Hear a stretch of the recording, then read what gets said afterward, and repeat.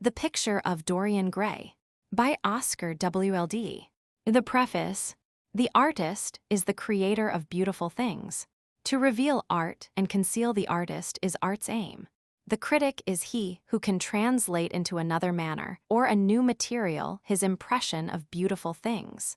The highest as the lowest form of criticism is a mode of autobiography. Those who find ugly meanings in beautiful things are corrupt without being charming. This is a fault. Those who find beautiful meanings in beautiful things are the cultivated. For these there is hope. They are the elect to whom beautiful things mean only beauty. There is no such thing as a moral or an immoral book. Books are well written or badly written. That is all. The 19th century dislike of realism is the rage of Caliban seeing his own face in a glass. The 19th century dislike of romanticism is the rage of Caliban not seeing his own face in a glass. The moral life of man forms part of the subject matter of the artist, but the morality of art consists in the perfect use of an imperfect medium. No artist desires to prove anything. Even things that are true can be proved. No artist has ethical sympathies. An ethical sympathy in an artist is an unpardonable mannerism of style. No artist is ever morbid. The artist can express everything. Thought and language are to the artist instruments of an art. Vice and virtue are to the artist materials for an art. From the point of view of form, the type of all the arts is the art of the musician. From the point of view of feeling, the actor's craft is the type. All art is at once surface and symbol. Those who go beneath the surface do so at their peril. Those who read the symbol do so at their peril. It is the spectator, and not life, that art really mirrors. Diversity of opinion about a work of art shows that the work is new, complex, and vital. When critics disagree, the artist is in accord with himself. We can forgive a man for making a useful thing as long as he does not admire it. The only excuse for making a useless thing is that one admires it intensely. All art is quite useless. Oscar Wilde, Chapter 1. The studio was filled with the rich odor of roses, and when the light summer wind stirred amidst the trees of the garden, there came through the open door the heavy scent of the lilac, or the more delicate perfume of the pink-flowering thorn. From the corner of the divan of Persian saddlebags on which he was lying, smoking, as was his custom, innumerable cigarettes, Lord Henry Wotton could just catch the gleam of the honey-sweet and honey-colored blossoms of a laburnum, whose tremulous branches seemed hardly able to birth burden of a beauty so flame-like as theirs. The sullen murmur of the bees shouldering their way through the long, unmown grass, or circling with monotonous insistence round the dusty gilt horns of the straggling woodbine, seemed to make the stillness more oppressive. The dim roar of London was like the bourdon note of a distant organ. In the center of the room, clamped to an upright easel, stood the full-length portrait of a young man of extraordinary personal beauty, and in front of it, some little distance away, was sitting the artist himself, Basil Hallward, whose sudden disappearance some years ago caused, at the time, such public excitement and gave rise to so many strange conjectures. As the painter looked at the gracious and comely form he had so skillfully mirrored in his art, a smile of pleasure passed across his face and seemed about to linger there. But he suddenly started up, and closing his eyes, placed his fingers upon the lids, as though he sought to imprison within his brain some curious dream from which he feared he might awake. "It is your best work, Basil, the best thing you have ever done," said Lord Henry languidly. "You must certainly send it next year to the Grosvenor. The Academy is too large and too vulgar. Whenever I have gone there, there have been either so many people that I have not been able to see the pictures, which was dreadful, or so many pictures that I have not been able to see the people, which was worse. The Grosvenor is really the only place." "I don't think I shall send it anywhere," he answered, tossing his head back in that odd way that used to make his friends laugh at him at Oxford. "No, I won't send it anywhere." Lord Henry elevated his eyebrows and looked at him in amazement through the thin blue wreaths of smoke that curled up in such fanciful whorls from his heavy, opium-tainted cigarette. Not send it anywhere. My dear fellow, why? Have you any reason? What odd chaps you painters are. You do anything in the world to gain a reputation. As soon as you have one, you seem to want to throw it away. It is silly of you, for there is only one thing in the world worse than being talked about, and that is not being talked about. A portrait like this would set you far above all the young men in England and make the old men quite jealous, if old men are ever capable of any emotion. I know you will laugh at me, he replied, but I really can't exhibit it. I have put too much of myself into it. Lord Henry stretched himself out on the divan and laughed. Yes, I knew you would, but it is quite true all the same. Too much of yourself in it. Upon my word, Basil, I didn't know you were so vain, and I really can't see any resemblance between you, with your rugged, strong face and your coal-black hair, and this young Adonis, who looks as if he was made out of ivory and rose leaves. Why, my dear Basil, he is a Narcissus, and you, well, of course you have an intellectual expression and all that. But beauty, real beauty, ends where an intellectual expression begins. Intellect is in itself a mode of exaggeration and destroys the harmony of any face. The moment one sits down to think, one becomes all nose or all forehead or something horrid. Look at the successful men in any of the learned professions. How perfectly hideous they are, except, of course, in the church. But then in the church, they don't think. A bishop keeps on saying at the age of 80 what he was told to say when he was a boy of 18, and as a natural consequence, he always looks absolutely delightful. Your mysterious young friend, whose name you have never told me, but whose picture really fascinates me, never thinks. I feel quite sure of that. He is some brainless, beautiful creature who should be always here in winter when we have no flowers to look at, and always here in summer when we want something to chill our intelligence. Don't flatter yourself, Basil. You are not in the least like him. You don't understand me, Harry, answered the artist. Of course I am not like him. I know that perfectly well. Indeed, I should be sorry to look like him. You shrug your shoulders. I am telling you the truth. There is a fatality about all physical and intellectual distinction, the sort of fatality that seems to dog through history the faltering steps of kings. It is better not to be different from one's fellows. The ugly and the stupid have the best of it in this world. They can sit at their ease and gape at the play. If they know nothing of victory, they are at least spared the knowledge of defeat. They live as we all should live, undisturbed, indifferent, and without disquiet. They neither bring ruin upon others, nor ever receive it from alien hands. Your rank and wealth, Harry, my brains, such as they are, my art, whatever it may be worth, Dorian Gray's good looks, we shall all suffer for what the gods have given us, suffer terribly. Dorian Gray, is that his name? Asked Lord Henry, walking across the studio towards Basil Hallward. Yes, that is his name. I didn't intend to tell it to you. But why not? Oh, I can't explain. When I like people immensely, I never tell their names to anyone. It is like surrendering a part of them. I have grown to love secrecy. It seems to be the one thing that can make modern life mysterious or marvelous to us. The commonest thing is delightful if one only hides it. When I leave town now, I never tell my people where I am going. If I did, I would lose all my pleasure. It is a silly habit, I dare say, but somehow it seems to bring a great deal of romance into one's life.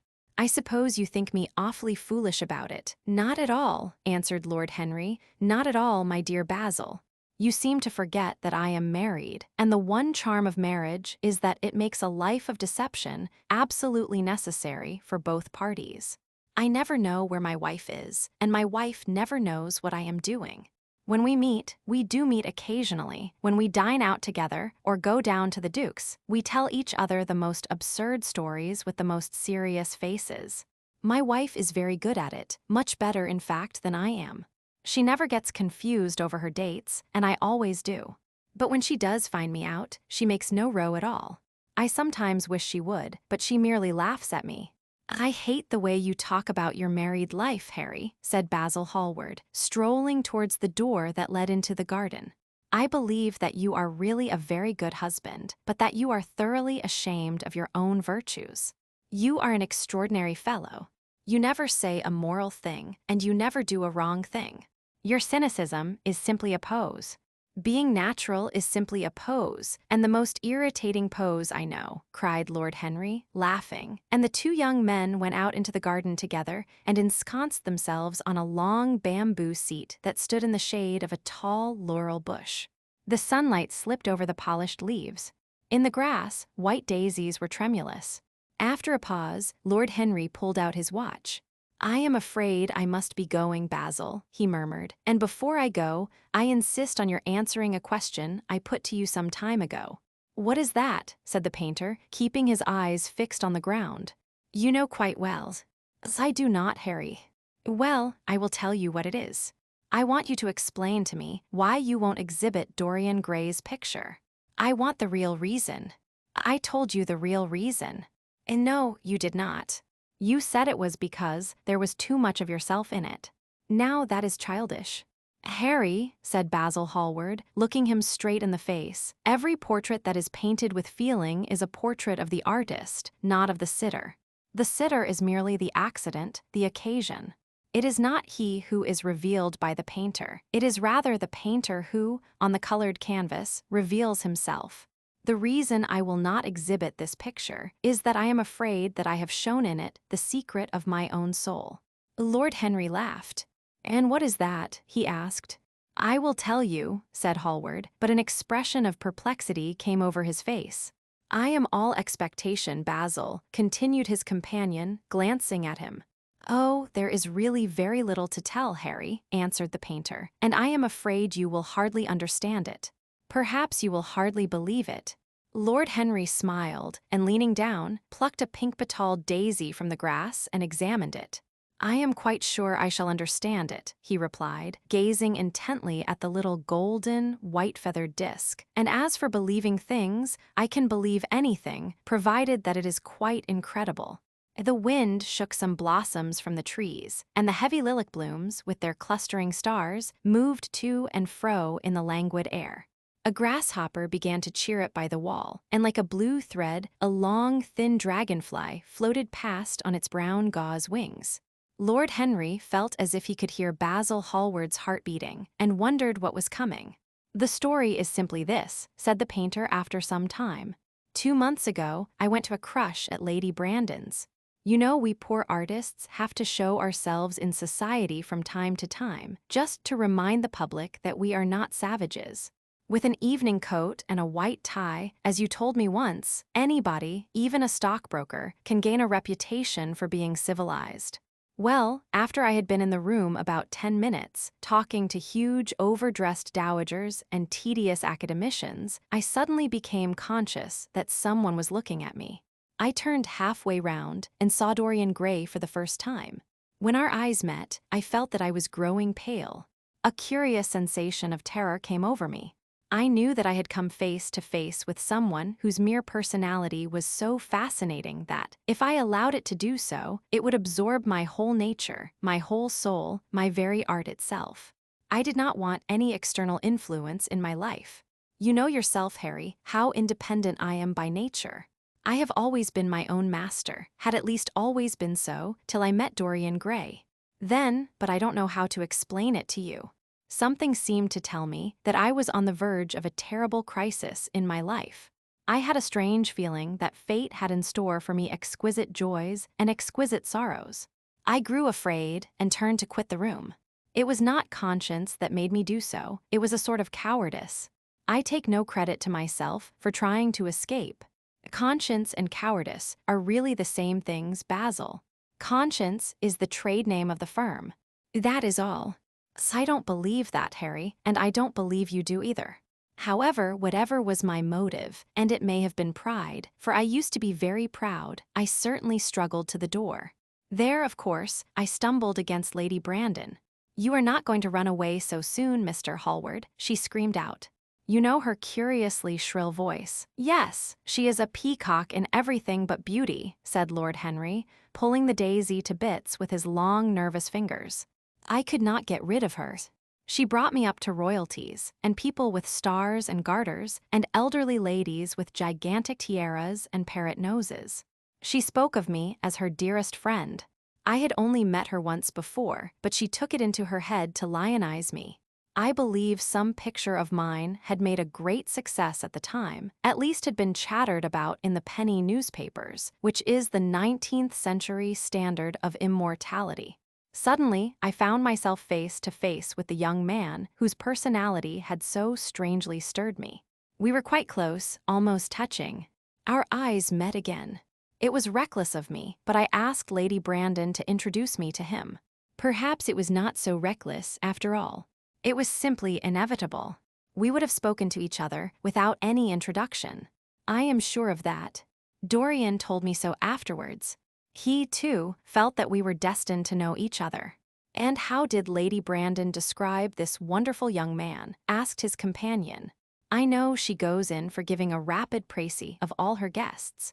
I remember her bringing me up to a truculent and red-faced old gentleman, covered all over with orders and ribbons, and hissing into my ear, in a tragic whisper which must have been perfectly audible to everybody in the room, the most astounding details. I simply fled. I like to find out people for myself. But Lady Brandon treats her guests exactly as an auctioneer treats his goods.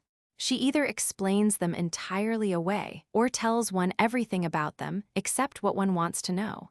Poor Lady Brandon, you are hard on her, Harry, said Hallward listlessly.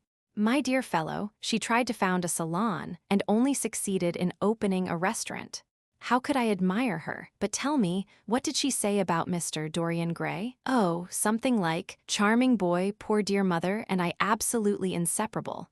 Quite forget what he does. Afraid he doesn't do anything. Oh, yes, plays the piano. Or is it the violin, dear Mr. Gray? Neither of us could help laughing, and we became friends at once.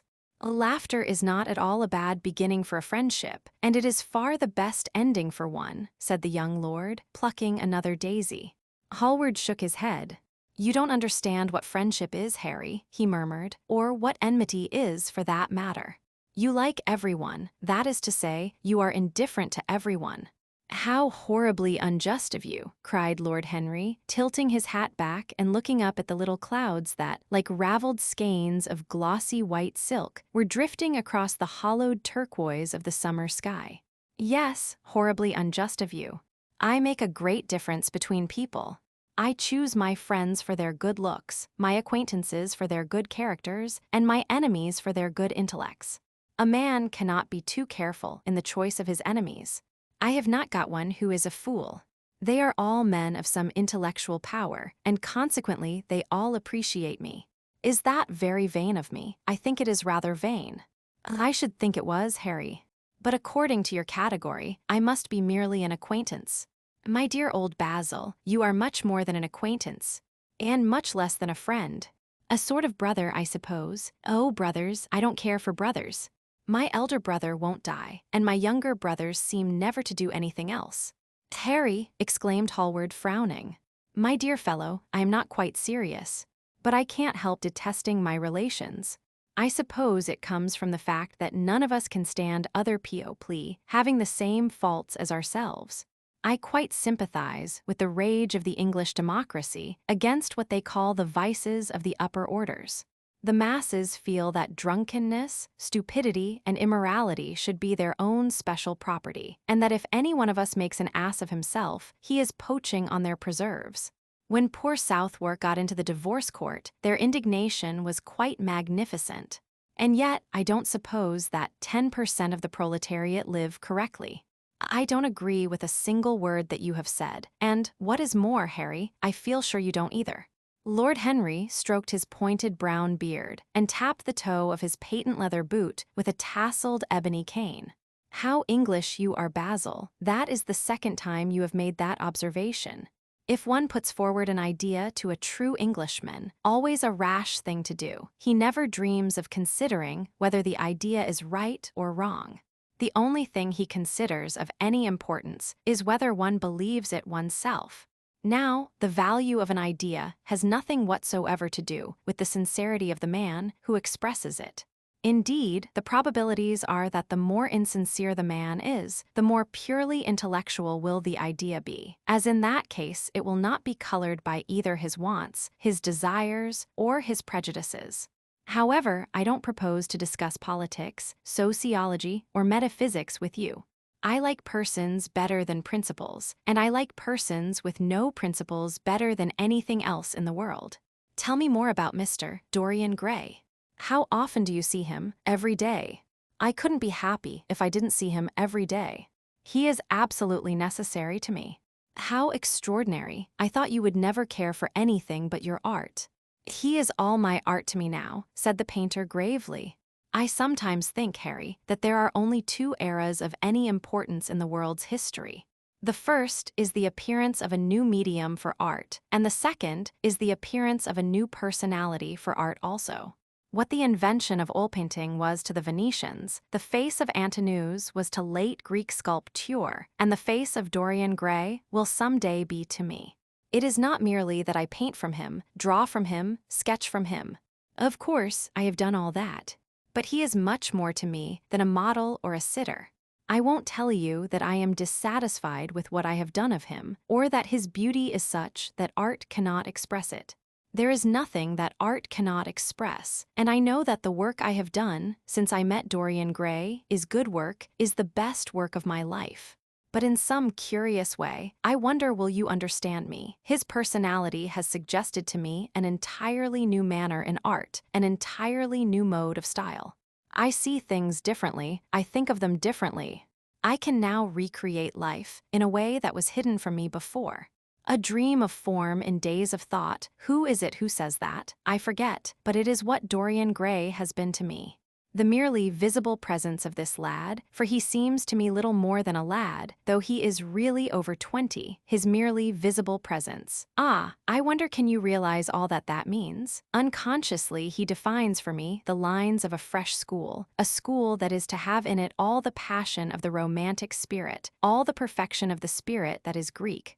The harmony of soul and body, how much that is. We in our madness have separated the two, and have invented a realism that is vulgar, an ideality that is void. Harry, if you only knew what Dorian Gray is to me, you remember that landscape of mine, for which Agnew offered me such a huge price, but which I would not part with. It is one of the best things I have ever done. And why is it so? Because, while I was painting it, Dorian Gray sat beside me. Some subtle influence passed from him to me, and for the first time in my life, I saw in the plain woodland the wonder I had always looked for and always missed. Basil, this is extraordinary. I must see Dorian Gray. Hallward got up from the seat and walked up and down the garden. After some time, he came back. Harry, he said, Dorian Gray is to me simply a motive in art. You might see nothing in him. I see everything in him. He is never more present in my work than when no image of him is there. He is a suggestion, as I have said, of a new manner. I find him in the curves of certain lines, in the loveliness and subtleties of certain colors.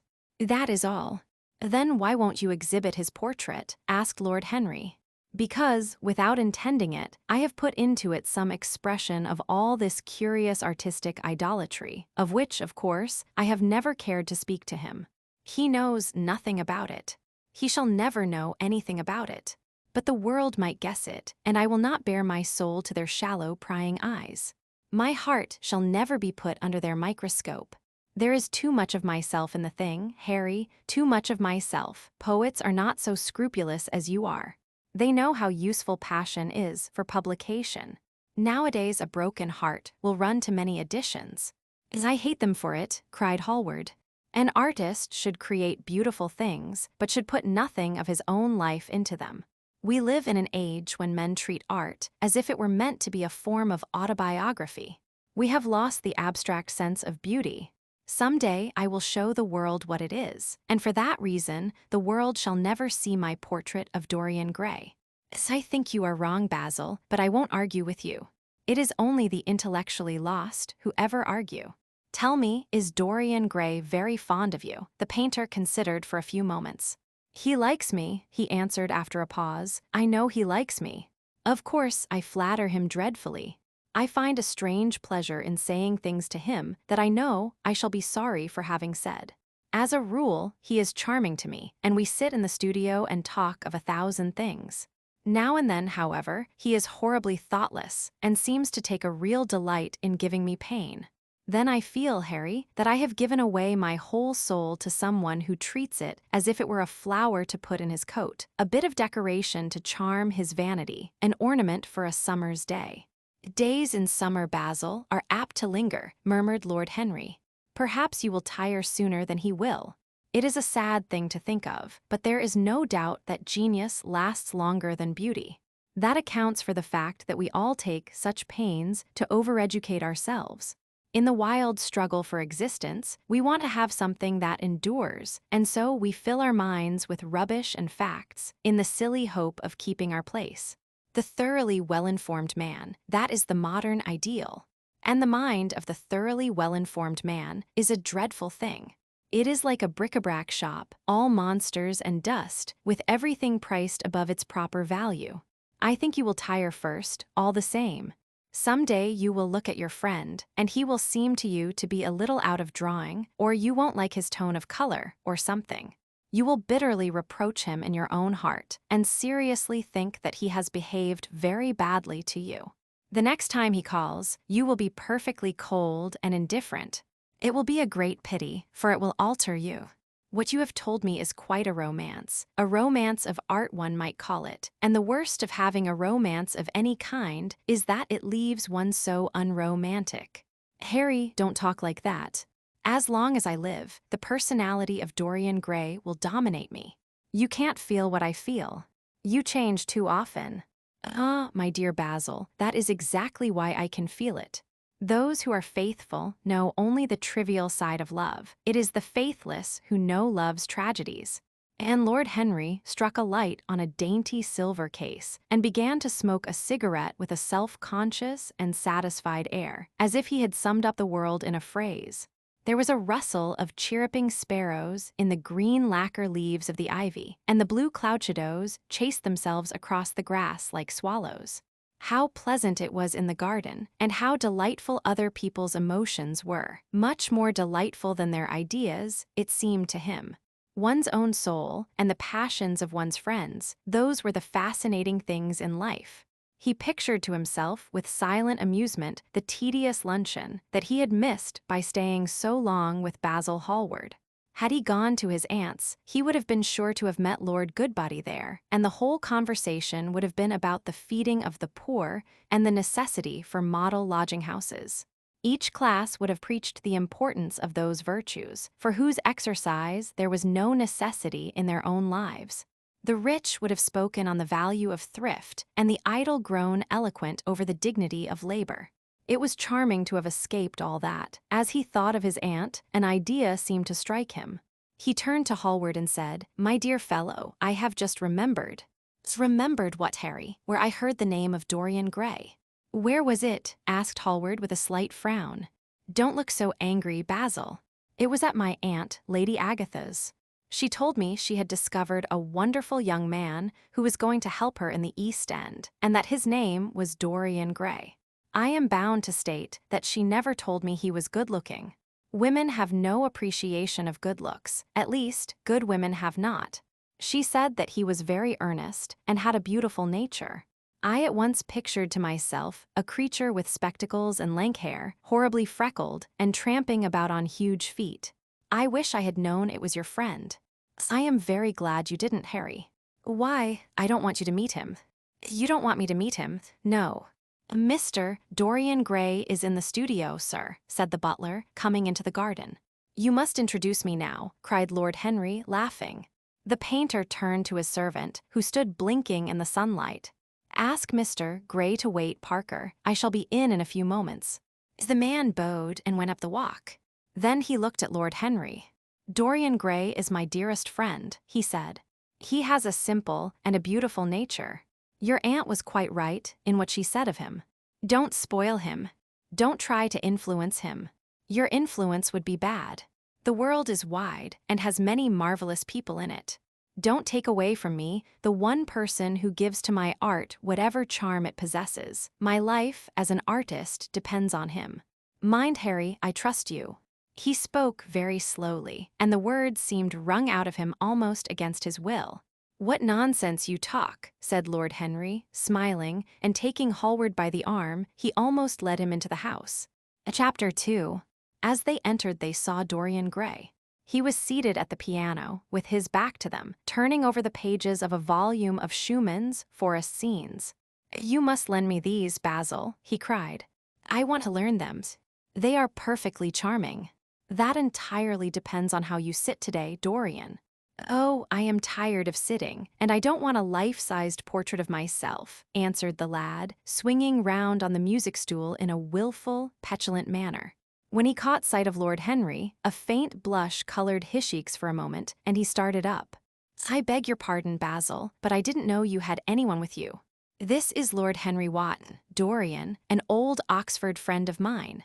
I have just been telling him what a capital sitter you were, and now you have spoiled everything." "You have not spoiled my pleasure in meeting you, Mr. Gray," said Lord Henry, stepping forward and extending his hand. "My aunt has often spoken to me about you. You are one of her favorites, and, I am afraid, one of her victims also." "I am in Lady Agatha's black books at present," answered Dorian with a funny look of penitence. "I promised to go to a club in Whitechapel with her last Tuesday, and I really forgot all about it. We were to have played a duet together, 3 duets, I believe. I don't know what she will say to me. I am far too frightened to call. Though, I will make your peace with my aunt. She is quite devoted to you. And I don't think it really matters about your not being there." The audience probably thought it was a duet. When Aunt Agatha sits down to the piano, she makes quite enough noise for 2 people. "That is very horrid to her, and not very nice to me," answered Dorian, laughing. Lord Henry looked at him. Yes, he was certainly wonderfully handsome, with his finely curved scarlet lips, his frank blue eyes, his crisp gold hair. There was something in his face that made one trust him at once. All the candor of youth was there, as well as all youth's passionate purity. One felt that he had kept himself unspotted from the world. No wonder Basil Hallward worshipped him. "You are too charming to go in for philanthropy, Mr. Gray, far too charming." And Lord Henry flung himself down on the divan and opened his cigarette case. The painter had been busy mixing his colors and getting his brushes ready.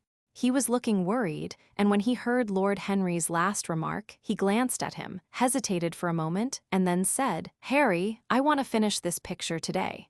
Would you think it awfully rude of me if I asked you to go away?" Lord Henry smiled and looked at Dorian Gray. "Am I to go, Mr. Gray?" he asked. "Oh, please don't, Lord Henry. I see that Basil is in one of his sulky moods, and I can't bear him when he sulks. Besides, I want you to tell me why I should not go in for philanthropy." "I don't know that I shall tell you that, Mr. Gray. It is so tedious a subject that one would have to talk seriously about it. But I certainly shall not run away now that you have asked me to stop. You don't really mind, Basil, do you? You have often told me that you liked your sitters to have someone to chat to." Hallward bit his lip. "If Dorian wishes it, of course you must stay. Dorian's whims are laws to everybody, except himself." Lord Henry took up his hat and gloves. "You are very pressing, Basil, but I am afraid I must go. I have promised to meet a man at the Orleans. Goodbye, Mr. Gray. Come and see me some afternoon in Curzon Street. I am nearly always at home at 5 o'clock. Write to me when you are coming. I should be sorry to miss you." "Basil," cried Dorian Gray, "if Lord Henry Wotton goes, I shall go too. You never open your lips while you are painting, and it is horribly dull standing on a platform and trying to look pleasant. Ask him to stay. I insist upon it." "Stay, Harry, to oblige Dorian and to oblige me," said Hallward, gazing intently at his picture.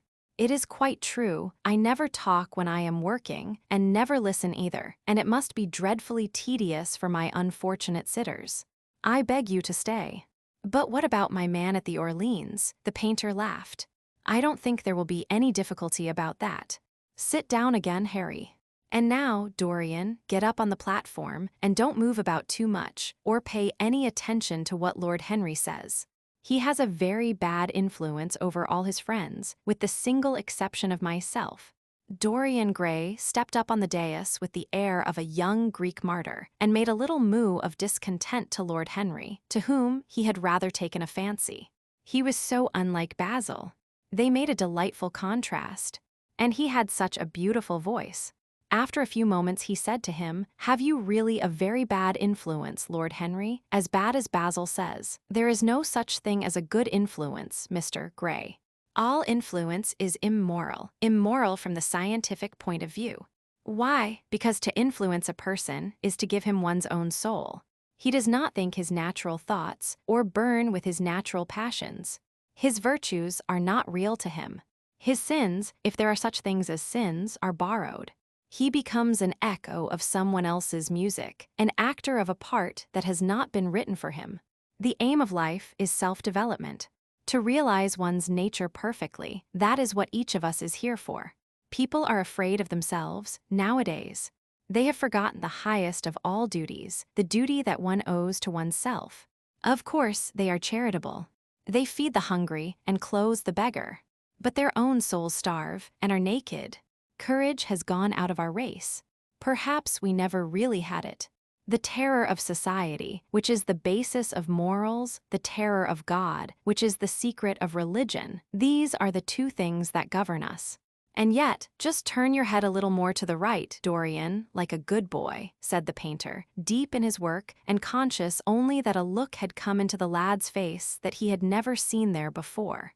And yet, continued Lord Henry, in his low, musical voice, and with that graceful wave of the hand that was always so characteristic of him, and that he had even in his Eton days, I believe that if one man were to live out his life fully and completely, were to give form to every feeling, expression to every thought, reality to every dream, I believe that the world would gain such a fresh impulse of joy that we would forget all the maladies of medievalism and return to the Hellenic ideal. But the bravest man amongst us is afraid of himself. The mutilation of the savage has its tragic survival in the self-denial that mars our lives. We are punished for our refusals. Every impulse that we strive to strangle broods in the mind and poisons us. The body sins once and has done with its sin, for action is a mode of purification. Nothing remains then but the recollection of a pleasure or the luxury of a regret. The only way to get rid of a temptation is to yield to it. Resist it, and your soul grows sick with longing for the things it has forbidden to itself, with desire for what its monstrous laws have made monstrous and unlawful. It has been said that the great events of the world take place in the brain. It is in the brain, and the brain only, that the great sins of the world take place also. You, Mr. Gray, you yourself, with your rosered youth and your rose-white boyhood, you have had passions that have made you afraid, thoughts that have filled you with terror, daydreams and sleeping dreams whose mere memory might stain your cheek with shame. Stop, faltered Dorian Gray. Stop, you bewilder me. I don't know what to say. There is some answer to you, but I cannot find it. Don't speak. Let me think. Or rather, let me try not to think. For nearly 10 minutes he stood there, motionless, with parted lips and eyes strangely bright. He was dimly conscious that entirely fresh influences were at work within him. Yet they seemed to him to have come really from himself. The few words that Basil's friend had said to him, words spoken by chance, no doubt, and with willful paradox in them, had touched some secret chord that had never been touched before, but that he felt was now vibrating and throbbing to curious pulses. Music had stirred him like that. Music had troubled him many times. But music was not articulate. It was not a new world, but rather another chaos that it created in us. Words, mere words, how terrible they were, how clear and vivid and cruel, one could not escape from them. And yet what a subtle magic there was in them. They seemed to be able to give a plastic form to formless things, and to have a music of their own as sweet as that of viol or of lute. Mere words, was there anything so real as words? Yes, there had been things in his boyhood that he had not understood. He understood them now. Life suddenly became fear-colored to him. It seemed to him that he had been walking in fire. Why had he not known it? With his subtle smile, Lord Henry watched him. He knew the precise psychological moment when to say nothing. He felt intensely interested. He was amazed at the sudden impression that his words had produced, and remembering a book that he had read when he was 16, a book which had revealed to him much that he had not known before, he wondered whether Dorian Gray was passing through a similar experience. He had merely shot an arrow into the air. Had it hit the mark? How fascinating the lad was. Hallward painted away with that marvelous, bold touch of his that had the true refinement and perfect delicacy that in art, at any rate, comes only from strength. He was unconscious of the silence. "Basil, I am tired of standing," cried Dorian Gray suddenly. "I must go out and sit in the garden. The air is stifling here." "My dear fellow, I am so sorry. When I am painting, I can't think of anything else. But you never sat better. You were perfectly still. And I have caught the effect I wanted, the half-parted lips and the bright look in the eyes.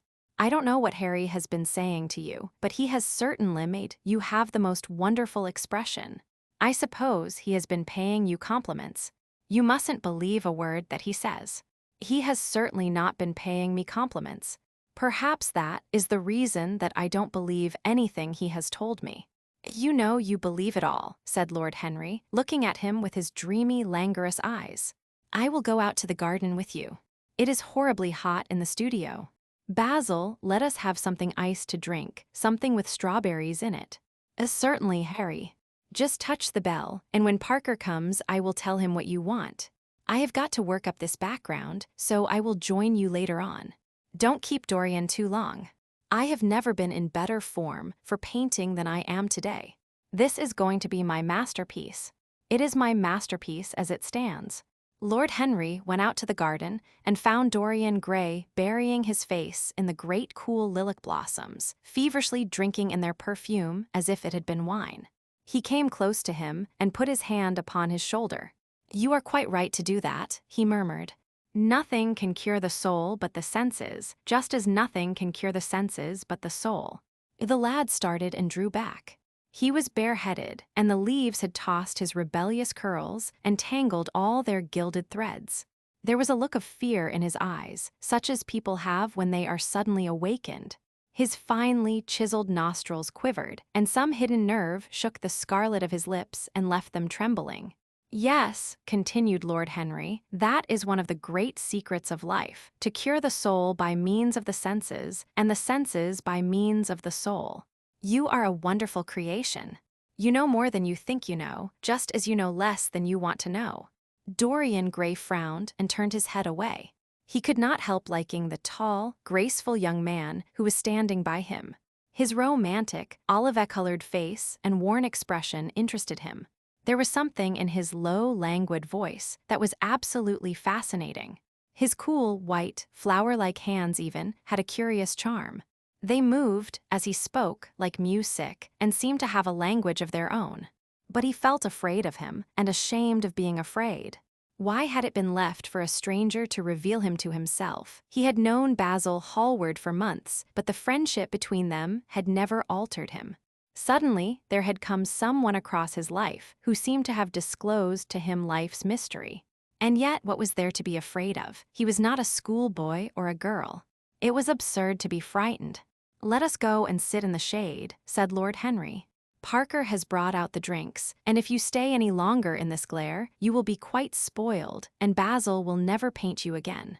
You really must not allow yourself to become sunburnt. It would be unbecoming." "What can it matter?" cried Dorian Gray, laughing, as he sat down on the seat at the end of the garden. "It should matter everything to you, Mr. Gray."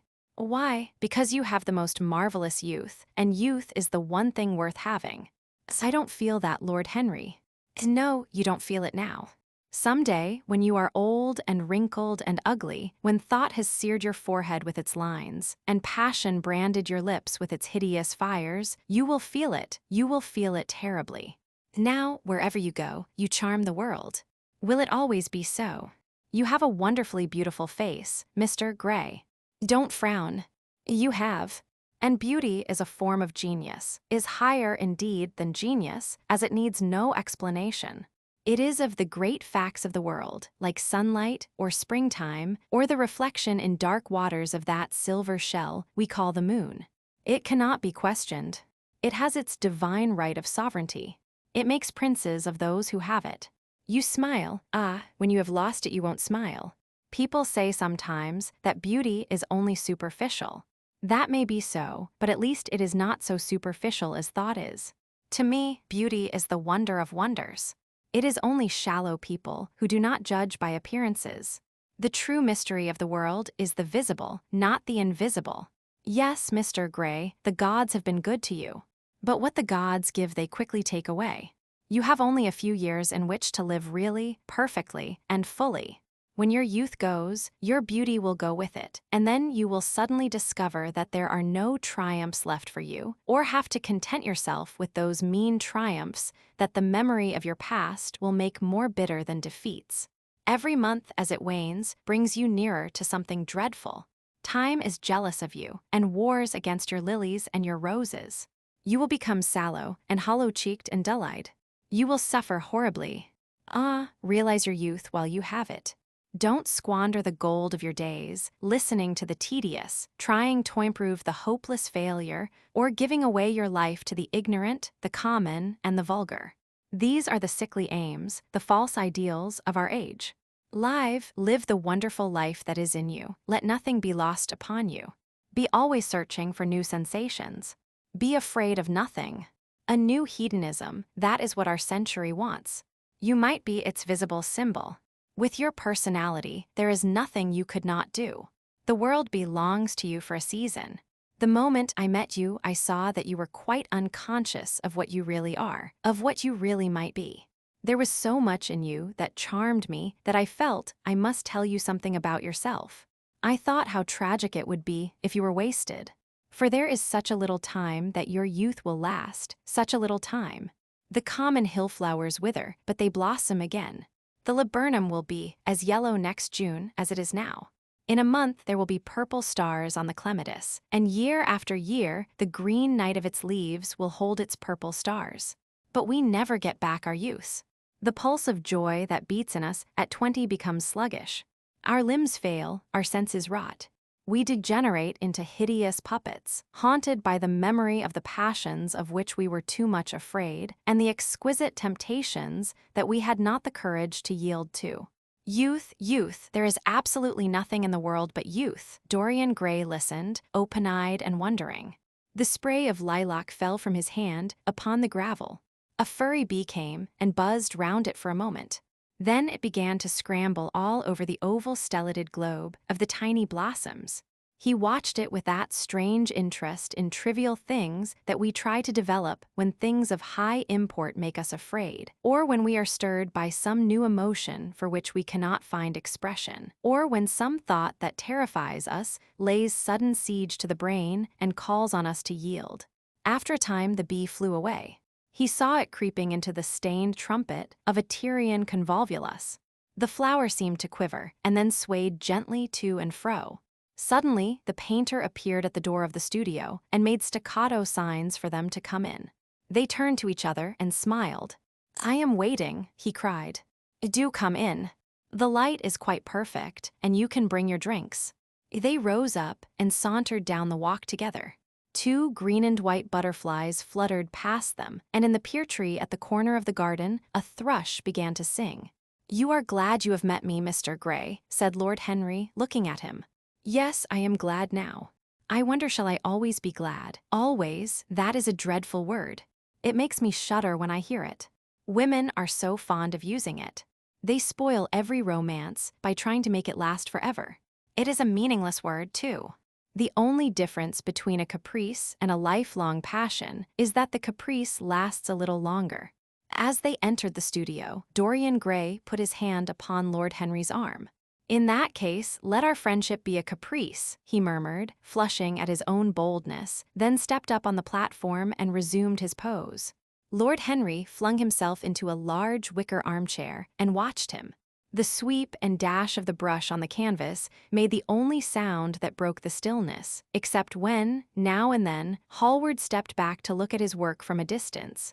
In the slanting beams that streamed through the open doorway, the dust danced and was golden.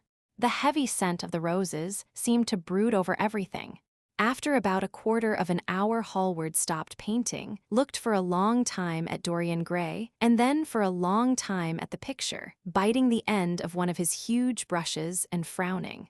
"It is quite finished," he cried at last, and stooping down he wrote his name in long vermilion letters on the left-hand corner of the canvas. Lord Henry came over and examined the picture. It was certainly a wonderful work of art, and a wonderful likeness as well. "My dear fellow, I congratulate you most warmly," he said. "It is the finest portrait of modern times. Mr. Gray, come over and look at yourself." The lad started, as if awakened from some dream. "Is it really finished?" he murmured, stepping down from the platform. "Quite finished," said the painter. "And you have sat splendidly today. I am awfully obliged to you." "That is entirely due to me," broke in Lord Henry. "Isn't it, Mr. Gray?" Dorian made no answer, but passed listlessly in front of his picture and turned towards it. When he saw it, he drew back, and his cheeks flushed for a moment with pleasure. A look of joy came into his eyes, as if he had recognized himself for the first time. He stood there motionless and in wonder, dimly conscious that Hallward was speaking to him, but not catching the meaning of his words. The sense of his own beauty came on him like a revelation. He had never felt it before. Basil Hallward's compliments had seemed to him to be merely the charming exaggeration of friendship. He had listened to them, laughed at them, forgotten them. They had not influenced his nature. Then had come Lord Henry Watt with his strange panegyric on youth, his terrible warning of its brevity. That had stirred him at the time, and now, as he stood gazing at the shadow of his own loveliness, the full reality of the description flashed across him. Yes, there would be a day when his face would be wrinkled and wizen, his eyes dim and colorless, the grace of his figure broken and deformed. The scarlet would pass away from his lips, and the gold steal from his hair. The life that was to make his soul would mar his body. He would become dreadful, hideous, and uncouth. As he thought of it, a sharp pang of pain struck through him like a knife, and made each delicate fiber of his nature quiver. His eyes deepened into amethyst, and across them came a mist of tears. He felt as if a hand of ice had been laid upon his heart. "Don't you like it?" cried Hallward at last, stung a little by the lad's silence, not understanding what it meant. "Of course he likes it," said Lord Henry. "Who wouldn't like it? It is one of the greatest things in modern art. I will give you anything you like to ask for it. I must have it. It is not my property, Harry." "Whose property is it?" "Dorian's, of course," answered the painter. "He is a very lucky fellow." "How sad it is," murmured Dorian Gray with his eyes still fixed upon his own portrait. "How sad it is. I shall grow old and horrible and dreadful. But this picture will remain always young. It will never be older than this particular day of June. If it were only the other way, if it were I who was to be always young and the picture that was to grow old, for that, I would give everything. Yes, there is nothing in the whole world I would not give. I would give my soul for that." "You would hardly care for such an arrangement, Basil," cried Lord Henry, laughing. "It would be rather hard lines on your work." "I should object very strongly, Harry," said Hallward. Dorian Gray turned and looked at him. "I believe you would, Basil. You like your art better than your friends. I am no more to you than a green bronze figure." "Hardly as much, I dare say." The painter stared in amazement. It was so unlike Dorian to speak like that. What had happened? He seemed quite angry. His face was flushed and his cheeks burning. "Yes," he continued, "I am less to you than your ivory Hermes or your silver fawn. You will like them always. How long will you like me? Till I have my first wrinkle, I suppose. I know now that when one loses one's good looks, whatever they may be, one loses everything. Your picture has taught me that. Lord Henry Watt is perfectly right. Youth is the only thing worth having. When I find that I am growing old, I shall kill myself." Hallward turned pale and caught his hand. Dorian," he cried, "don't talk like that. I have never had such a friend as you, and I shall never have such another. You are not jealous of material things, are you? You who are finer than any of them. I am jealous of everything whose beauty does not die.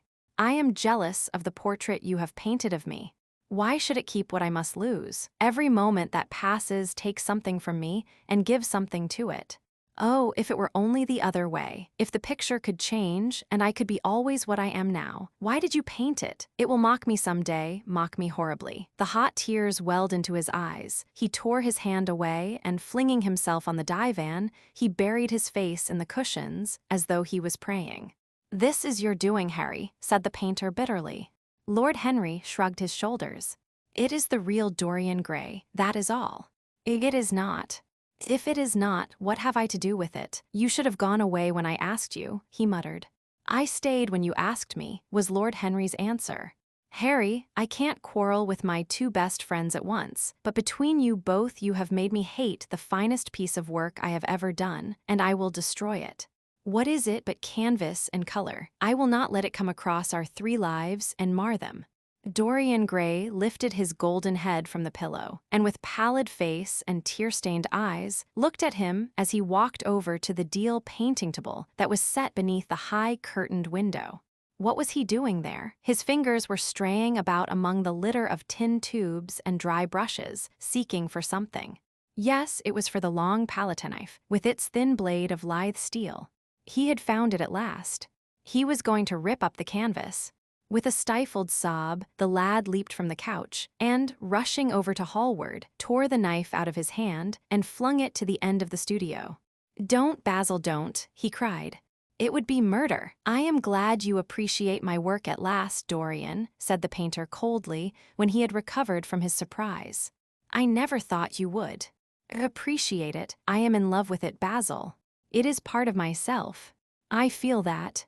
Well, as soon as you are dry, you shall be varnished and framed and sent home. Then you can do what you like with yourself. And he walked across the room and rang the bell for tea. You will have tea, of course, Dorian, and so will you, Harry, or do you object to such simple pleasures? I adore simple pleasures, said Lord Henry. They are the last refuge of the complex. But I don't like scenes, except on the stage. What absurd fellows you are, both of you. I wonder who it was defined man as a rational animal. It was the most premature definition ever given. Man is many things, but he is not rational. I am glad he is not, after all, though I wish you chaps would not squabble over the picture. You had much better let me have it, Basil. This silly boy doesn't really want it, and I really do. If you let anyone have it but me, Basil, I shall never forgive you, cried Dorian Gray, and I don't allow people to call me a silly boy. You know the picture is yours, Dorian.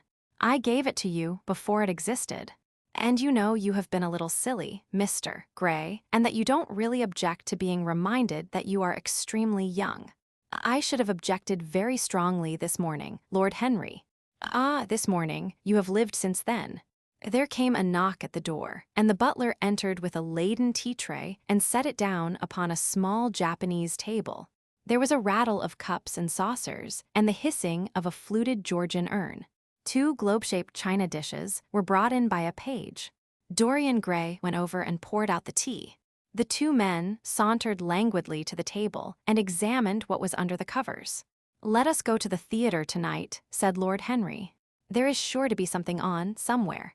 I have promised to dine at White's, but it is only with an old friend, so I can send him a wire to say that I am ill or that I am prevented from coming in consequence of a subsequent engagement. I think that would be a rather nice excuse. It would have all the surprise of candor. It is such a bore putting on one's dress clothes, muttered Hallward. And when one has them on, they are so horrid. Yes, answered Lord Henry dreamily, the costume of the 19th century is detestable. It is so somber, so depressing. Sin is the only real color element left in modern life. You really must not say things like that before Dorian, Harry. Before which Dorian? The one who is pouring out tea for us or the one in the picture? Before either. I should like to come to the theater with you, Lord Henry, said the lad.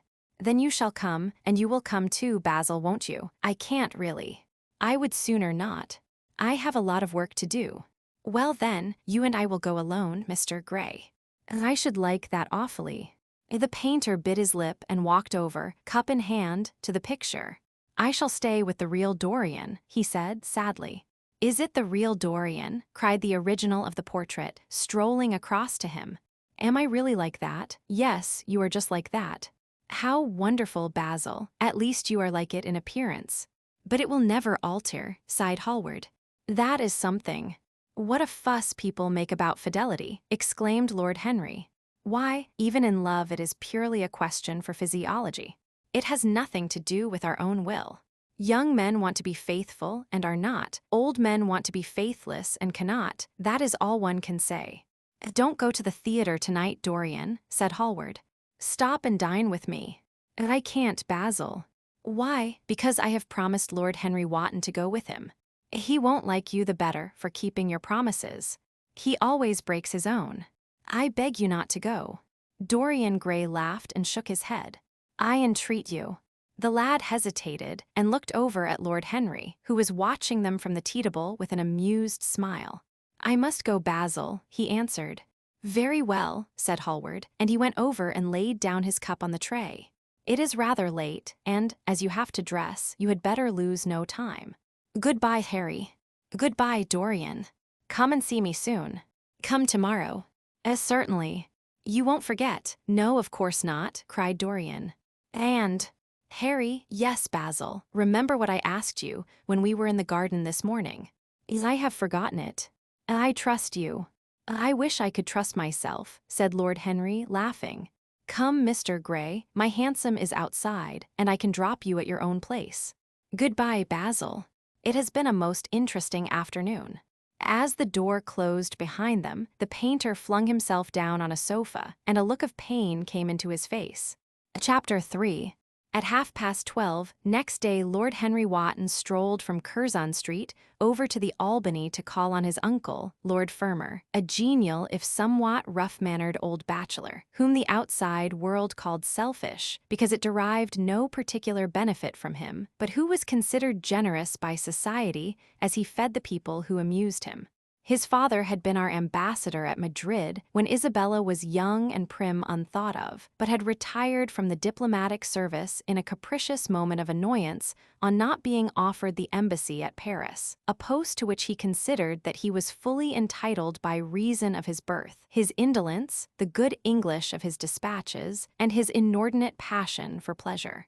The son, who had been his father's secretary, had resigned along with his chief, somewhat foolishly as was thought at the time, and on succeeding some months later to the title, had set himself to the serious study of the great aristocratic art of doing absolutely nothing. He had 2 large town houses, but preferred to live in chambers as it was less trouble, and took most of his meals at his club. He paid some attention to the management of his collieries in the Midland counties, excusing himself for this taint of industry on the ground that the one advantage of having coal was that it enabled a gentleman to afford the decency of burning wood on his own hearth. In politics he was a Tory, except when the Tories were in office, during which period he roundly abused them for being a pack of radicals. He was a hero to his valet, who bullied him, and a terror to most of his relations, whom he bullied in turn. Only England could have produced him, and he always said that the country was going to the dogs. His principles were out of date, but there was a good deal to be said for his prejudices. When Lord Henry entered the room, he found his uncle sitting in a rough shooting coat, smoking a cheroot and grumbling over the Times. Well, Harry, said the old gentleman, what brings you out so early? I thought you dandies never got up till 2 and were not visible till 5. Pure family affection, I assure you, Uncle George. I want to get something out of you. Money, I suppose, said Lord Fermor, making a wry face. Well, sit down and tell me all about it. Young people, nowadays, imagine that money is everything. Yes, murmured Lord Henry, settling his buttonhole in his coat, and when they grow older they know it. But I don't want money. It is only people who pay their bills who want that, Uncle George, and I never pay mine. Credit is the capital of a younger son, and one lives charmingly upon it. Besides, I always deal with Dartmoor's tradesmen, and consequently they never bother me. What I want is information, not useful information, of course, useless information. Well, I can tell you anything that is in an English blue book, Harry, although those fellows nowadays write a lot of nonsense. When I was in the diplomatic, things were much better. But I hear they let them in now by examination. What can you expect? Examinations, sir, are pure humbug from beginning to end. If a man is a gentleman, he knows quite enough, and if he is not a gentleman, whatever he knows is bad for him. Mr. Dorian Gray does not belong to blue books, Uncle George, said Lord Henry languidly. Mr. Dorian Gray, who is he? Asked Lord Fermor, knitting his bushy white eyebrows. That is what I have come to learn, Uncle George. Or rather, I know who he is. He is the last Lord Kelso's grandson.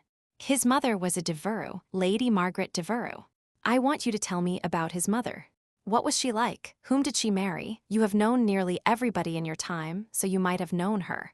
I am very much interested in Mr. Gray at present. I have only just met him. Kelso's grandson, echoed the old gentleman. Kelso's grandson. Of course.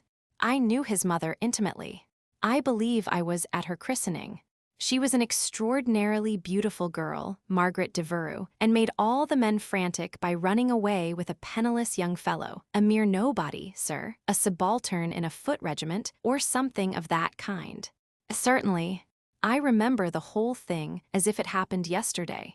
The poor chap was killed in a duel at Spa a few months after the marriage. There was an ugly story about it. They said Kelso got some rascally adventurer, some Belgian brute, to insult his son-in-law in public, paid him, sir, to do it, paid him, and that the fellow spitted his man as if he had been a pigeon. The thing was hushed up, but egad, Kelso ate his chop alone at the club for some time afterwards. He brought his daughter back with him, I was told, and she never spoke to him again. Oh yes, it was a bad business. The girl died too, died within a year. So she left a son, did she? I had forgotten that. What sort of boy is he? If he is like his mother, he must be a good-looking chap. He is very good-looking, assented Lord Henry. I hope he will fall into proper hands, continued the old man. He should have a pot of money waiting for him if Kelso did the right thing by him. His mother had money, too. All the Selby property came to her through her grandfather. Her grandfather hated Kelso, thought him a mean dog. He was, too. Came to Madrid once when I was there. Egad, I was ashamed of him. The Queen used to ask me about the English noble, who was always quarreling with the cabmen about their fares. They made quite a story of it. I didn't dare show my face at court for a month. I hope he treated his grandson better than he did the Jarvies. I don't know, answered Lord Henry. I fancy that the boy will be well off. He is not of age yet. He has Selby, I know. He told me so. And his mother was very beautiful. Margaret Devereux was one of the loveliest creatures I ever saw, Harry. What on earth induced her to behave as she did, I never could understand. She could have married anybody she chose. Carlington was mad after her. She was romantic, though. All the women of that family were. The men were a poor lot, but egad, the women were wonderful. Carlington went on his knees to her. Told me so himself. She laughed at him, and there wasn't a girl in London at the time who wasn't after him. And by the way, Harry, talking about silly marriages, what is this humbug your father tells me about Dartmoor wanting to marry an American? Ain't English girls good enough for him? It is rather fashionable to marry Americans just now, Uncle George. I'll back English women against the world, Harry, said Lord Fermor, striking the table with his fist. The betting is on the Americans. They don't last, I am told, muttered his uncle. A long engagement exhausts them, but they are capital at a steeplechase. They take things flying. I don't think Dartmoor has a chance. Who are her people? Grumbled the old gentleman. Has she got any? Lord Henry shook his head. American girls are as clever at concealing their parents as English women are at concealing their past, he said, rising to go. They are pork packers, I suppose. I hope so, Uncle George, for Dartmoor's sake. I am told that pork packing is the most lucrative profession in America, after politics. Is she pretty? She behaves as if she was beautiful. Most American women do. It is the secret of their charm. Why can't these American women stay in their own country? They are always telling us that it is the paradise for women. Oh, it is. That is the reason why, like Eve, they are so excessively anxious to get out of it, said Lord Henry. Goodbye, Uncle George. I shall be late for lunch if I stop any longer. Thanks for giving me the information I wanted. I always like to know everything about my new friends and nothing about my old ones. Where are you lunching, Harry? At Aunt Agatha's. I have asked myself and Mr. Gray. He is her latest protégé. Humph, tell your Aunt Agatha, Harry, not to bother me any more with her charity appeals. I am sick of them. Why, the good woman thinks that I have nothing to do but to write checks for her silly fads. All right, Uncle George, I'll tell her, but it won't have any effect. Philanthropic people lose all sense of humanity. It is their distinguishing characteristic. The old gentleman growled approvingly and rang the bell for his servant. Lord Henry passed up the low arcade into Burlington Street and turned his steps in the direction of Berkeley Square. So that was the story of Dorian Gray's parentage. Crudely as it had been told to him, it had yet stirred him by its suggestion of a strange, almost modern romance. A beautiful woman risking everything for a mad passion. A few wild weeks of happiness cut short by a hideous, treacherous crime. Months of voiceless agony, and then a child born in pain. The mother snatched away by death, the boy left to solitude and the tyranny of an old and loveless man. Yes, it was an interesting background. It posed the lad, made him more perfect, as it were. Behind every exquisite thing that existed, there was something tragic.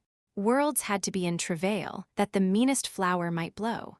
And how charming he had been at dinner the night before, as with startled eyes and lips parted in frightened pleasure, he had sat opposite to him at the club, the red candle shades staining to a richer, rose the wakening wonder of his face.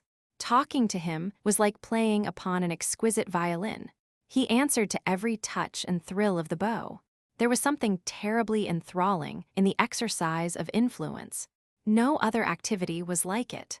To project one's soul into some gracious form and let it tarry there for a moment, to hear one's own intellectual views echoed back to one with all the added music of passion and youth, to convey one's temperament into another as though it were a subtle fluid or a strange perfume. There was a real joy in that, perhaps the most satisfying joy left to us in an age so limited and vulgar as our own, an age grossly carnal in its pleasures and grossly common in its aims. He was a marvelous type, too, this lad, whom by so curious a chance he had met in Basil's studio, or could be fashioned into a marvelous type at any rate. Grace was his, and the white purity of boyhood, and beauty such as old Greek marbles kept for us. There was nothing that one could not do with him. He could be made a Titan or a toy. What a pity it was that such beauty was destined to fade. And Basil, from a psychological point of view, how interesting he was. Was it not Plato, that artist in thought, who had first analyzed it? Was it not Buonarroti who had carved it in the color-red marbles of a sonnet sequence? But in our own century, it was strange. Yes, he would try to be to Dorian Gray what, without knowing it, the lad was to the painter who had fashioned the wonderful portrait. He would seek to dominate him, had already indeed half done so. He would make that wonderful spirit his own. There was something fascinating in this son of love and death. Suddenly he stopped and glanced up at the houses. He found that he had passed his aunt some distance, and, smiling to himself, turned back. When he entered the somewhat somber hall, the butler told him that they had gone in to lunch. He gave one of the footmen his hat and stick and passed into the dining-room. "Late as usual, Harry," cried his aunt, shaking her head at him. He invented a facile excuse, and having taken the vacant seat next to her, looked round to see who was there. Dorian bowed to him shyly from the end of the table, a flush of pleasure stealing into his cheek. Opposite was the Duchess of Harley, a lady of admirable good nature and good temper, much liked by everyone who knew her, and of those ample architectural proportions that in women who are not duchesses are described by contemporary historians as stoutness. Next to her sat, on her right, Sir Thomas Burr-Donne, a radical member of Parliament who followed his leader in public life, and in private life followed the best cooks, dining with the Tories and thinking with the Liberals, in accordance with a wise and well-known rule. The post on her left was occupied by Mr. Erskine of Treadley, an old gentleman of considerable charm and culture, who had fallen, however, into bad habits of silence, having, as he explained once to Lady Agatha, said everything that he had to say before he was 30. His own neighbor was Mrs. Vandeleur, one of his aunt's oldest friends, a perfect saint amongst women, but so dreadfully dowdy that she reminded one of a badly bound hymn-book. Fortunately for him, she had on the other side Lord Fodle, a most intelligent middle-aged mediocrity, as bald as a ministerial statement in the House of Commons, with whom she was conversing in that intensely earnest manner which is the one unpardonable error, as he remarked once himself, that all really good people fall into, and from which none of them ever quite escape. "We are talking about poor Dartmoor, Lord Henry," cried the Duchess, nodding pleasantly to him across the table. "Do you think he will really marry this fascinating young person? I believe she has made up her mind to propose to him, Duchess." "How dreadful!" exclaimed Lady Agatha. "Really, someone should interfere. I am told, on excellent authority, that her father keeps an American dry goods store," said Sir Thomas Burton, looking supercilious. "My uncle has already suggested pork packing, Sir Thomas." "Dry goods? What are American dry goods?" asked the Duchess, raising her large hands in wonder and accentuating the verb. "American novels," answered Lord Henry, helping himself to some quail. The Duchess looked puzzled. "Don't mind him, my dear," whispered Lady Agatha. "He never means anything that he says." "When America was discovered," said the Radical member, and he began to give some wearisome facts. Like all people who try to exhaust a subject, he exhausted his listeners. The Duchess sighed and exercised her privilege of interruption. "I wish to goodness it never had been discovered at all," she exclaimed. "Really, our girls have no chance nowadays. It is most unfair." "Perhaps, after all, America never has been discovered," said Mr. Erskine. "I myself would say that it had merely been detected." "Oh, but I have seen specimens of the inhabitants," answered the Duchess vaguely. "I must confess that most of them are extremely pretty. And they dress well, too. They get all their dresses in Paris. I wish I could afford to do the same." "They say that when good Americans die they go to Paris," chuckled Sir Thomas, who had a large wardrobe of Humour's cast-off clothes. "Really, and where do bad Americans go to when they die?" inquired the Duchess. "They go to America," murmured Lord Henry. Sir Thomas frowned. "I am afraid that your nephew is prejudiced against that great country," he said to Lady Agatha. "I have traveled all over it in cars provided by the directors, who, in such matters, are extremely civil. I assure you that it is an education to visit it." "But must we really see Chicago in order to be educated?" asked Mr. Erskine plaintively. "I don't feel up to the journey." Sir Thomas waved his hand. "Mr. Erskine of Treadley has the world on his shelves. We practical men like to see things, not to read about them. The Americans are an extremely interesting people. They are absolutely reasonable. I think that is their distinguishing characteristic." "Yes, Mr. Erskine, an absolutely reasonable people. I assure you there is no nonsense about the Americans." "How dreadful!" cried Lord Henry. "I can stand brute force, but brute reason is quite unbearable. There is something unfair about its use. It is hitting below the intellect." "I do not understand you," said Sir Thomas, growing rather red. "I do, Lord Henry," murmured Mr. Erskine with a smile. "Paradoxes are all very well in their way," rejoined the baronet. "Was that a paradox?" asked Mr. Erskine. "I did not think so." "Perhaps it was. Well, the way of paradoxes is the way of truth. To test reality, we must see it on the tight rope. When the verities become acrobats, we can judge them." "Dear me," said Lady Agatha, "how you men argue. I am sure I never can make out what you are talking about." "Oh, Harry, I am quite vexed with you. Why do you try to persuade our nice Mr. Dorian Gray to give up the East End? I assure you he would be quite invaluable. They would love his playing." "I want him to play to me," cried Lord Henry, smiling, and he looked down the table and caught a bright answering glance. "But they are so unhappy in Whitechapel," continued Lady Agatha. "I can sympathize with everything except suffering," said Lord Henry, shrugging his shoulders. "I cannot sympathize with that. It is too ugly, too horrible, too distressing. There is something terribly morbid in the modern sympathy with pain. One should sympathize with the color, the beauty, the joy of life. The less said about life sores, the better."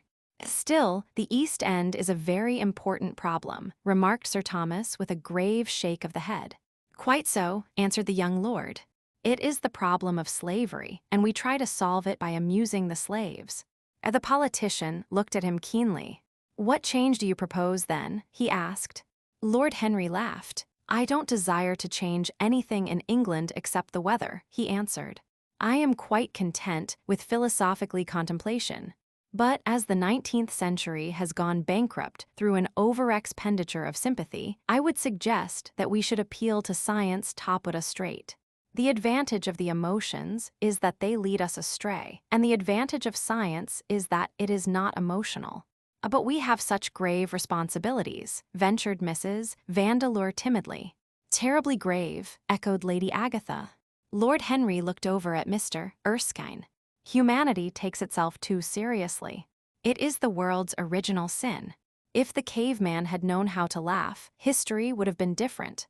You are really very comforting, warbled the Duchess. I have always felt rather guilty when I came to see your dear aunt, for I take no interest at all in the East End. For the future, I shall be able to look her in the face without a blush. A blush is very becoming, Duchess, remarked Lord Henry. Only when one is young, she answered. When an old woman like myself blushes, it is a very bad sign. Ah, Lord Henry, I wish you would tell me how to become young again. He thought for a moment. Can you remember any great error that you committed in your early days, Duchess? He asked, looking at her across the table. A great many, I fear, she cried. Then commit them over again, he said gravely. To get back one's youth, one has merely to repeat one's follies. A delightful theory, she exclaimed. I must put it into practice. A dangerous theory, came from Sir Thomas's tight lips. Lady Agatha shook her head, but could not help being amused. Mr. Erskine listened. Yes, he continued, that is one of the great secrets of life. Nowadays, most people die of a sort of creeping common sense, and discover when it is too late that the only things one never regrets are one's mistakes. A laugh ran round the table. He played with the idea and grew willful, tossed it into the air and transformed it, let it escape and recaptured it, made it iridescent with fancy, and winged it with paradox. The praise of folly, as he went on, soared into a philosophy, and philosophy herself became young, and catching the mad music of pleasure, wearing, one might fancy, her wine-stained robe and wreath of ivy, danced like a bacchante over the hills of life, and mocked the slow Silenus for being sober. Facts fled before her like frightened forest things.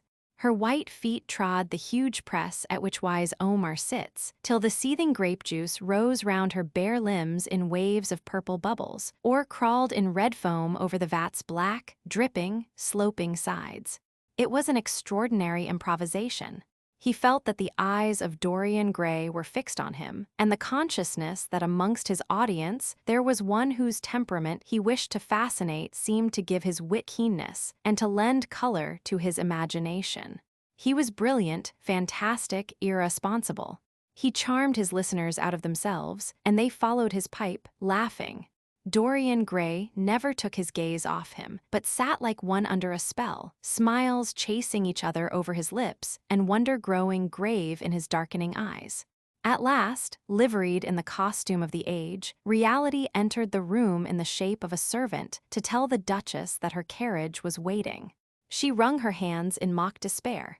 "How annoying," she cried. "I must go. I have to call for my husband at the club, to take him to some absurd meeting at Willis's rooms, where he is going to be in the chair. If I am late, he is sure to be furious, and I couldn't have a scene in this bonnet. It is far too fragile. A harsh word would ruin it. No, I must go, dear Agatha. Goodbye, Lord Henry. You are quite delightful and dreadfully demoralizing. I am sure I don't know what to say about your views. You must come and dine with us some night.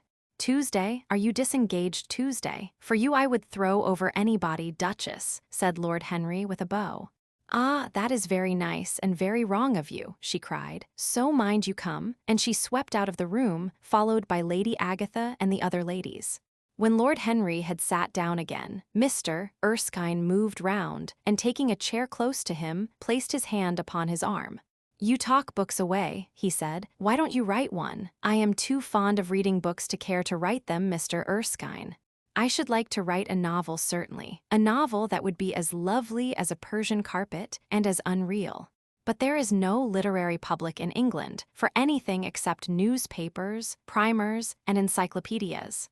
Of all people in the world, the English have the least sense of the beauty of literature." "I fear you are right," answered Mr. Erskine. "I myself used to have literary ambitions, but I gave them up long ago. And now, my dear young friend, if you will allow me to call you so, may I ask if you really meant all that you said to us at lunch?" "I quite forget what I said," smiled Lord Henry. "Was it all very bad? Very bad indeed. In fact, I consider you extremely dangerous, and if anything happens to our good Duchess, we shall all look on you as being primarily responsible. But I should like to talk to you about life. The generation into which I was born was tedious. Some day, when you are tired of London, come down to Treadley and expound to me your philosophy of pleasure over some admirable Burgundy I am fortunate enough to possess. I shall be charmed. A visit to Treadley would be a great privilege. It has a perfect host and a perfect library." "You will complete it," answered the old gentleman with a courteous bow. "And now I must bid good-bye to your excellent aunt. I am due at the Athenaeum. It is the hour when we sleep there. All of you, Mr. Erskine, 40 of us in 40 armchairs. We are practicing for an English Academy of Letters." Lord Henry laughed and rose. "I am going to the park," he cried. As he was passing out of the door, Dorian Gray touched him on the arm. "Let me come with you," he murmured. "But I thought you had promised Basil Hallward to go and see him," answered Lord Henry. "I would sooner come with you. Yes, I feel I must come with you. Do let me. And you will promise to talk to me all the time. No one talks so wonderfully as you do." "Ah, I have talked quite enough for today," said Lord Henry, smiling. "All I want now is to look at life. You may come and look at it with me, if you care to." Chapter 4. One afternoon, a month later, Dorian Gray was reclining in a luxurious armchair in the little library of Lord Henry's house in Mayfair. It was, in its way, a very charming room, with its high-paneled wainscoting of olive-estained oak, its cream-colored frieze and ceiling of raised plasterwork, and its brick-dust felt carpet strewn with silk, long-fringed Persian rugs. On a tiny satinwood table stood a statuette by Clodion, and beside it lay a copy of Les Cent Nouvelles, bound for Margaret of Valois by Clovis Eve, and powdered with the gilt daisies that Queen had selected for her device. Some large blue china jars and parrot tulips were ranged on the mantel shelf, and through the small leaded panes of the window streamed the apricot-colored light of a summer day in London. Lord Henry had not yet come in. He was always late on principle, his principle being that punctuality is the thief of time. So the lad was looking rather sulky, as with listless fingers he turned over the pages of an elaborately illustrated edition of Manon Lescaut that he had found in one of the bookcases. The formal monotonous ticking of the Louis XIV's clock annoyed him. Once or twice he thought of going away. At last he heard a step outside, and the door opened. "How late you are, Harry," he murmured. "I am afraid it is not Harry, Mr. Gray," answered a shrill voice. He glanced quickly round and rose to his feet. "I beg your pardon. I thought you thought it was my husband. It is only his wife. You must let me introduce myself. I know you quite well by your photographs. I think my Who's band has got 17 of them. Not 17, Lady Henry. Well, 18 then. And I saw you with him the other night at the opera."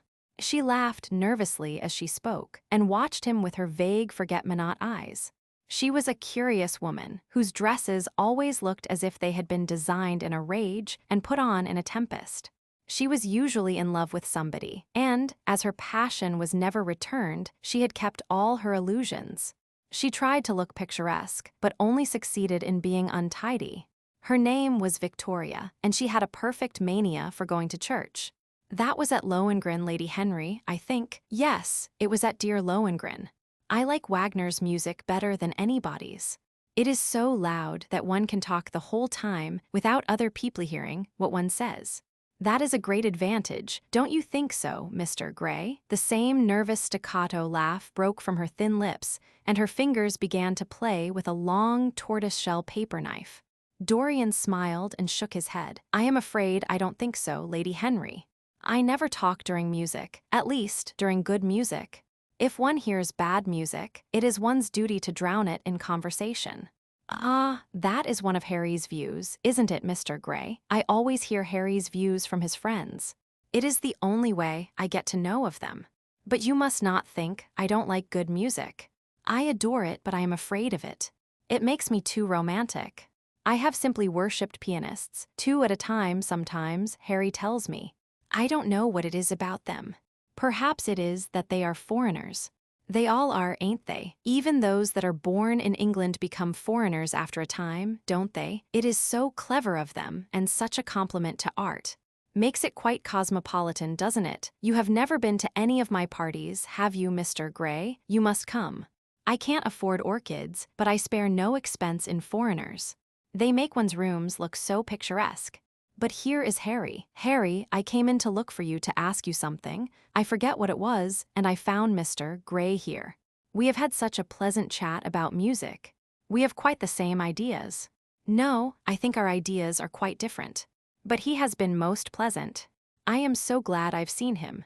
I am charmed, my love, quite charmed, said Lord Henry, elevating his dark, crescent-shaped eyebrows and looking at them both with an amused smile. So sorry I am late, Dorian.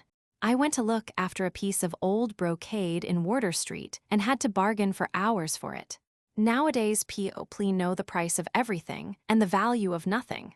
I am afraid I must be going, exclaimed Lady Henry, breaking an awkward silence with her silly sudden laugh. I have promised to drive with the Duchess. Goodbye, Mr. Gray. Goodbye, Harry.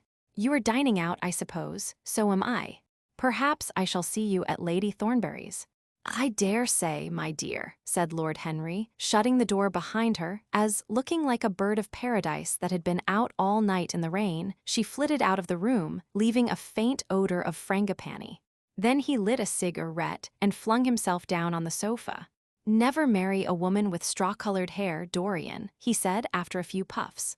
Why, Harry? Because they are so sentimental. But I like sentimental people. Never marry at all, Dorian. Men marry because they are tired, women because they are curious. Both are disappointed. So I don't think I am likely to marry Harry. I am too much in love. That is one of your aphorisms. I am putting it into practice, as I do everything that you say. Who are you in love with? Asked Lord Henry after a pause.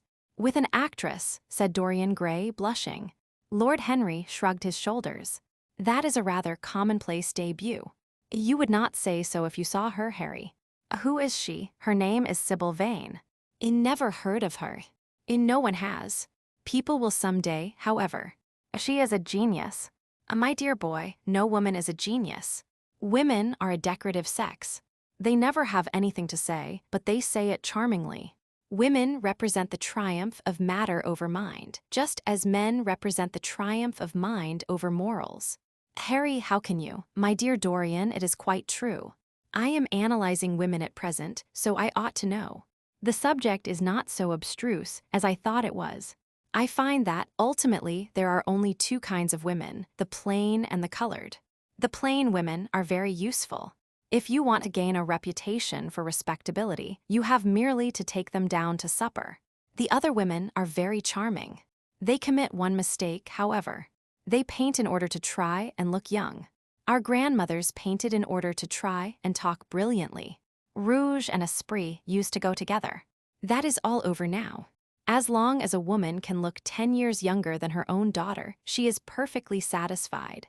As for conversation, there are only 5 women in London worth talking to, and 2 of these can't be admitted into decent society. However, tell me about your genius. How long have you known her? Ah, Harry, your views terrify me. Never mind that. How long have you known her? About 3 weeks. And where did you come across her? I will tell you, Harry, but you mustn't be unsympathetic about it.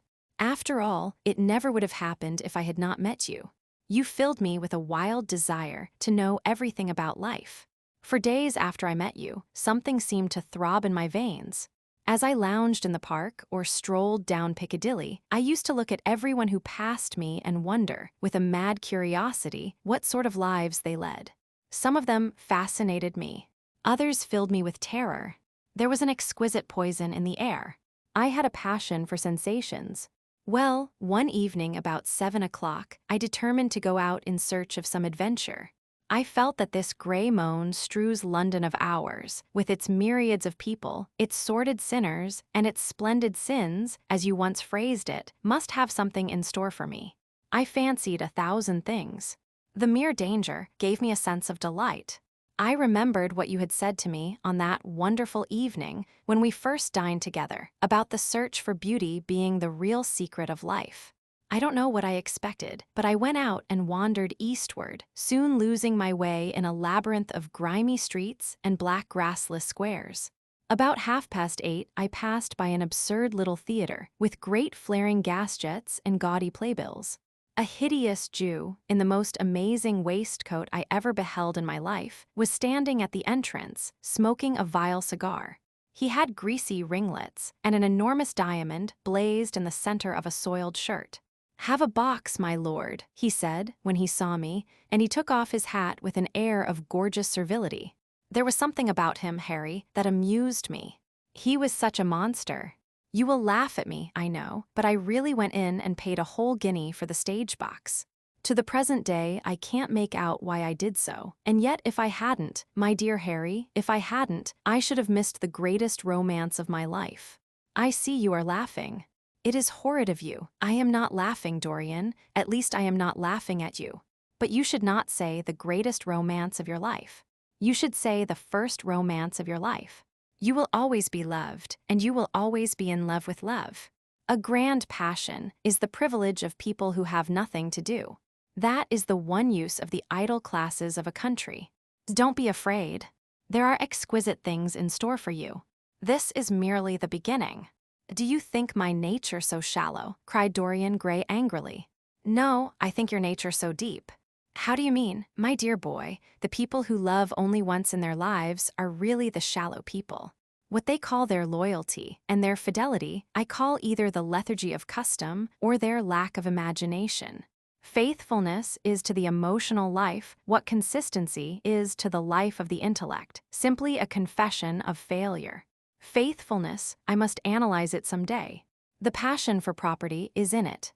There are many things that we would throw away if we were not afraid that others might pick them up. But I don't want to interrupt you. Go on with your story. Well, I found myself seated in a horrid little private box, with a vulgar drop scene staring me in the face. I looked out from behind the curtain and surveyed the house. It was a tawdry affair, all cupids and cornucopias, like a third-rate wedding cake. The gallery and pit were fairly full, but the 2 rows of dingy stalls were quite empty, and there was hardly a person in what I suppose they called the dress circle. Women went about with oranges and ginger beer, and there was a terrible consumption of nuts going on. It must have been just like the palmy days of the British drama. Just like, I should fancy, and very depressing. I began to wonder what on earth I should do when I caught sight of the playbill. What do you think the play was, Harry? I should think The Idiot Boy, or Dumb but Innocent. Our fathers used to like that sort of piece, I believe. The longer I live, Dorian, the more keenly I feel that whatever was good enough for our fathers is not good enough for us. In art, as in politics, less grandpers Aunt Towger's tort. This play was good enough for us, Harry. It was Romeo and Juliet. I must admit that I was rather annoyed at the idea of seeing Shakespeare done in such a wretched hole of a place. Still, I felt interested, in a sort of way. At any rate, I determined to wait for the first act. There was a dreadful orchestra, presided over by a young Hebrew who sat at a cracked piano, that near-lie drove me away, but at last the drop scene was drawn up and the play began.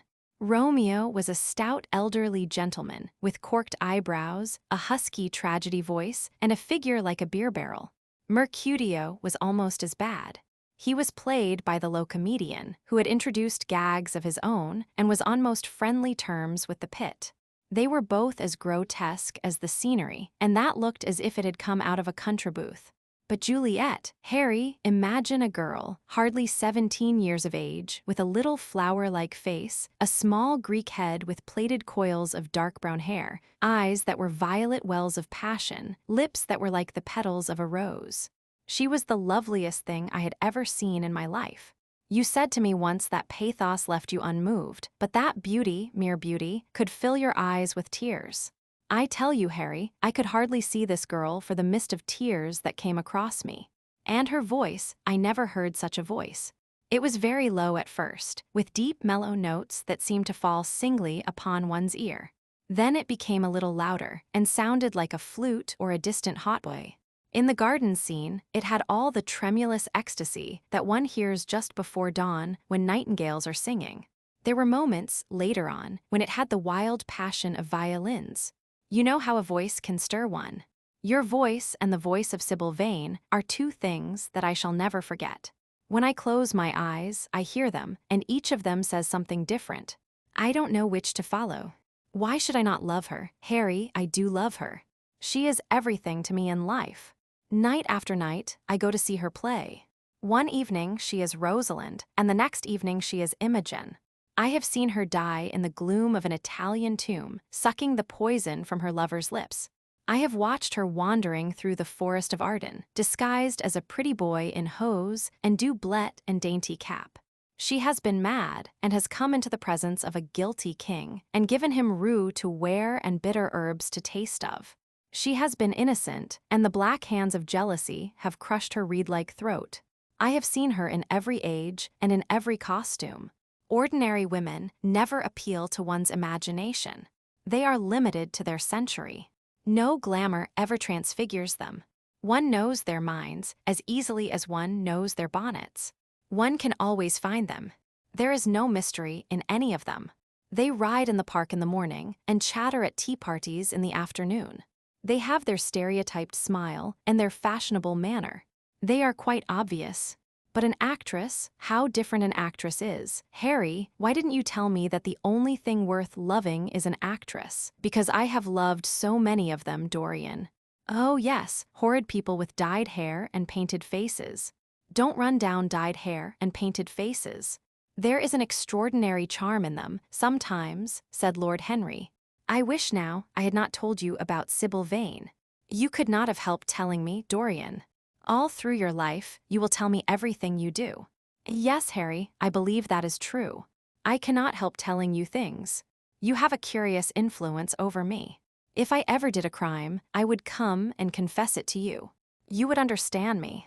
People like you, the willful sunbeams of life, don't commit crimes, Dorian. But I am much obliged for the compliment, all the same.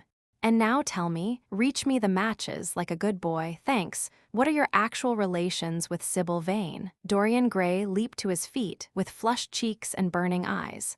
Harry, Sybil Vane is sacred. It is only the sacred things that are worth touching, Dorian, said Lord Henry, with a strange touch of pathos in his voice. But why should you be annoyed? I suppose she will belong to you some day. When one is in love, one always begins by deceiving oneself, and one always ends by deceiving others. That is what the world calls a romance. You know her at any rate, I suppose. Of course I know her. On the first night I was at the theater, the horrid old Jew came round to the box after the performance was over and offered to take me behind the scenes and introduce me to her. I was furious with him and told him that Juliet had been dead for hundreds of years and that her body was lying in a marble tomb in Verona. I think, from his blank look of amazement, that he was under the impression that I had taken too much champagne or something. I am not surprised. Then he asked me if I wrote for any of the newspapers. I told him I never even read them. He seemed terribly disappointed at that and confided to me that all the dramatic critics were in a conspiracy against him and that they were every one of them to be bought. I should not wonder if he was quite right there. But on the other hand, judging from their appearance, most of them cannot be at all expensive. Well, he seemed to think they were beyond his means, laughed Dorian. By this time, however, the lights were being put out in the theater and I had to go. He wanted me to try some cigars that he strongly recommended. I declined. The next night, of course, I arrived at the place again. When he saw me, he made me a low bow and assured me that I was a munificent patron of art. He was a most offensive brute, though he had an extraordinary passion for Shakespeare. He told me once, with an air of pride, that his 5 bankruptcies were entirely due to the bard, as he insisted on calling him. He seemed to think it a distinction. It was a distinction, my dear Dorian, a great distinction. Most people become bankrupt through having invested too heavily in the prose of life. To have ruined one's self over poetry is an honor. But when did you first speak to Miss Sybil Vane? The 3rd night. She had been playing Rosalind. I could not help going round. I had thrown her some flowers, and she had looked at me. At least I fancied that she had. The old Jew was persistent. He seemed determined to take me behind, so I consented. It was curious my not wanting to know her, wasn't it? No, I don't think so. My dear Harry, why? I will tell you some other time. Now I want to know about the girls. Sybil, oh, she was so shy and so gentle. There is something of a child about her. Her eyes opened wide in exquisite wonder when I told her what I thought of her performance, and she seemed quite unconscious of her power. I think we were both rather nervous. The old Jew stood grinning at the doorway of the dusty green room, making elaborate speeches about us both, while we stood looking at each other like children. He would insist on calling me my lord, so I had to assure Sybil that I was not anything of the kind. She said quite simply to me, "You look more like a prince. I must call you Prince Charming." Upon my word, Dorian, Miss Sybil knows how to pay compliments. You don't understand her, Harry. She regarded me merely as a person in a play. She knows nothing of life. She lives with her mother, a faded, tired woman who played Lady Capulet in a sort of magenta dressing wrapper on the first night, and looks as if she had seen better days.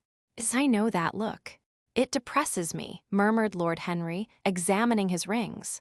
The Jew wanted to tell me her history, but I said it did not interest me. You were quite right. There is always something infinitely mean about other people's tragedies. Sybil is the only thing I care about. What is it to me where she came from? From her little head to her little feet, she is absolutely and entirely divine. Every night of my life I go to see her act, and every night she is more marvelous. That is the reason, I suppose, that you never dine with me now. I thought you must have some curious romance on hand. You have, but it is not quite what I expected. My dear Harry, we either lunch or sup together every day, and I have been to the opera with you several times, said Dorian, opening his blue eyes in wonder. You always come dreadfully late. Well, I can't help going to see Sybil play, he cried, even if it is only for a single act. I get hungry for her presence, and when I think of the wonderful soul that is hidden away in that little ivory body, I am filled with awe. You can dine with me tonight, Dorian, can't you? He shook his head. Tonight she is Imogen, he answered, and tomorrow night she will be Juliet. When is she Sybil Vane? Never. I congratulate you. How horrid you are. She is all the great heroines of the world in one. She is more than an individual. You laugh, but I tell you she has genius. I love her, and I must make her love me. You, who know all the secrets of life, tell me how to charm Sybil Vane to love me. I want to make Romeo jealous. I want the dead lovers of the world to hear our laughter and grow sad. I want a breath of our passion to stir their dust into consciousness, to wake their ashes into pain. My God, Harry, how I worship her. He was walking up and down the room as he spoke. Hectic spots of red burned on his cheeks. He was terribly excited. Lord Henry watched him with a subtle sense of pleasure. How different he was now from the shy, frightened boy he had met in Basil Hallward's studio. His nature had developed like a flower, had borne blossoms of scarlet flame. Out of its secret hiding place had crept his soul, and desire had come to meet it on the way. "And what do you propose to do?" said Lord Henry at last. "I want you and Basil to come with me some night and see her act.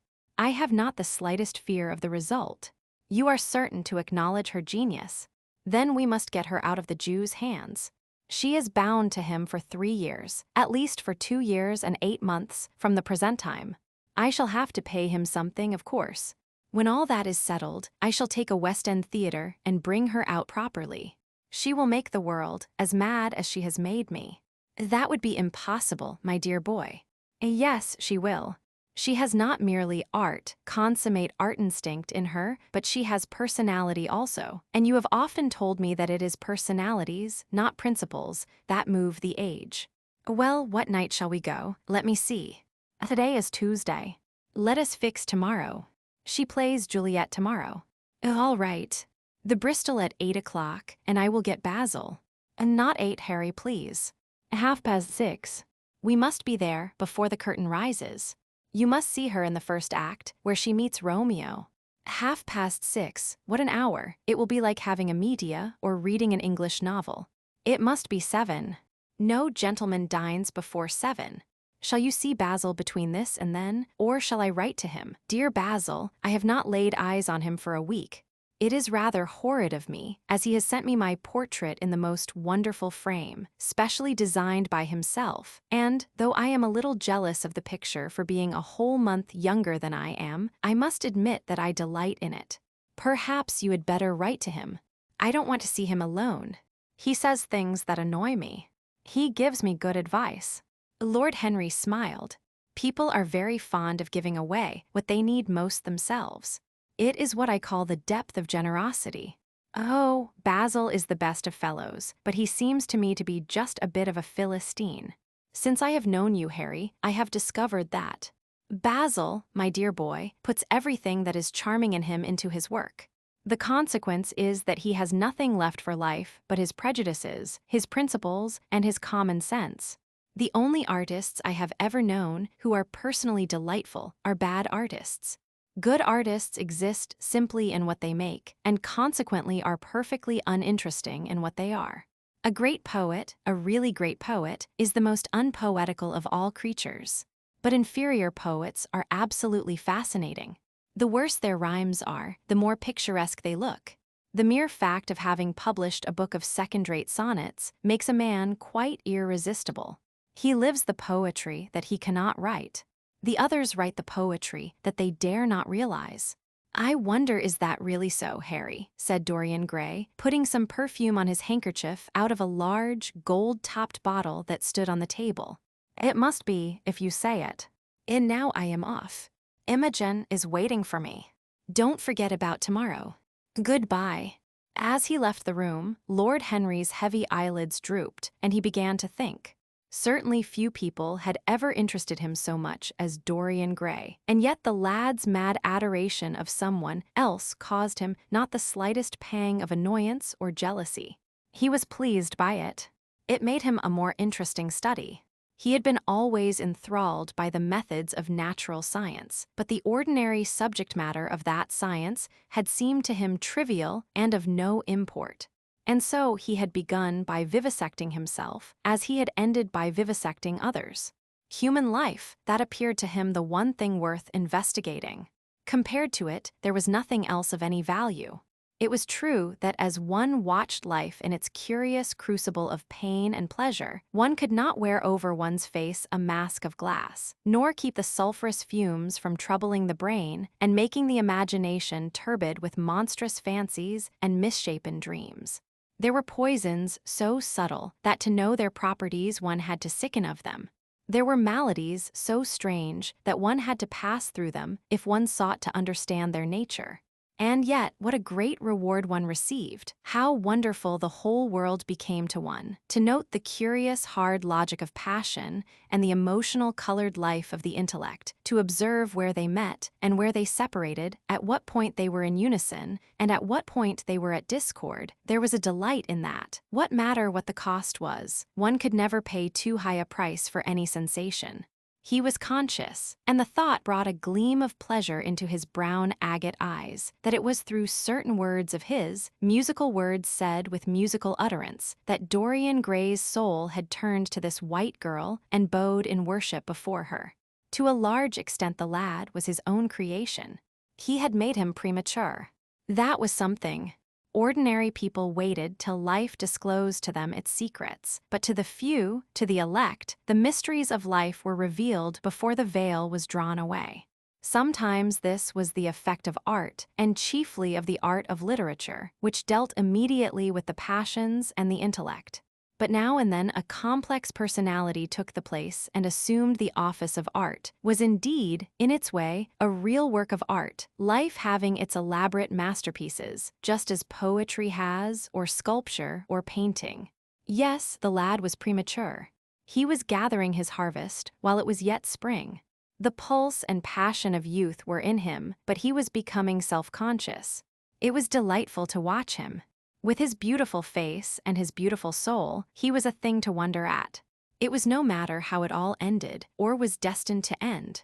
He was like one of those gracious figures in a pageant or a play, whose joys seem to be remote from one, but whose sorrows stir one's sense of beauty, and whose wounds are like red roses.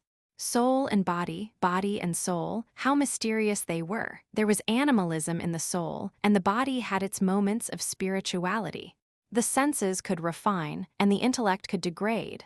Who could say where the fleshly impulse ceased or the psychical impulse began? How shallow were the arbitrary definitions of ordinary psychologists, and yet how difficult to decide between the claims of the various schools. Was the soul a shadow seated in the house of sin, or was the body really in the soul, as Giordano Bruno thought? The separation of spirit from matter was a mystery, and the union of spirit with matter was a mystery also.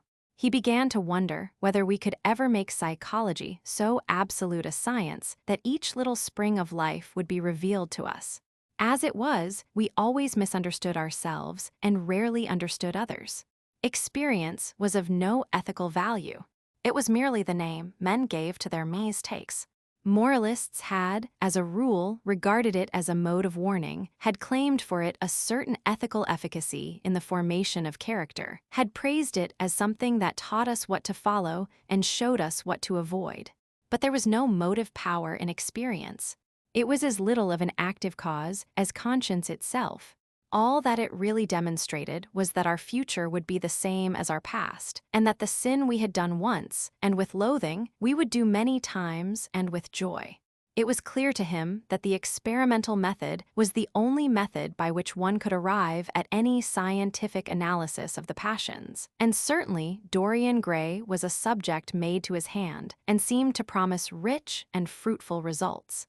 His sudden mad love for Sybil Vane was a psychological phenomenon of no small interest. There was no doubt that curiosity had much to do with it, curiosity and the desire for new experiences, yet it was not a simple, but rather a very complex passion.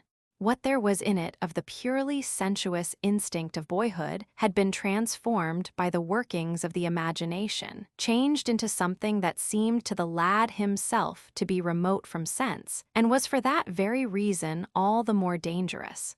It was the passions about whose origin we deceived ourselves that tyrannized most strongly over us. Our weakest motives were those of whose nature we were conscious. It often happened that, when we thought we were experimenting on others, we were really experimenting on ourselves. While Lord Henry sat dreaming on these things, a knock came to the door, and his valet entered and reminded him it was time to dress for dinner. He got up and looked out into the street. The sunset had smitten into scarlet gold the upper windows of the houses opposite. The panes glowed like plates of heated metal. The sky above was like a faded rose. He thought of his friend's young, fiery-colored life and wondered how it was all going to end. When he arrived home, about 12:30, he saw a telegram lying on the hall table. He opened it and found it was from Dorian Gray. It was to tell him that he was engaged to be married to Sybil Vane. Chapter 5.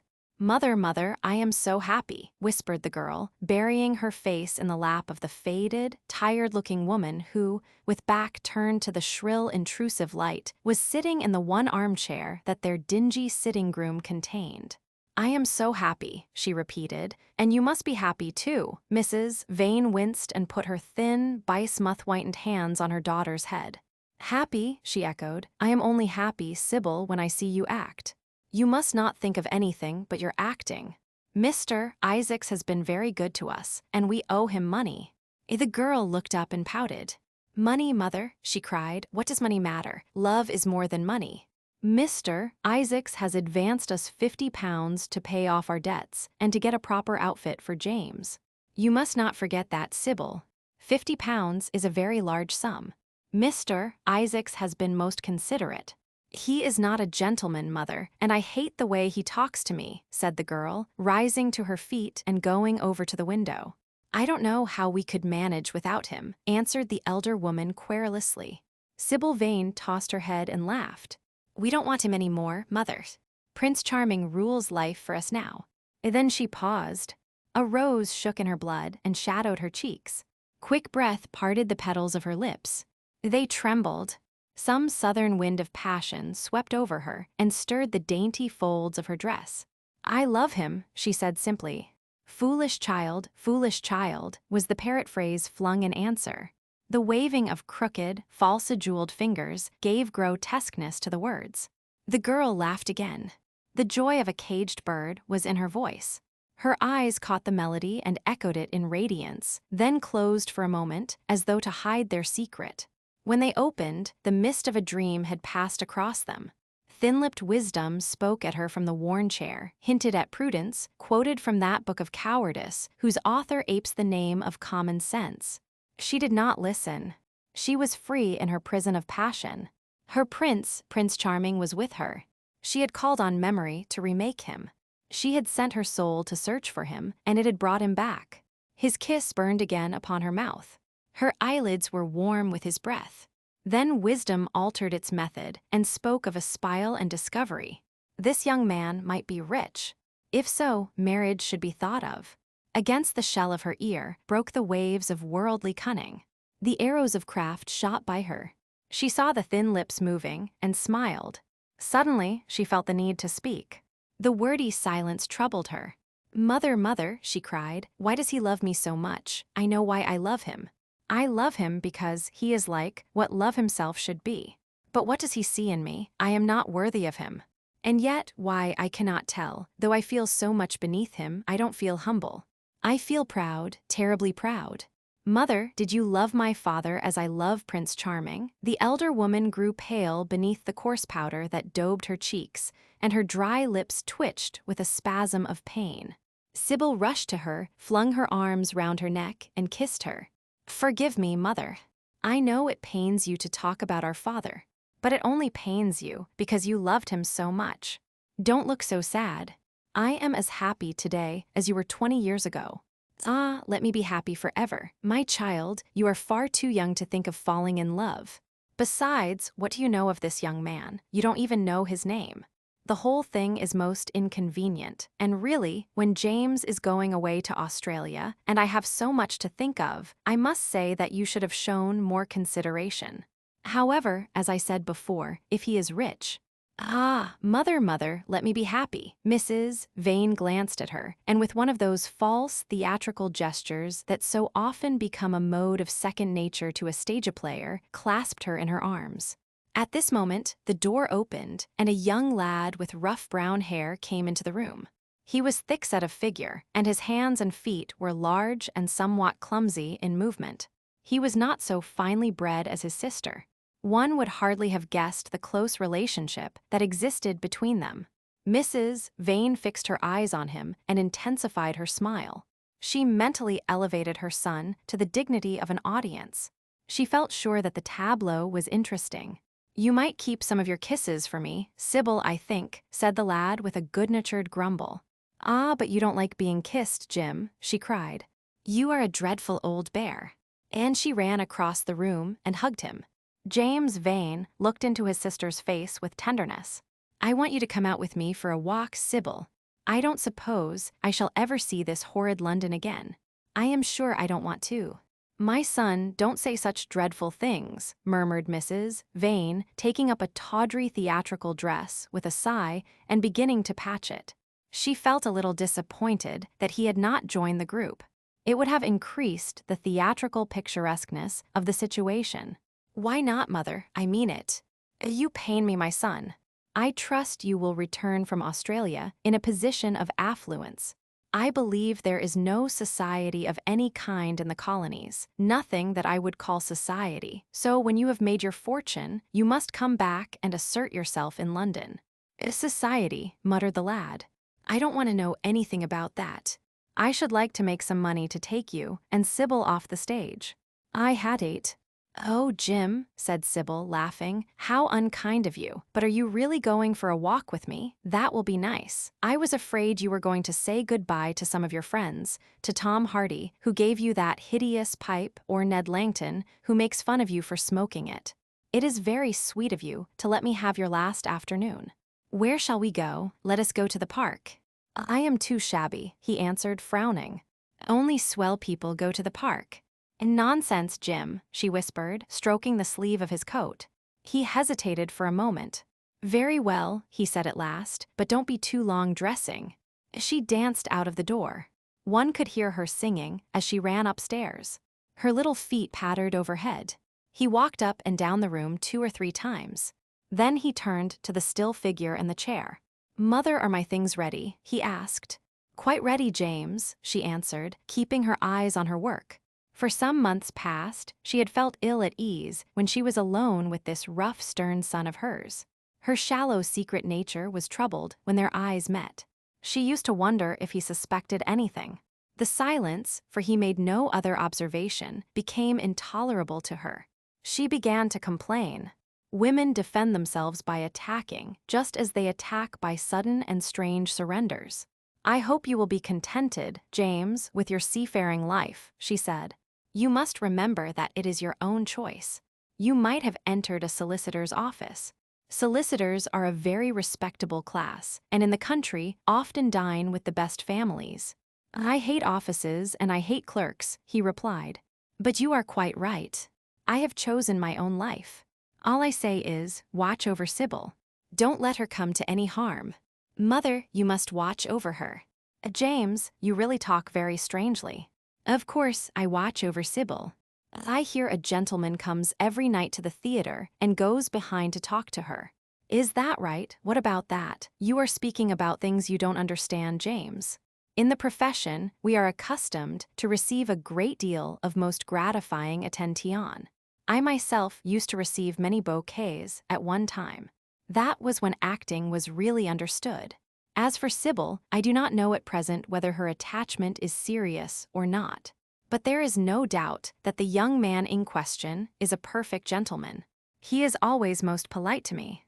Besides, he has the appearance of being rich, and the flowers he sends are lovely."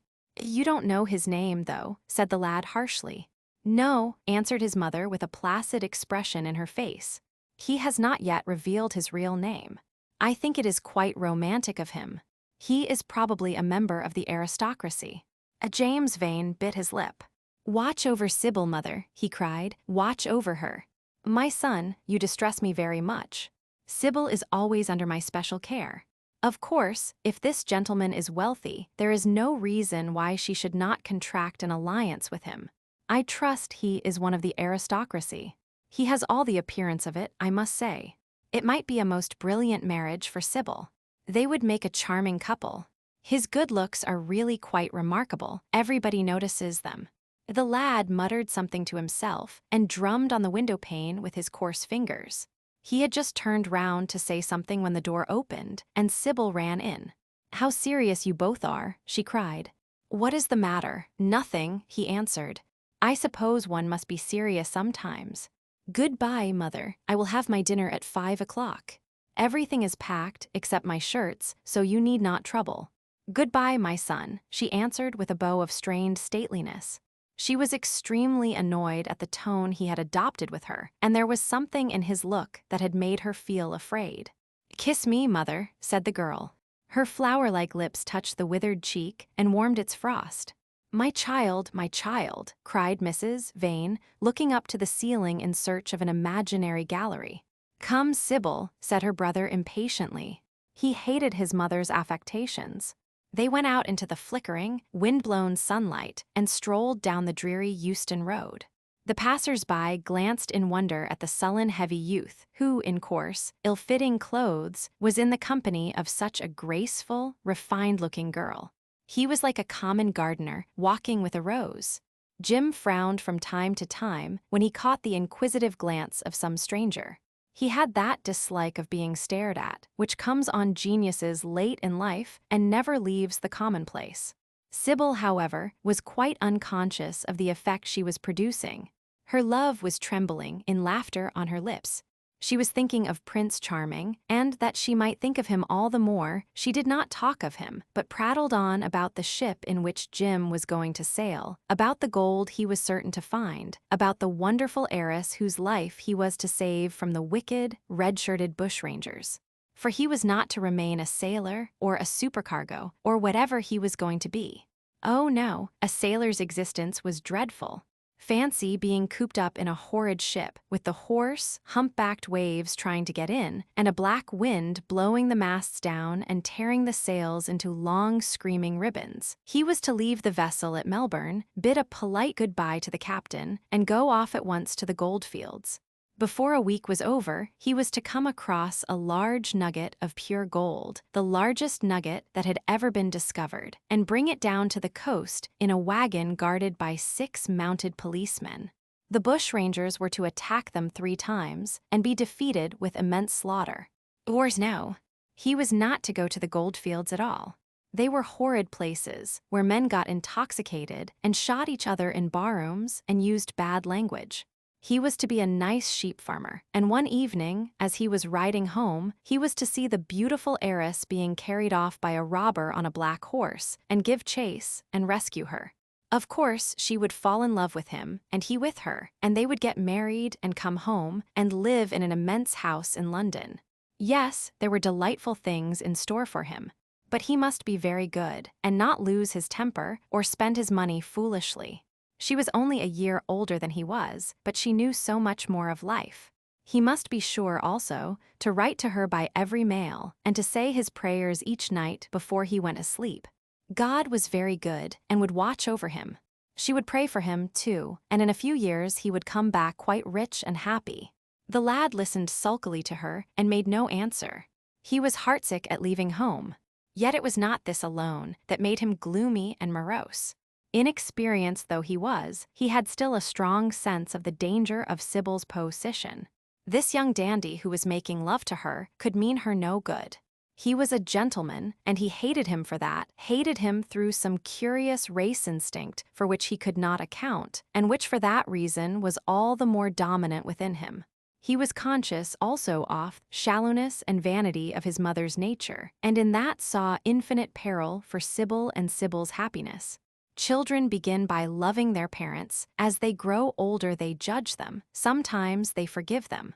His mother, he had something on his mind to ask of her, something that he had brooded on for many months of silence. A chance phrase that he had heard at the theater, a whispered sneer that had reached his ears one night as he waited at the stage-door, had set loose a train of horrible thoughts. He remembered it as if it had been the lash of a hunting crop across his face. His brows knit together into a wedge-like furrow, and with a twitch of pain, he bit his underlip. "You are not listening to a word I am saying, Jim," cried Sybil, "and I am making the most delightful plans for your future." "Do say something." "What do you want me to say?" "Oh, that you will be a good boy and not forget us," she answered, smiling at him. He shrugged his shoulders. "You are more likely to forget me than I am to forget you, Sybil." She flushed. "What do you mean, Jim?" she asked. "You have a new friend, I hear." "Who is he? Why have you not told me about him? He means you no good." "Stop, Jim," she exclaimed. "You must not say anything against him. I love him." "Why, you don't even know his name," answered the lad. "Who is he? I have a right to know." "He is called Prince Charming." "Don't you like the name?" "Oh, you silly boy, you should never forget it. If you only saw him, you would think him the most wonderful person in the world. Some day you will meet him when you come back from Australia. You will like him so much. Everybody likes him, and I love him. I wish you could come to the theater tonight. He is going to be there, and I am to play Juliet. Oh, how I shall play it. Fancy Jim to be in love and play Juliet, to have him sitting there, to play for his delight. I am afraid I may frighten the company, frighten or enthrall them. To be in love is to surpass oneself. Poor dreadful Mr. Isaacs will be shouting genius to his loafers at the bar. He has preached me as a dogma. Tonight he will announce me as a revelation. I feel it. And it is all his only, Prince Charming, my wonderful lover, my god of graces. But I am poor beside him. Poor, what does that matter? When poverty creeps in at the door, love flies in through the window. Our proverbs want rewriting. They were made in winter, and it is summer now. Springtime for me, I think, a very dance of blossoms in blue skies. He is a gentleman, said the lad sullenly. A prince, she cried musically. What more do you want? He wants to enslave you. I shudder at the thought of being free. I want you to beware of him. To see him is to worship him. To know him is to trust him. Sybil, you are mad about him." She laughed and took his arm. "You dear old Jim, you talk as if you were 100. Someday you will be in love yourself. Then you will know what it is. Don't look so sulky. Surely you should be glad to think that, though you are going away, you leave me happier than I have ever been before. Life has been hard for us both, terribly hard and difficult. But it will be different now. You are going to a new world, and I have found one. Here are 2 chairs, let us sit down and see the smart people go by." They took their seats amidst a crowd of watchers. The tulips across the road flamed like throbbing rings of fire. A white dust, tremulous cloud of orris root, it seemed, hung in the panting air. The brightly colored parasols danced and dipped like monstrous butterflies. She made her brother talk of himself, his hopes, his prospects. He spoke slowly and with effort. They passed words to each other as players at a game pass counters. Sybil felt oppressed. She could not communicate her joy. A faint smile curving that sullen mouth was all the echo she could win. After some time, she became silent. Suddenly, she caught a glimpse of golden hair and laughing lips, and in an open carriage with 2 ladies Dorian Gray drove past. She started to her feet. "There he is," she cried. "Who?" said Jim Vane. "Prince Charming," she answered, looking after the Victoria. He jumped up and seized her roughly by the arm. "Show him to me." "Which is he? Point him out." "I must see him," he exclaimed, but at that moment the Duke of Berwick's foreign hand came between, and when it had left the space clear, the carriage had swept out of the park. "He is gone," murmured Sybil sadly. "I wish you had seen him." "I wish I had, for as sure as there is a God in heaven, if he ever does you any wrong, I shall kill him." She looked at him in horror. He repeated his words. They cut the air like a dagger. The people round began to gape. A lady standing close to her tittered. "Come away, Jim, come away," she whispered. He followed her doggedly as she passed through the crowd. He felt glad at what he had said. When they reached the Achilles statue, she turned round. There was pity in her eyes that became laughter on her lips. She shook her head at him. "You are foolish, Jim, utterly foolish. A bad-tempered boy, that is all. How can you say such horrible things? You don't know what you are talking about. You are simply jealous and unkind. Ah, I wish you would fall in love. Love makes people good, and what you said was wicked." "I am 16, he answered, "and I know what I am about. Mother is no help to you. She doesn't understand how to look after you. I wish now that I was not going to Australia at all. I have a great mind to chuck the whole thing up. I would if my articles hadn't been signed. Oh, don't be so serious, Jim. You are like one of the heroes of those silly melodramas Mother used to be so fond of acting in. I am not going to quarrel with you. I have seen him, and oh, to see him is perfect happiness. We won't quarrel. I know you would never harm anyone I love, would you? Not as long as you love him, I suppose," was the sullen answer. "I shall love him forever," she cried. "And he, forever too, he had better." She shrank from him. Then she laughed and put her hand on his arm. He was merely a boy. At the Marble Arch, they hailed an omnibus, which left them close to their shabby home in the Euston Road. It was after 5 o'clock, and Sybil had to lie down for a couple of hours before acting. Jim insisted that she should do so. He said that he would sooner part with her when their mother was not present. She would be sure to make a scene, and he detested scenes of every kind. In Sybil's own room, they parted. There was jealousy in the lad's heart, and a fierce, murderous hatred of the stranger who, as it seemed to him, had come between them. Yet when her arms were flung round his neck and her fingers strayed through his hair, he softened and kissed her with real affection. There were tears in his eyes as he went downstairs. His mother was waiting for him below. She grumbled at his unpunctuality as he entered. He made no answer, but sat down to his meager meal. The flies buzzed round the table and crawled over the stained cloth. Through the rumble of omnibuses and the clatter of street cabs, he could hear the droning voice devouring each minute that was left to him. After some time, he thrust away his plate and put his head in his hands. He felt that he had a right to know. It should have been told to him before, if it was as he suspected. Leaden with fear, his mother watched him. Words dropped mechanically from her lips. A tattered lace handkerchief twitched in her fingers. When the clock struck 6, he got up and went to the door. Then he turned back and looked at her. Their eyes met. In hers, he saw a wild appeal for mercy. It enraged him. "Mother, I have something to ask you," he said. Her eyes wandered vaguely about the room. She made no answer. "Tell me the truth. I have a right to know. Were you married to my father?" She heaved a deep sigh. It was a sigh of relief. The terrible moment, the moment that night and day, for weeks and months she had dreaded, had come at last, and yet she felt no terror. Indeed, in some measure it was a disappointment to her. The vulgar directness of the question called for a direct answer. The situation had not been gradually led up to. It was crude. It reminded her of a bad rehearsal. "No," she answered, wondering at the harsh simplicity of life. "My father was a scoundrel then," cried the lad, clenching his fists. She shook her head. "I knew he was not free. We loved each other very much. If he had lived, he would have made provision for us. Don't speak against him, my son. He was your father and a gentleman. Indeed, he was highly connected." An oath broke from his lips. "I don't care for myself," he exclaimed, "but don't let Sybil. It is a gentleman, isn't it, who is in love with her or says he is? Highly connected, too, I suppose." For a moment, a hideous sense of humiliation came over the woman. Her head drooped. She wiped her eyes with shaking hands. "Sybil has a mother," she murmured. "I had none." The lad was touched. He went towards her, and stooping down, he kissed her. "I am sorry if I have pained you by asking about my father," he said, "but I could not help it. I must go now. Goodbye. Don't forget that you will have only one child now to look after, and believe me that if this man wrongs my sister, I will find out who he is, track him down, and kill him like a dog. I swear it." The exaggerated folly of the threat, the passionate gesture that accompanied it, the mad melodramatic words, made life seem more vivid to her. She was familiar with the atmosphere.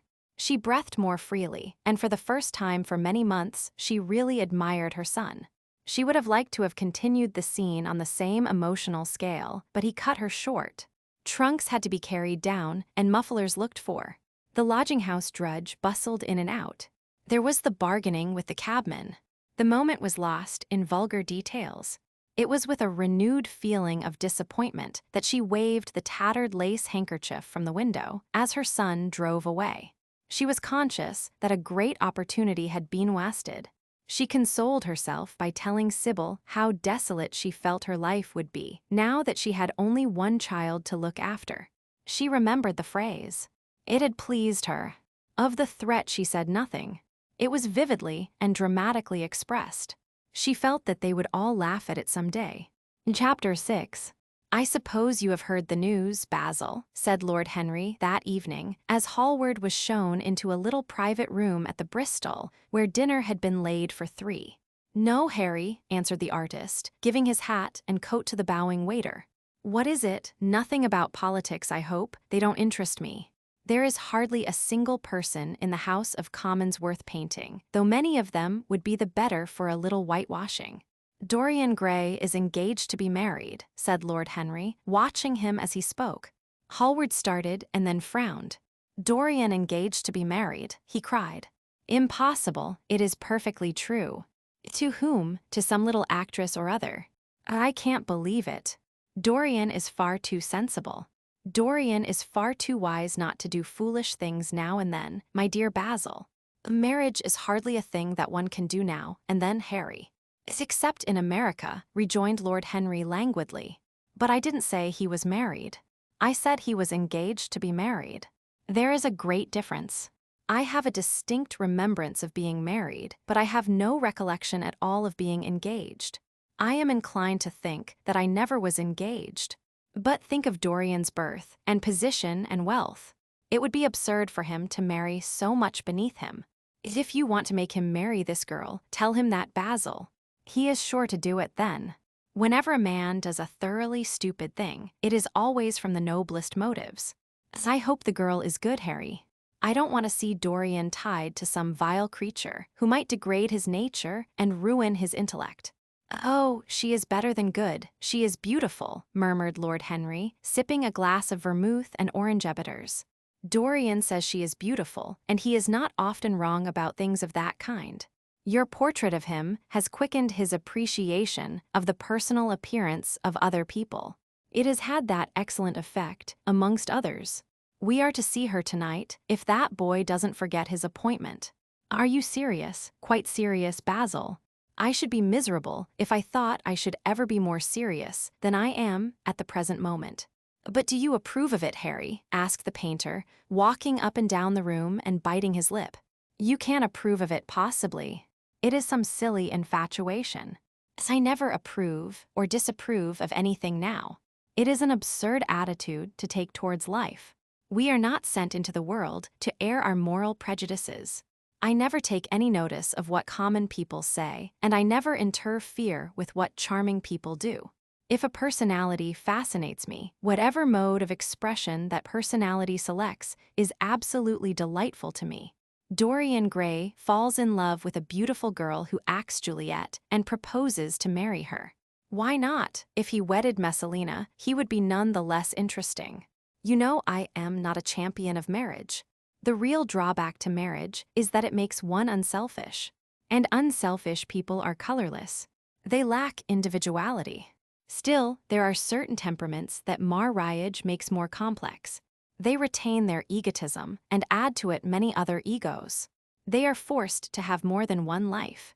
They become more highly organized, and to be highly organized is, I should fancy, the object of man's existence. Besides, every experience is of value, and whatever one may say against marriage, it is certainly an experience. I hope that Dorian Gray will make this girl his wife, passionately adore her for 6 months, and then suddenly become fascinated by someone else. He would be a wonderful study. You don't mean a single word of all that, Harry. You know you don't. If Dorian Gray's life were spoiled, no one would be sorrier than yourself. You are much better than you pretend to be. Lord Henry laughed. The reason we all like to think so well of others is that we are all afraid for ourselves. The basis of optimism is sheer terror. We think that we are generous because we credit our neighbor with the possession of those virtues that are likely to be a benefit to us. We praise the banker that we may overdraw our account and find good qualities in the highwayman in the hope that he may spare our pockets. I mean everything that I have said. I have the greatest contempt for optimism. As for a spoiled life, no life is spoiled but one whose growth is arrested. If you want to mar a nature, you have merely to reform it. As for marriage, of course that would be silly, but there are other and more interesting bonds between men and women. I will certainly encourage them. They have the charm of being fashionable. But here is Dorian himself. He will tell you more than I can. My dear Harry, my dear Basil, you must both congratulate me, said the lad, throwing off his evening cape with its satin-lined wings and shaking each of his friends by the hand in turn. I have never been so happy. Of course, it is sudden. All really delightful things are. And yet, it seems to me to be the one thing I have been looking for all my life. He was flushed with excitement and pleasure and looked extraordinarily handsome. I hope you will always be very happy, Dorian, said Hallward, but I don't quite forgive you for not having let me know of your engagement. You let Harry know. And I don't forgive you for being late for dinner, broke in Lord Henry, putting his hand on the lad's shoulder and smiling as he spoke. Come, let us sit down and try what the new chef here is like, and then you will tell us how it all came about. There is really not much to tell, cried Dorian, as they took their seats at the small round table. What happened was simply this. After I left you yesterday evening, Harry, I dressed, had some dinner at that little Italian restaurant in Rupert Street you introduced me to, and went down at 8 o'clock to the theater. Sybil was playing Rosalind. Of course, the scenery was dreadful and the Orlando absurd.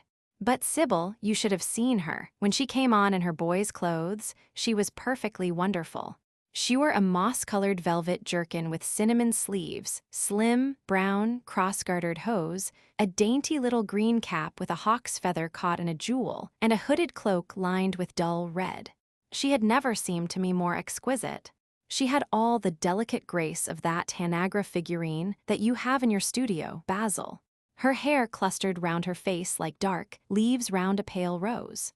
As for her acting, well, you shall see her tonight. She is simply a born artist. I sat in the dingy box absolutely enthralled. I forgot that I was in London and in the 19th century. I was away with my love in a forest that no man had ever seen. After the performance was over, I went behind and spoke to her. As we were sitting tojeth suddenly there came into her eyes a look that I had never seen there before. My lips moved towards hers. We kissed each other. I can't describe to you what I felt at that moment. It seemed to me that all my life had been narrowed to one perfect point of rose-colored joy. She trembled all over and shook like a white narcissus. Then she flung herself on her knees and kissed my hands. I feel that I should not tell you all this, but I can't help it. Of course, our engagement is a dead secret. She has not even told her own mother. I don't know what my guardians will say. Lord Radley is sure to be furious. I don't care. I shall be of age in less than a year, and then I can do what I like. I have been right, Basil, haven't I, to take my love out of poetry and to find my wife in Shakespeare's plays. Lips that Shakespeare taught to speak have whispered their secret in my ear. I have had the arms of Rosalind around me and kissed Juliet on the mouth. Yes, Dorian, I suppose you were right, said Hallward slowly. Have you seen her today? Asked Lord Henry. Dorian Gray shook his head. I left her in the forest of Arden. I shall find her in an orchard in Verona. Lord Henry sipped his champagne in a meditative manner. At what particular point did you mention the word marriage, Dorian? And what did she say in answer? Perhaps you forgot all about it. My dear Harry, I did not treat it as a business transaction, and I did not make any formal proposal. I told her that I loved her, and she said she was not worthy to be my wife. Not worthy? Why, the whole world is nothing to me compared with her. Women are wonderfully practical, murmured Lord Henry, much more practical than we are. In situations of that kind, we often forget to say anything about marriage, and they always remind us. Hallward laid his hand upon his arm. Don't, Harry. You have annoyed Dorian. He is not like other men. He would never bring misery upon anyone. His nature is too fine for that. Lord Henry looked across the table. Dorian is never annoyed with me, he answered. I ask the question for the best reason possible, for the only reason, indeed, that excuses one for asking any question, simple curiosity. I have a theory that it is always the women who propose to us, and not we who propose to the women, except, of course, in middle-class life. But then the middle classes are not modern. Dorian Gray laughed and tossed his head. You are quite incorrigible, Harry, but I don't mind. It is impossible to be angry with you. When you see Sybil Vane, you will feel that the man who could wrong her would be a beast without a heart. I cannot understand how anyone can wish to shame the thing he loves. I love Sybil Vane. I want to place her on a pedestal of gold and to see the world worship the woman who is mine. What is marriage? An irrevocable vow. You mock at it for that. Don't mock. It is an irrevocable vow that I want to take. Her trust makes me faithful, her belief makes me good. When I am with her, I regret all that you have taught me. I become different from what you have known me to be. I am changed, and the mere touch of Sybil Vane's hand makes me forget you and all your wrong, fascinating, poisonous, delightful theories. And those are. Asked Lord Henry, helping himself to some salad. Oh, your theories about life, your theories about love, your theories about pleasure. All your theories, in fact, Harry. Pleasure is the only thing worth having a theory about, he answered in his slow, melodious voice. But I am afraid I cannot claim my theory as my own. It belongs to nature, not to me. Pleasure is nature's test, her sign of approval. When we are happy, we are always good, but when we are good, we are not always happy. But what do you mean by good? Cried Basil Hallward. Yes, echoed Dorian, leaning back in his chair and looking at Lord Henry over the heavy clusters of purple-lipped irises that stood in the center of the table. What do you mean by good, Harry? To be good is to be in harmony with oneself, he replied, touching the thin stem of his glass with his pale, fine-pointed fingers. Discord is to be forced to be in harmony with others. One's own life, that is the important thing. As for the lives of one's neighbors, if one wishes to be a prig or a Puritan, one can flaunt one's moral views about them, but they are not one's concern. Besides, individualism has really the higher aim. Modern morality consists in accepting the standard of one's age. I consider that for any man of culture to accept the standard of his age is a form of the grossest immorality. But surely, if one lives merely for oneself, Harry, one pays a terrible price for doing so, suggested the painter.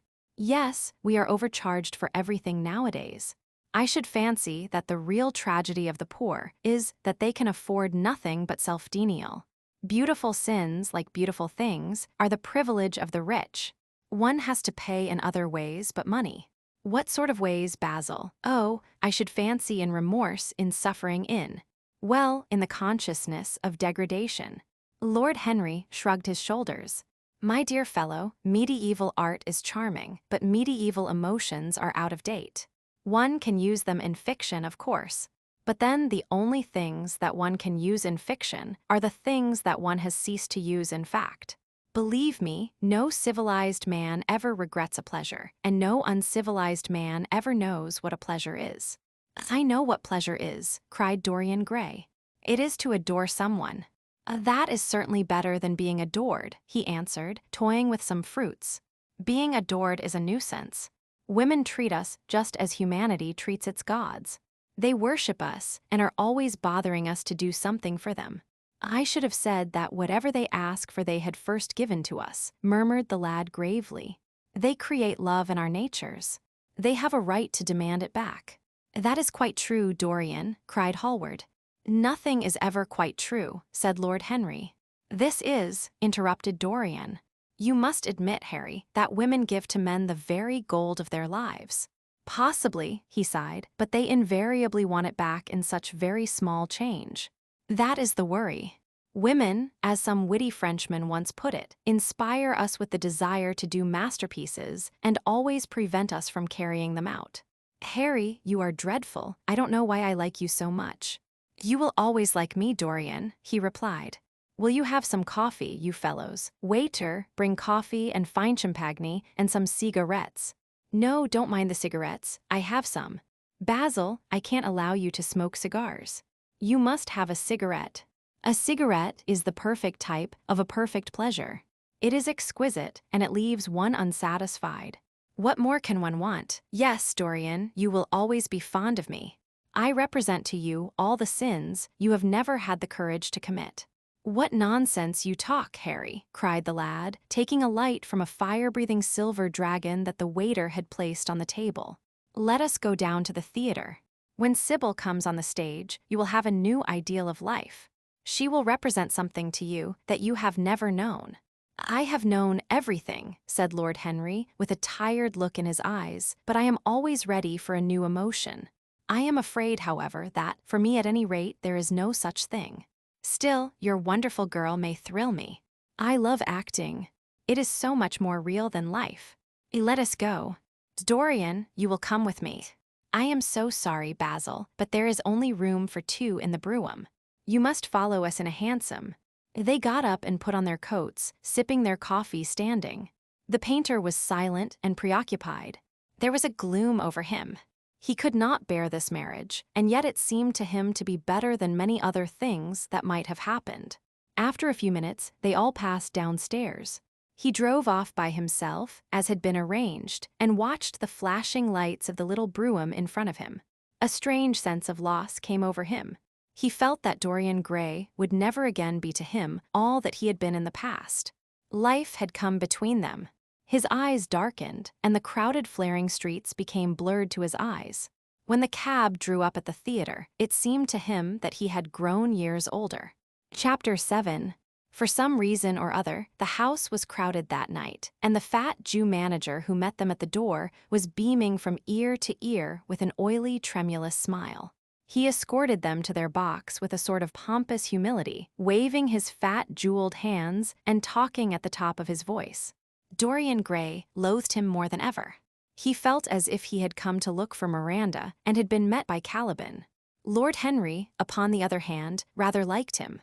At least he declared he did, and insisted on shaking him by the hand and assuring him that he was proud to meet a man who had discovered a real genius and gone bankrupt over a poet. Hallward amused himself with watching the faces in the pit. The heat was terribly oppressive, and the huge sunlight flamed like a monstrous dahlia with petals of yellow fire. The youths in the gallery had taken off their coats and waistcoats and hung them over the side. They talked to each other across the theater and shared their oranges with the tawdry girls who sat beside them. Some women were laughing in the pit. Their voices were horribly shrill and discordant. The sound of the popping of corks came from the bar. "What a place to find one's divinity in," said Lord Henry. "Yes," answered Dorian Gray. "It was here I found her, and she is divine beyond all living things. When she acts, you will forget everything. These common rough people, with their coarse faces and brutal gestures, become quite different when she is on the stage. They sit silently and watch her. They weep and laugh as she wills them to do. She makes them as responsive as a violin. She spiritualizes them, and one feels that they are of the same flesh and blood as oneself." "The same flesh and blood as oneself? Oh, I hope not," exclaimed Lord Henry, who was scanning the occupants of the gallery through his opera-glass.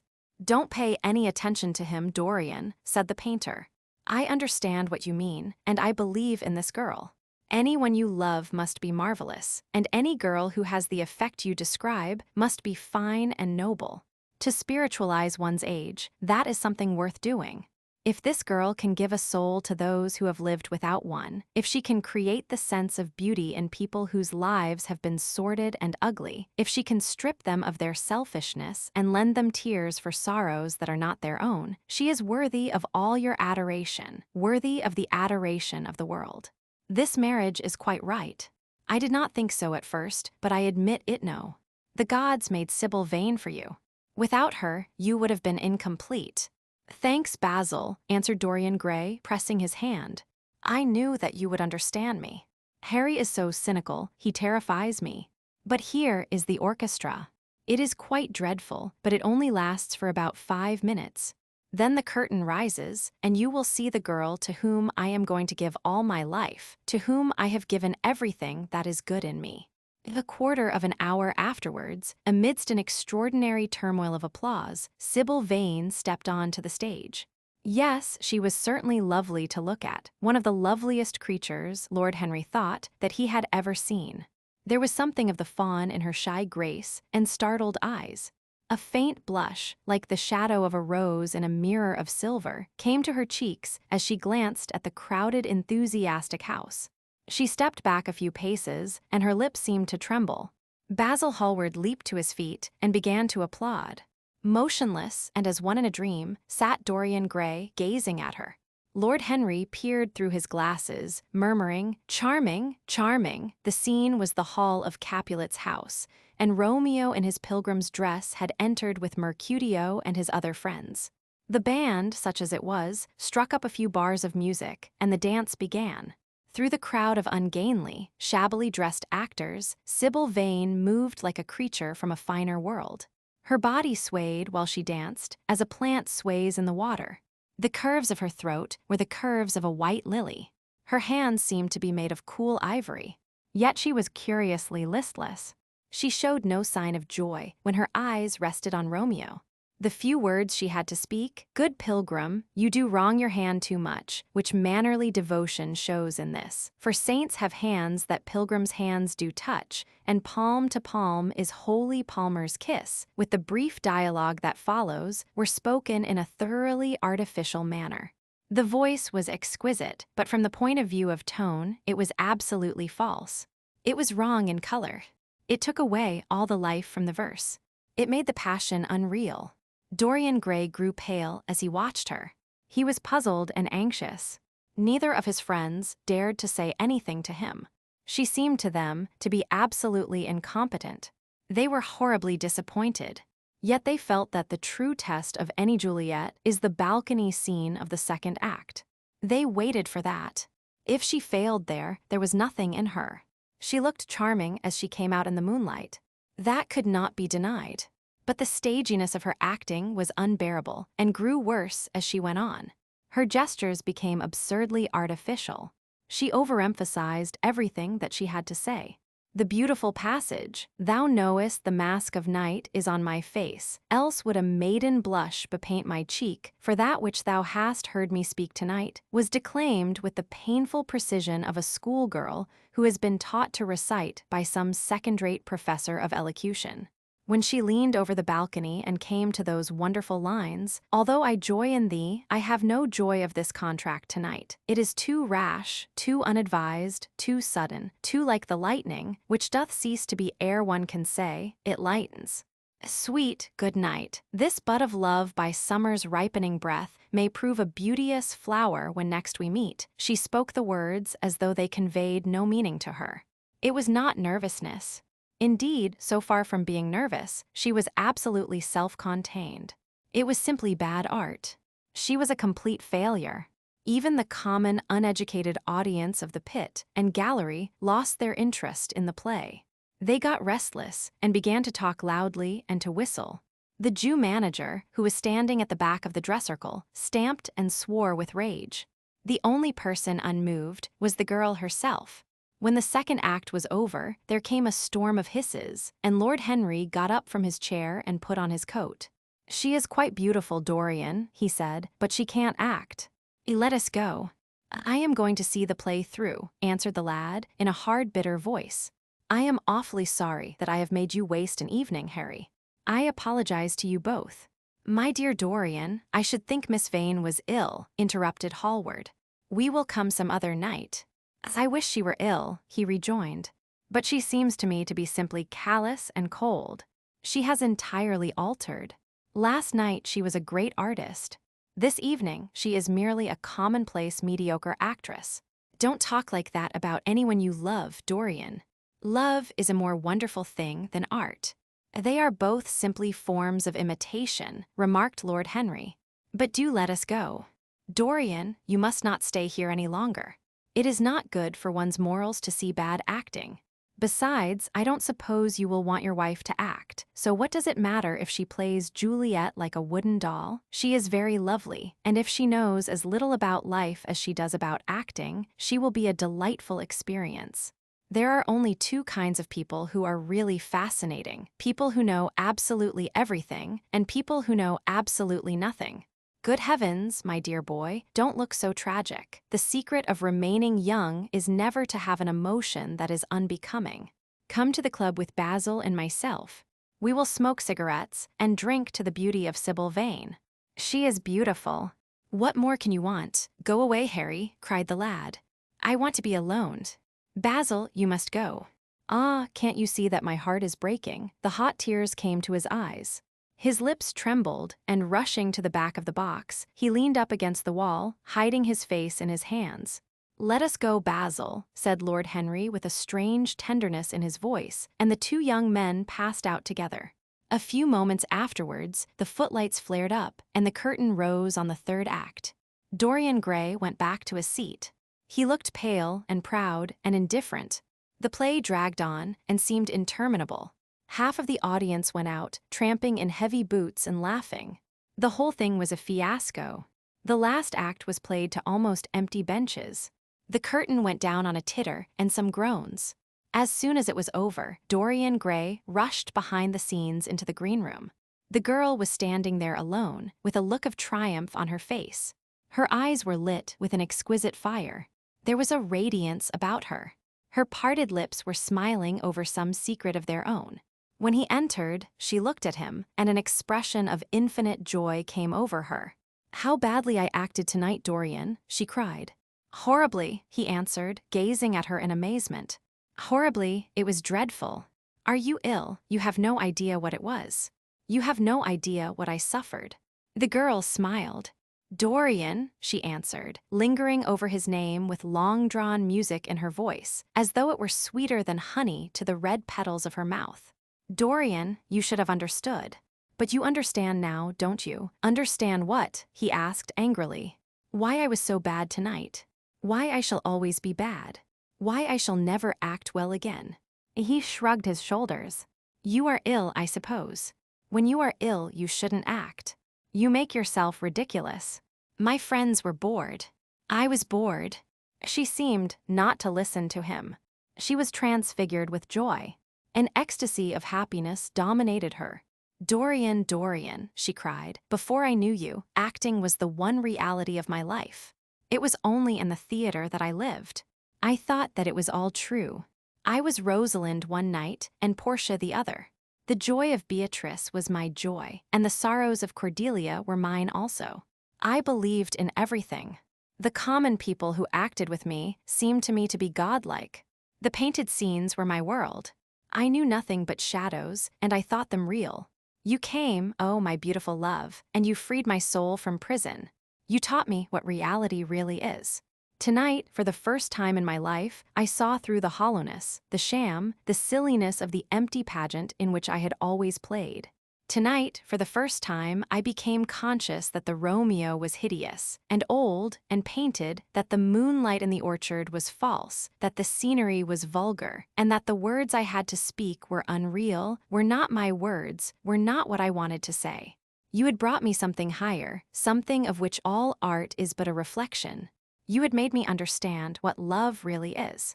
My love, Prince Charming, Prince of Life, I have grown sick of shadows. You are more to me than all art can ever be. What have I to do with the puppets of a play? When I came on tonight, I could not understand how it was that everything had gone from me. I thought that I was going to be wonderful. I found that I could do nothing. Suddenly, it dawned on my soul what it all meant. The knowledge was exquisite to me. I heard them hissing, and I smiled. What could they know of love such as ours? Take me away, Dorian, take me away with you, where we can be quite alone. I hate the stage. I might mimic a passion that I do not feel, but I cannot mimic one that burns me like fire. Oh, Dorian, Dorian, you understand now what it signifies. Even if I could do it, it would be profanation for me to play at being in love. You have made me see that. He flung himself down on the sofa and turned away his face. You have killed my love, he muttered. She looked at him in wonder and laughed. He made no answer. She came across to him and with her little fingers stroked his hair. She knelt down and pressed his hands to her lips. He drew them away and a shudder ran through him. Then he leaped up and went to the door. Yes, he cried, you have killed my love. You used to stir my imagination. Now you don't even stir my curiosity. You simply produce no effect. I loved you because you were marvelous, because you had genius and intellect, because you realized the dreams of great poets and gave shape and substance to the shadows of art. You have thrown it all away. You are shallow and stupid. My God, how mad I was to love you. What a fool I have been. You are nothing to me now. I will never see you again. I will never think of you. I will never mention your name. You don't know what you were to me, once. Why once? Oh, I can't bear to think of it. I wish I had never laid eyes upon you. You have spoiled the romance of my life. How little you can know of love if you say it mars your art. Without your art, you are nothing. I would have made you famous, splendid, magnificent. The world would have worshipped you, and you would have borne my name.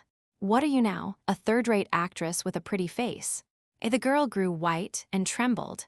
She clenched her hands together, and her voice seemed to catch in her throat. You are not serious, Dorian, she murmured. You are acting. Acting, I leave that to you. You do it so well, he answered bitterly. She rose from her knees and, with a piteous expression of pain in her face, came across the room to him. She put her hand upon his arm and looked into his eyes. He thrust her back. Don't touch me, he cried. A low moan broke from her, and she flung herself at his feet and lay there like a trampled flower. Dorian, Dorian, don't leave me, she whispered. I am so sorry I didn't act well. I was thinking of you all the time. But I will try, indeed I will try. It came so suddenly across me, my love for you. I think I should never have known it if you had not kissed me, if we had not kissed each other. Kiss me again, my love. Don't go away from me. I couldn't bear it. Oh, don't go away from me. My brother. No, never mind. He didn't mean it. He was in jest. But you, oh, can't you forgive me for tonight? I will work so hard and try to improve. Don't be cruel to me, because I love you better than anything in the world. After all, it is only once that I have not pleased you. But you are quite right, Dorian. I should have shown myself more of an artist. It was foolish of me, and yet I couldn't help it. Oh, don't leave me, don't leave me. A fit of passionate sobbing choked her. She crouched on the floor like a wounded thing, and Dorian Gray, with his beautiful eyes, looked down at her, and his chiseled lips curled in exquisite disdain. There is always something ridiculous about the emotions of people whom one has ceased to love. Sybil Vane seemed to him to be absurdly melodramatic. Her tears and sobs annoyed him. "I am going," he said at last in his calm, clear voice. "I don't wish to be unkind, but I can't see you again. You have disappointed me." She wept silently and made no answer but crept nearer. Her little hands stretched blindly out and appeared to be seeking for him. He turned on his heel and left the room. In a few moments, he was out of the theater. Where he went to he hardly knew. He remembered wandering through dimly lit streets, past gaunt, black-shadowed archways and evil-looking houses. Women with hoarse voices and harsh laughter had called after him. Drunkards had reeled by, cursing and chattering to themselves like monstrous apes. He had seen grotesque children huddled upon doorsteps and heard shrieks and oaths from gloomy courts.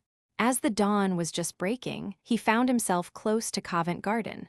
The darkness lifted, and flushed with faint fires, the sky hollowed itself into a perfect pearl.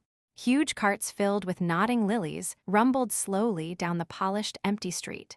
The air was heavy with the perfume of the flowers, and their beauty seemed to bring him an anodyne for his pain. He followed into the market and watched the men unloading their wagons. A white-smocked carter offered him some cherries. He thanked him, wondered why he refused to accept any money for them, and began to eat them listlessly. They had been plucked at midnight, and the coldness of the moon had entered into them. A long line of boys carrying crates of striped tulips and of yellow and red roses defiled in front of him, threading their way through the huge, jade-green piles of vegetables. Under the portico, with its gray, sun-bleached pillars, loitered a troop of draggled, bareheaded girls, waiting for the auction to be over. Others crowded round the swinging doors of the coffee house in the piazza.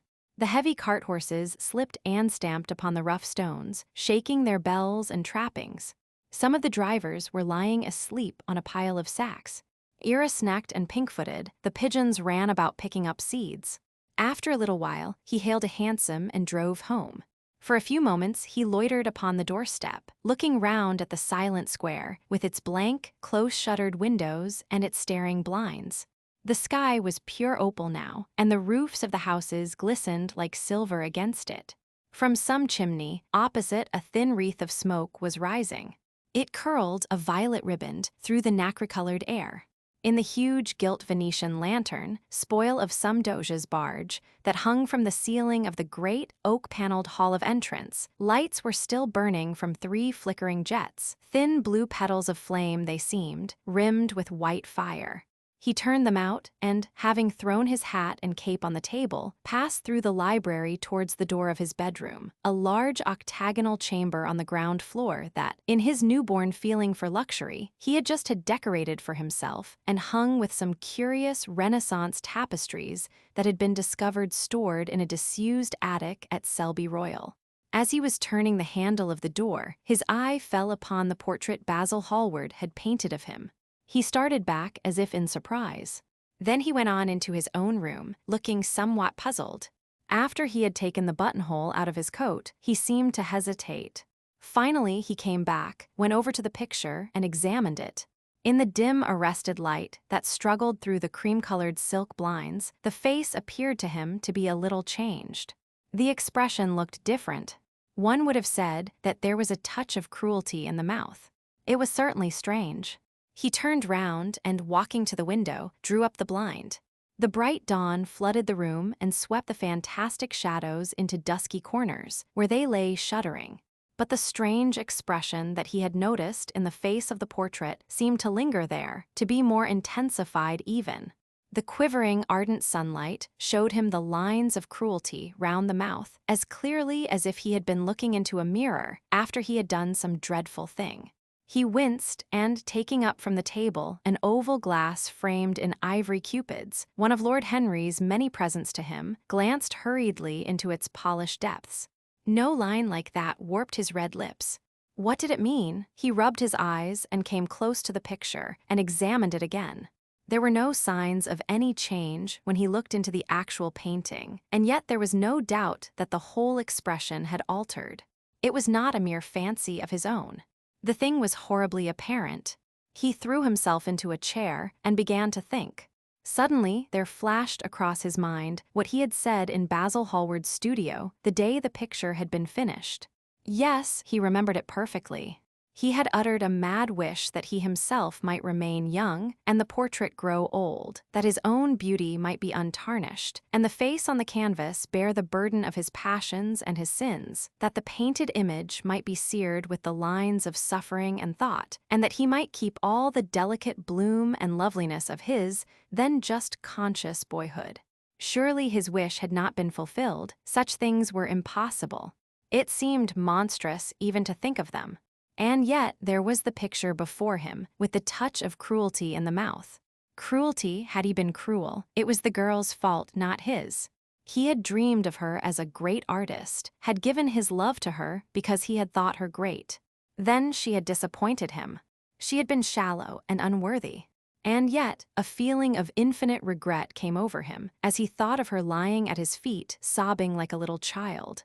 He remembered with what callousness he had watched her. Why had he been made like that? Why had such a soul been given to him, but he had suffered also? During the 3 terrible hours that the play had lasted, he had lived centuries of pain, eon upon eon of torture. His life was well worth hers. She had marred him for a moment if he had wounded her for an age. Besides, women were better suited to bear sorrow than men. They lived on their emotions. They only thought of their emotions. When they took lovers, it was merely to have someone with whom they could have scenes. Lord Henry had told him that, and Lord Henry knew what women were.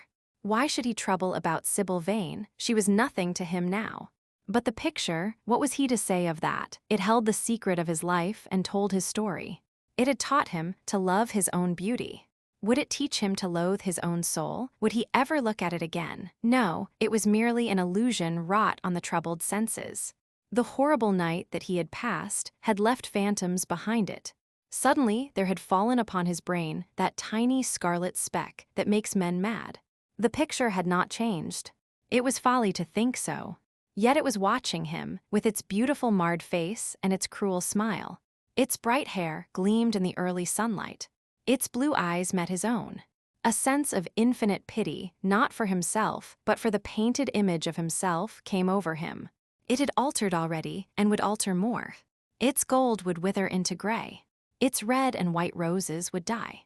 For every sin that he committed, a stain would fleck and wreck its fairness. But he would not sin. The picture, changed or unchanged, would be to him the visible emblem of conscience. He would resist temptation. He would not see Lord Henry any more, would not, at any rate, listen to those subtle poisonous theories that in Basil Hallward's garden had first stirred within him the passion for impossible things. He would go back to Sybil Vane, make her amends, marry her, try to love her again. Yes, it was his duty to do so. She must have suffered more than he had. Poor child, he had been selfish and cruel to her. The fascination that she had exercised over him would return. They would be happy together. His life with her would be beautiful and pure. He got up from his chair and drew a large screen right in front of the portrait, shuddering as he glanced at it. How horrible, he murmured to himself, and he walked across to the window and opened it. When he stepped out onto the grass, he drew a deep breath. The fresh morning air seemed to drive away all his somber passions. He thought only of Sybil. A faint echo of his love came back to him. He repeated her name over and over again. The birds that were singing in the dew-drenched garden seemed to be telling the flowers about her. Chapter 8. It was long past noon when he awoke. His valet had crept several times on tiptoe into the room to see if he was stirring, and had wondered what made his young master sleep so late. Finally, his bell sounded, and Victor came in softly with a cup of tea and a pile of letters on a small tray of old Sevres china, and drew back the olivectin curtains with their shimmering blue lining that hung in front of the 3 tall windows. "Monsieur has well slept this morning," he said, smiling. "What o'clock is it, Victor?" asked Dorian Gray drowsily. 1 hour and a quarter, monsieur." how late it was. He sat up and, having sipped some tea, turned over his letters.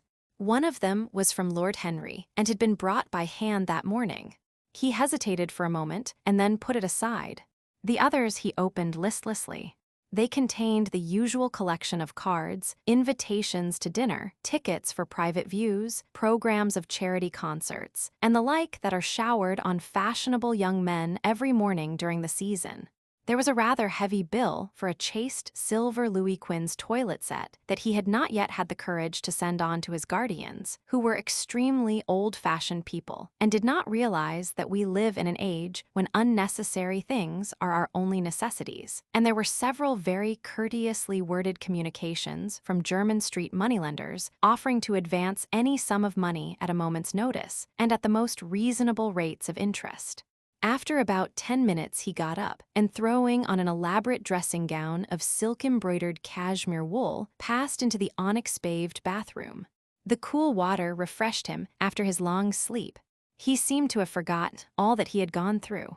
A dim sense of having taken part in some strange tragedy came to him once or twice, but there was the unreality of a dream about it.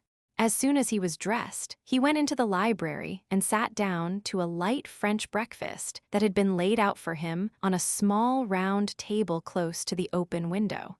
It was an exquisite day. The warm air seemed laden with spices. A bee flew in and buzzed round the blue dragon bowl that, filled with sulphur yellow roses, stood before him. He felt perfectly happy. Suddenly, his eye fell on the screen that he had placed in front of the portrait, and he started. "Too cold for monsieur?" asked his valet, putting an omelette on the table. I shut the window. Dorian shook his head. "I am not cold," he murmured. Was it all true? Had the portrait really changed? Or had it been simply his own imagination that had made him see a look of evil where there had been a look of joy? Surely a painted canvas could not alter. The thing was absurd. It would serve as a tale to tell Basil some day. It would make him smile. And yet, how vivid was his recollection of the whole thing. First in the dim twilight, and then in the bright dawn, he had seen the touch of cruelty round the warped lips. He almost dreaded his valet leaving the room. He knew that when he was alone, he would have to examine the portrait. He was afraid of certainty. When the coffee and cigarettes had been brought, and the man turned to go, he felt a wild desire to tell him to remain. As the door was closing behind him, he called him back. The man stood waiting for his orders. Dorian looked at him for a moment. "I am not at home to anyone, Victor," he said with a sigh. The man bowed and retired. Then he rose from the table, lit a cigarette, and flung himself down on a luxuriously cushioned couch that stood facing the screen. The screen was an old one, of gilt Spanish leather, stamped and wrought with a rather florid Louis XIV's pattern. He scanned it curiously, wondering if ever before it had concealed the secret of a man's life. Should he move it aside, after all? Why not let it stay there? What was the use of knowing? If the thing was true, it was terrible. If it was not true, why trouble about it? But what if, by some fate or deadlier chance, eyes other than his spied behind and saw the horrible change? What should he do if Basil Hallward came and asked to look at his own picture? Basil would be sure to do that. No, the thing had to be examined, and at once. Anything would be better than this dreadful state of doubt. He got up and locked both doors. At least he would be alone when he looked upon the mask of his shame. Then he drew the screen aside and saw himself face to face. It was perfectly true. The portrait had altered. As he often remembered afterwards, and always with no small wonder, he found himself at first gazing at the portrait with a feeling of almost scientific interest. That such a change should have taken place was incredible to him, and yet it was a fact. Was there some subtle affinity between the chemical atoms that shaped themselves into form and color on the canvas and the soul that was within him? Could it be that what that soul thought they realized, that what it dreamed they made true? Or was there some other, more terrible reason? He shuddered and felt afraid, and going back to the couch, lay there, gazing at the picture in sickened horror. One thing, however, he felt that it had done for him. It had made him conscious how unjust, how cruel he had been to Sybil Vane. It was not too late to make reparation for that. She could still be his wife. His unreal and selfish love would yield to some higher influence, would be transformed into some nobler passion, and the portrait that Basil Hallward had painted of him would be a guide to him through life, would be to him what holiness is to some, and conscience to others, and the fear of God to us all. There were opiates for remorse, drugs that could lull the moral sense to sleep. But here was a visible symbol of the degradation of sin. Here was an ever-present sign of the ruin men brought upon their souls. 3 o'clock struck, and 4, and the half-hour rang its double chime, but Dorian Gray did not stir. He was trying to gather up the scarlet threads of life and to weave them into a pattern, to find his way through the sanguine labyrinth of passion through which he was wandering.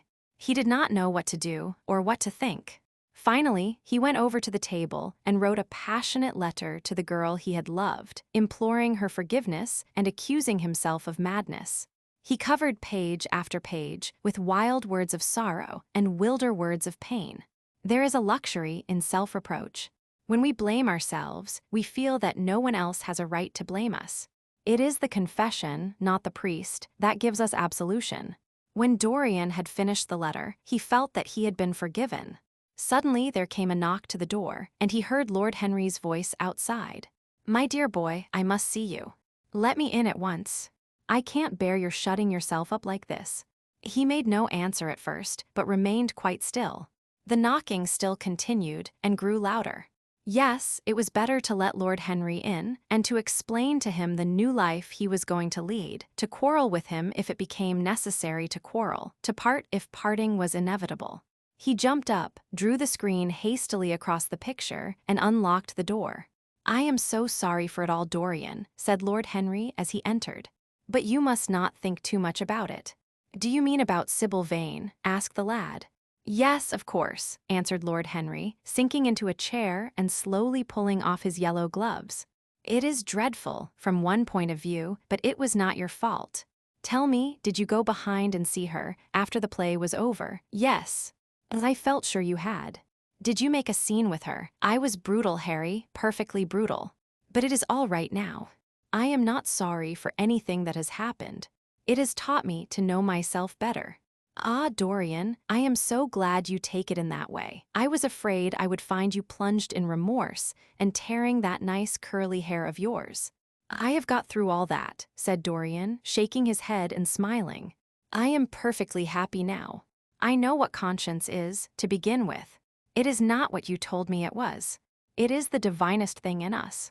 Don't sneer at it, Harry, any more, at least not before me. I want to be good. I can't bear the idea of my soul being hideous. A very charming artistic basis for ethics, Dorian. I congratulate you on it. But how are you going to begin? By marrying Sybil Vane." "Marrying Sybil Vane," cried Lord Henry, standing up and looking at him in perplexed amazement. "But my dear Dorian—" "Yes, Harry, I know what you're going to say. Something dreadful about marriage. Don't say it. Don't ever say things of that kind to me again. 2 days ago, I asked Sybil to marry me. I am not going to break my word to her. She is to be my wife." "Your wife, Dorian. Didn't you get my letter? I wrote to you this morning and sent the note down by my own man." "Your letter? Oh yes, I remember. I have not read it yet, Harry. I was afraid there might be something in it that I wouldn't like. You cut life to pieces with your epigrams. You know nothing then." "What do you mean?" Lord Henry walked across the room and, sitting down by Dorian Gray, took both his hands in his own and held them tightly. "Dorian," he said, "my letter, don't be frightened, was to tell you that Sybil Vane is dead." A cry of pain broke from the lad's lips, and he leaped to his feet, tearing his hands away from Lord Henry's grasp. "Dead, Sybil dead. It is not true. It is a horrible lie. How dare you say it?" "It is quite true, Dorian," said Lord Henry gravely. "It is in all the morning papers. I wrote down to you to ask you not to see anyone till I came. There will have to be an inquest, of course, and you must not be mixed up in it. Things like that make a man fashionable in Paris. But in London, people are so prejudiced. Here, one should never make one's debut with a scandal. One should reserve that to give an interest to one's old age. I suppose they don't know your name at the theater. If they don't, it is all right. Did anyone see you going round to her room? That is an important point. Dorian did not answer for a few moments. He was dazed with horror. Finally, he stammered in a stifled voice, "Harry, did you say an inquest? What did you mean by that? Did Sybil? Oh, Harry, I can't bear it, but be quick. Tell me everything at once." "I have no doubt it was not an accident, Dorian, though it must be put in that way to the public. It seems that as she was leaving the theater with her mother, about 12:30 or so, she said she had forgotten something upstairs. They waited some time for her, but she did not come down again. They ultimately found her lying dead on the floor of her dressing room. She had swallowed something by mistake, some dreadful thing they use at theaters. I don't know what it was, but it had either prussic acid or white lead in it. I should fancy it was prussic acid, as she seems to have died instantaneously." Harry, it is terrible," cried the lad. "Yes, it is very tragic, of course, but you must not get yourself mixed up in it. I see by the standard that she was 17. I should have thought she was almost younger than that. She looked such a child and seemed to know so little about acting. Dorian, you mustn't let this thing get on your nerves.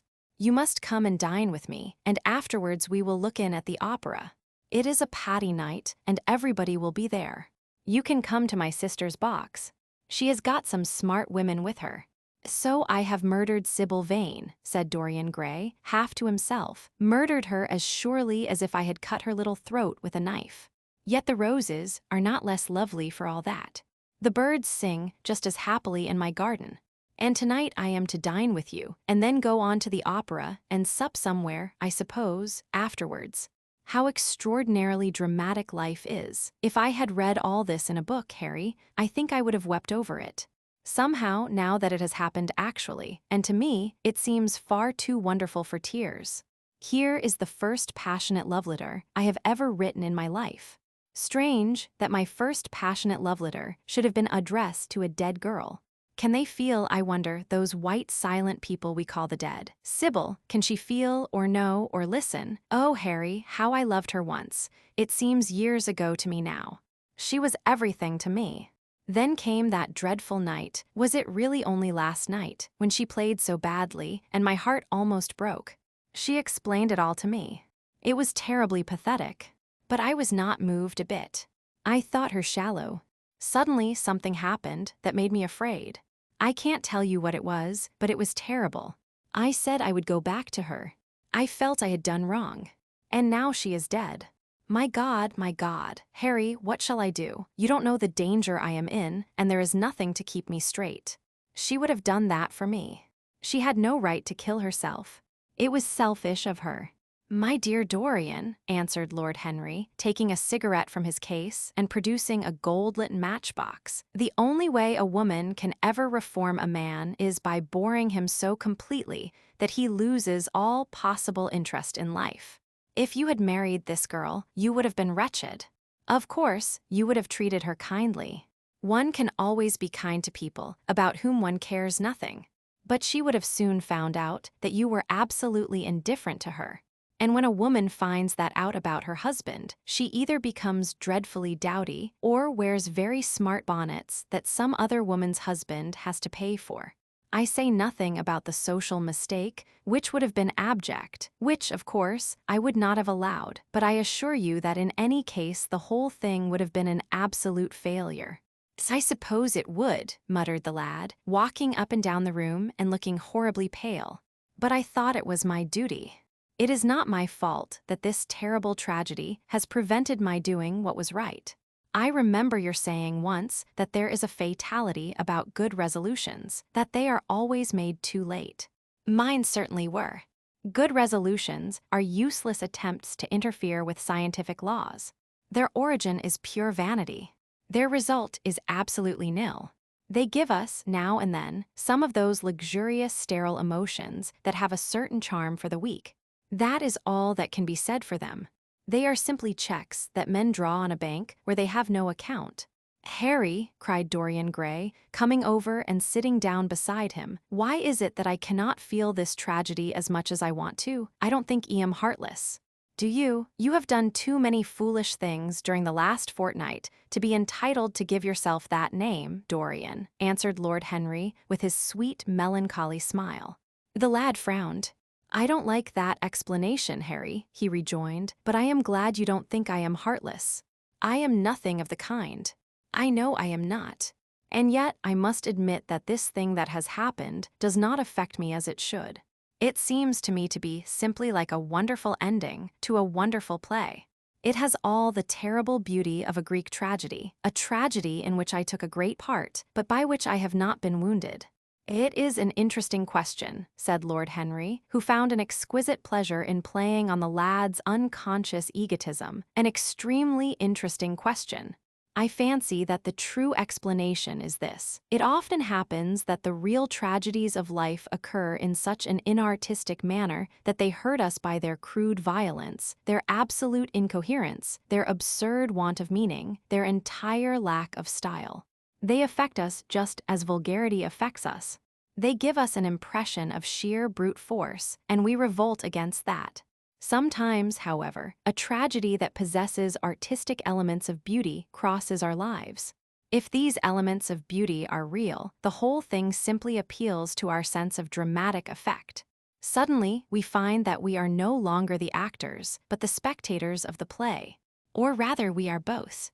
We watch ourselves, and the mere wonder of the spectacle enthralls us. In the present case, what is it that has really happened? Someone has killed herself for love of you. I wish that I had ever had such an experience. It would have made me in love with love for the rest of my life. The people who have adored me, there have not been very many, but there have been some, have always insisted on living on, long after I had ceased to care for them, or they to care for me. They have become stout and tedious, and when I meet them, they go in at once for reminiscences. That awful memory of woman, what a fearful thing it is, and what an utter intellectual stagnation it reveals. One should absorb the color of life, but one should never remember its details. Details are always vulgar. I must sow poppies in my garden, sighed Dorian. There is no necessity, rejoined his companion. Life has always poppies in her hands. Of course, now and then things linger. I once wore nothing but violets all through one season, as a form of artistic mourning for a romance that would not die. Ultimately, however, it did die. I forget what killed it. I think it was her proposing to sacrifice the whole world for me. That is always a dreadful moment. It fills one with the terror of eternity. Well, would you believe it? A week ago, at Lady Hampshire's, I found myself seated at dinner next the lady in question, and she insisted on going over the whole thing again, and digging up the past, and raking up the future. I had buried my romance in a bed of asphodel. She dragged it out again, and assured me that I had spoiled her life. I am bound to state that she ate an enormous dinner, so I did not feel any anxiety. But what a lack of taste she showed. The one charm of the past is that it is the past. But women never know when the curtain has fallen. They always want a sixth act, and as soon as the interest of the play is entirely over, they propose to continue it. If they were allowed their own way, every comedy would have a tragic ending, and every tragedy would culminate in a farce. They are charmingly artificial, but they have no sense of art. You are more fortunate than I am. I assure you, Dorian, that not one of the women I have known would have done for me what Sybil Vane did for you. Ordinary women always console themselves. Some of them do it by going in for sentimental colors. Never trust a woman who wears mauve, whatever her age may be, or a woman over 35 who is fond of pink ribbons. It always means that they have a history. Others find a great consolation in suddenly discovering the good qualities of their husbands. They flaunt their conjugal felicity in one's face, as if it were the most fascinating of sins. Religion consoles some. Its mysteries have all the charm of a flirtation, a woman once told me, and I can quite understand it. Besides, nothing makes one so vain as being told that one is a sinner. Conscience makes egotists of us all. Yes, there is really no end to the consolations that women find in modern life. Indeed, I have not mentioned the most important one. "Oh, what is that, Harry?" said the lad listlessly. "Oh, the obvious consolation. Taking someone else's admirer when one loses one's own. In good society, that always whitewashes a woman. But really, Dorian, how different Sybil Vane must have been from all the women one meets. There is something to me quite beautiful about her death. I am glad I am living in a century when such wonders happen. They make one believe in the reality of the things we all play with, such as romance, passion, and love. I was terribly cruel to her. You forget that. I am afraid that women appreciate cruelty, downright cruelty, more than anything else. They have wonderfully primitive instincts. We have emancipated them, but they remain slaves looking for their masters, all the same. They love being dominated. I am sure you were splendid. I have never seen you really and absolutely angry, but I can fancy how delightful you looked. And after all, you said something to me the day before yesterday that seemed to me at the time to be merely fanciful, but that I see now was absolutely true, and it holds the key to everything. What was that, Harry? You said to me that Sybil Vane represented to you all the heroines of romance, that she was Desdemona one night and Ophelia the other, that if she died as Juliet, she came to life as Imogen. She will never come to life again now, muttered the lad, burying his face in his hands. No, she will never come to life. She has played her last part. But you must think of that lonely death in the tawdry dressing-room simply as a strange, lurid fragment from some Jacobean tragedy, as a wonderful scene from Webster or Ford or Cyril Tourneur. The girl never really lived, and so she has never really died. To you at least she was always a dream, a phantom that flitted through Shakespeare's plays and left them lovelier for its presence, a reed through which Shakespeare's music sounded richer and more full of joy. The moment she touched actual life, she marred it and it marred her, and so she passed away. Mourn for Ophelia, if you like. Put ashes on your head because Cordelia was strangled. Cry out against heaven because the daughter of Brabantio died. But don't waste your tears over Sybil Vane. She was less real than they are. There was a silence. The evening darkened in the room. Noiselessly and with silver feet, the shadows crept in from the garden. The colors faded wearily out of things. After some time, Dorian Gray looked up. You have explained me to myself, Harry, he murmured with something of a sigh of relief. I felt all that you have said, but somehow I was afraid of it, and I could not express it to myself. How well you know me, but we will not talk again of what has happened. It has been a marvelous experience. That is all. I wonder if life has still in store for me anything as marvelous. A life has everything in store for you, Dorian. There is nothing that you, with your extraordinary good looks, will not be able to do. But suppose, Harry, I became haggard and old and wrinkled. What then? Ah, then, said Lord Henry, rising to go, then, my dear Dorian, you would have to fight for your victories. As it is, they are brought to you. No, you must keep your good looks. We live in an age that reads too much to be wise, and that thinks too much to be beautiful.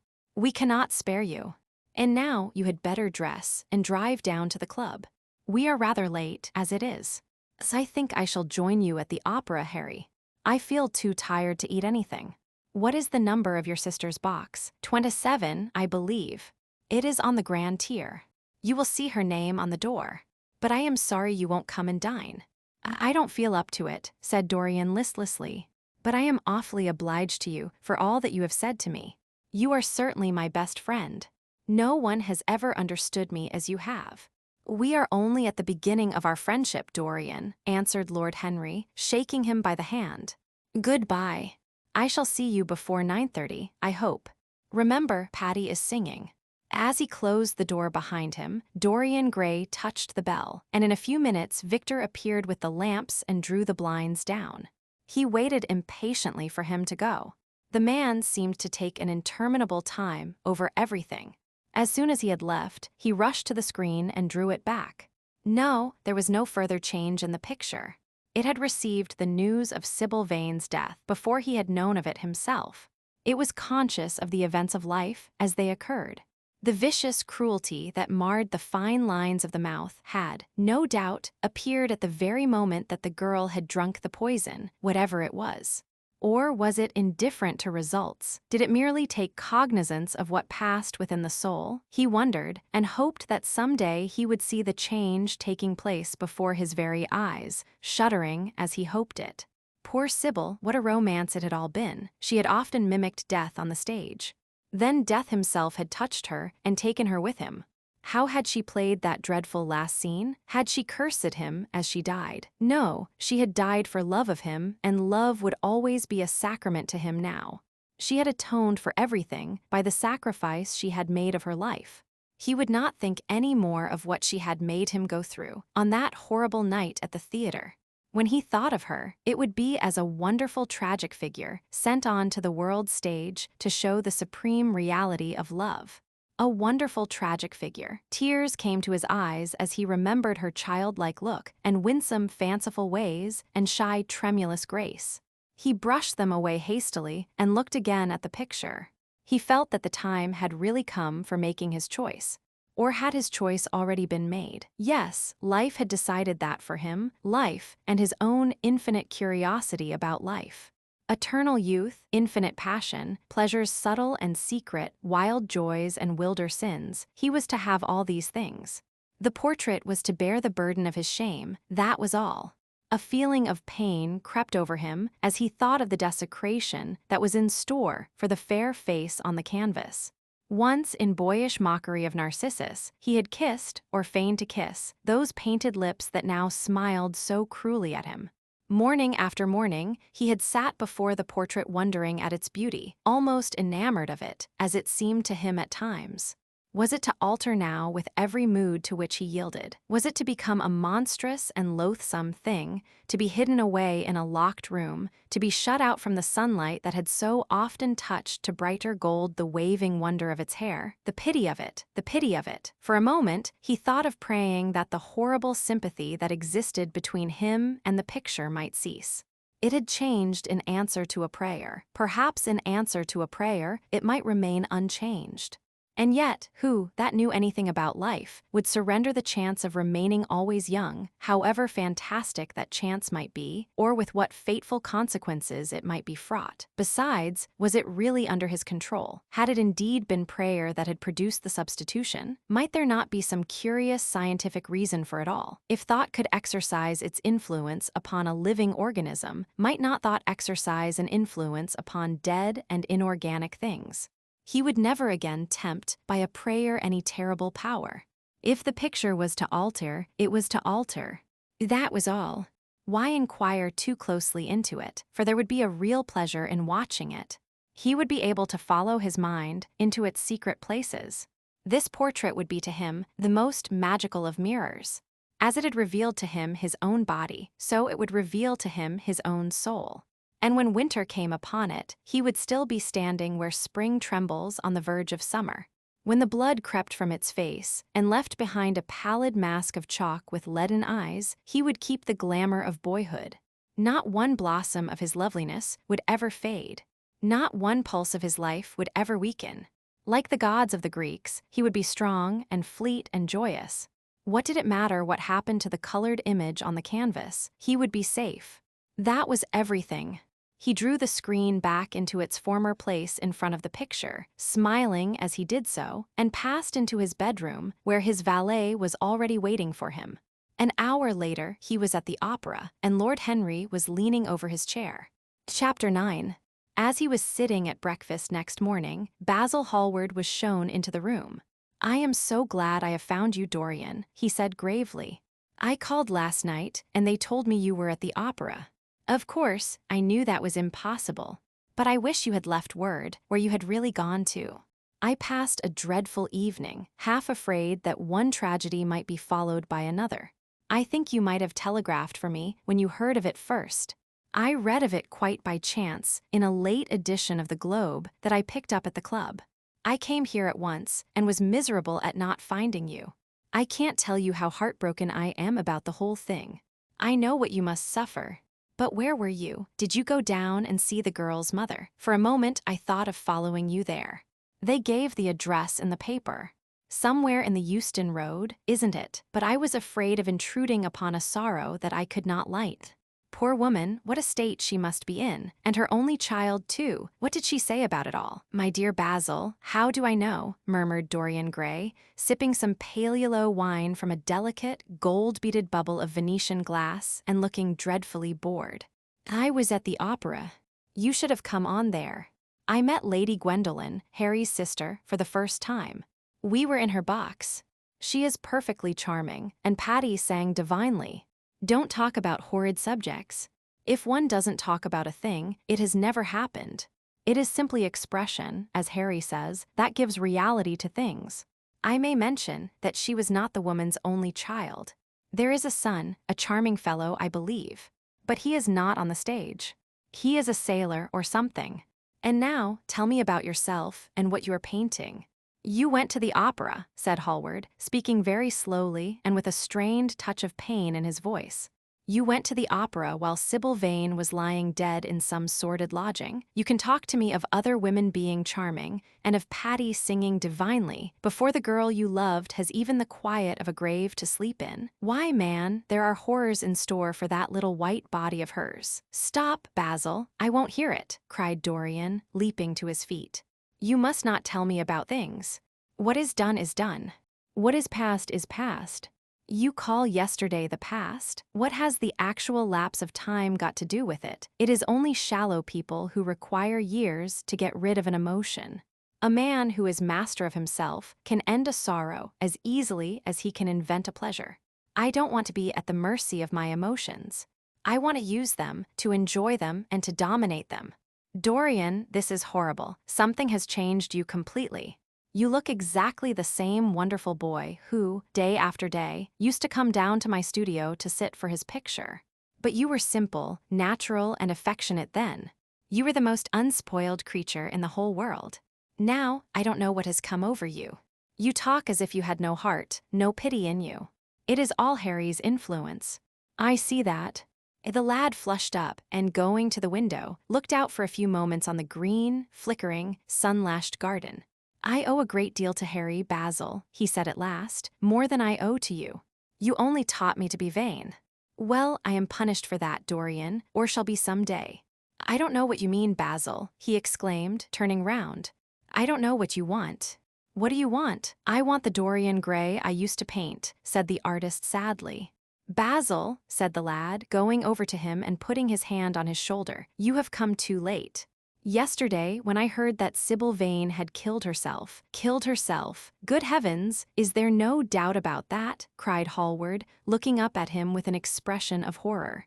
My dear Basil, surely you don't think it was a vulgar accident? Of course she killed herself. The elder man buried his face in his hands. How fearful, he muttered, and a shudder ran through him. No, said Dorian Gray, there is nothing fearful about it. It is one of the great romantic tragedies of the age. As a rule, people who act lead the most commonplace lives. They are good husbands, or faithful wives, or something tedious. You know what I mean, middle-class virtue, and all that kind of thing. How different Sybil was. She lived her finest tragedy. She was always a heroine. The last night she played, the night you saw her, she acted badly because she had known the reality of love. When she knew its unreality, she died, as Juliet might have died. She passed again into the sphere of art. There is something of the martyr about her. Her death has all the pathetic uselessness of martyrdom, all its wasted beauty. But as I was saying, you must not think I have not suffered. If you had come in yesterday at a particular moment, about 5:30, perhaps, or 5:45, you would have found me in tears. Even Harry, who was here, who brought me the news, in fact, had no idea what I was going through. I suffered immensely. Then it passed away. I cannot repeat an emotion. No one can, except sentimentalists. And you are awfully unjust, Basil. You come down here to console me. That is charming of you. You find me consoled, and you are furious. How like a sympathetic person. You remind me of a story Harry told me about a certain philanthropist who spent 20 years of his life in trying to get some grievance redressed, or some unjust law altered. I forget exactly what it was. Finally, he succeeded, and nothing could exceed his disappointment. He had absolutely nothing to do, almost died of ennui, and became a confirmed misanthrope. And besides, my dear old Basil, if you really want to console me, teach me rather to forget what has happened, or to see it from a proper artistic point of view. Was it not Gaudier who used to write about La Consolation des Arts? I remember picking up a little vellum-covered book in your studio one day and chancing on that delightful phrase. Well, I am not like that young man you told me of when we were down at Marlow together. The young man who used to say that yellow satin could console one for all the miseries of life. I love beautiful things that one can touch and handle. Old brocades, green bronzes, lacquerwork, carved ivories, exquisite surroundings, luxury, pomp. There is much to be got from all these.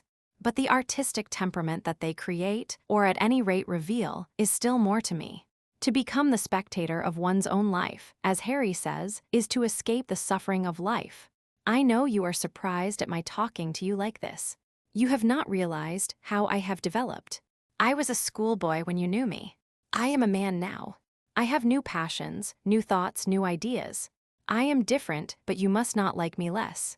I am changed, but you must always be my friend. Of course, I am very fond of Harry, but I know that you are better than he is.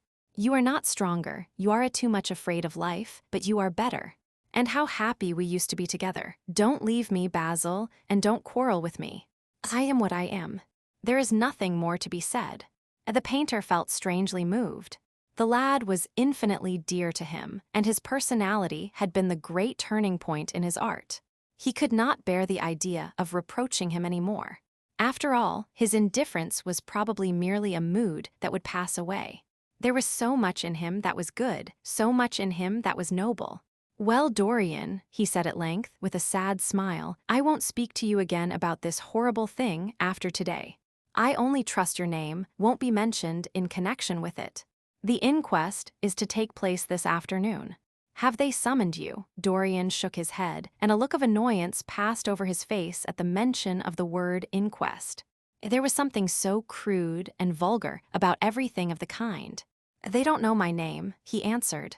But surely she did, only my Christian name, and that I am quite sure she never mentioned to anyone. She told me once that they were all rather curious to learn who I was, and that she invariably told them my name was Prince Charming. It was pretty of her. You must do me a drawing of Sybil, Basil. I should like to have something more of her than the memory of a few kisses and some broken, pathetic words. I will try and do something, Dorian, if it would please you. But you must come and sit to me yourself again. I can't get on without you. I can never sit to you again, Basil. It is impossible, he exclaimed, starting back. The painter stared at him. My dear boy, what nonsense, he cried. Do you mean to say you don't like what I did of you? Where is it? Why have you pulled the screen in front of it? Let me look at it. It is the best thing I have ever done. Do take the screen away, Dorian. It is simply disgraceful of your servant hiding my work like that. I felt the room looked different as I came in. My servant has nothing to do with it, Basil. You don't imagine I let him arrange my room for me. He settles my flowers for me sometimes, that is all. No, I did it myself. The light was too strong on the portrait. Too strong? Surely not, my dear fellow. It is an admirable place for it. Let me see it. And Hallward walked towards the corner of the room. A cry of terror broke from Dorian Gray's lips, and he rushed between the painter and the screen. Basil, he said, looking very pale, you must not look at it. I don't wish you to. Not look at my own work. You are not serious. Why shouldn't I look at it? Exclaimed Hallward, laughing. If you try to look at it, Basil, on my word of honor, I will never speak to you again as long as I live. I am quite serious. I don't offer any explanation, and you are not to ask for any. But remember, if you touch this screen, everything is over between us. Hallward was thunderstruck. He looked at Dorian Gray in absolute amazement. He had never seen him like this before. The lad was actually pallid with rage. His hands were clenched, and the pupils of his eyes were like discs of blue fire. He was trembling all over. Dorian, don't speak, but what is the matter? Of course I won't look at it if you don't want me to, he said, rather coldly, turning on his heel and going over towards the window. But really, it seems rather absurd that I shouldn't see my own work, especially as I am going to exhibit it in Paris in the autumn. I shall probably have to give it another coat of varnish before that, so I must see it some day, and why not today? To exhibit it? You want to exhibit it? Exclaimed Dorian Gray, a strange sense of terror creeping over him. Was the world going to be shown his secret? Were people to gape at the mystery of his life? That was impossible. Something, he did not know what, had to be done at once. Yes, I don't suppose you will object to that. George's Petty is going to collect all my best pictures for a special exhibition in the Rue de Sèze, which will open the first week in October. The portrait will only be away a month. I should think you could easily spare it for that time. In fact, you are sure to be out of town. And if you keep it always behind a screen, you can't care much about it. Dorian Gray passed his hand over his forehead. There were beads of perspiration there. He felt that he was on the brink of a horrible danger. You told me a month ago that you would never exhibit it, he cried. Why have you changed your mind? You people who go in for being consistent have just as many moods as others have. The only difference is that your moods are rather meaningless. You can't have forgot that you assured me most solemnly that nothing in the world would induce you to send it to any exhibition. You told Harry exactly the same thing. He stopped suddenly, and a gleam of light came into his eyes. He remembered that Lord Henry had said to him once, half seriously and half in jest, "If you want to have a strange quarter of an hour, get Basil to tell you why he won't exhibit your picture." He told me why he wouldn't, and it was a revelation to me. Yes, perhaps Basil, too, had his secret. He would ask him and try. "Basil," he said, coming over quite close and looking him straight in the face, "we have each of us a secret. Let me know yours, and I shall tell you mine. What was your reason for refusing to exhibit my picture?" The painter shuddered in spite of himself. "Dorian, if I told you, you might like me less than you do, and you would certainly laugh at me. I could not bear your doing either of those two things. If you wish me never to look at your picture again, I am content. I have always you to look at.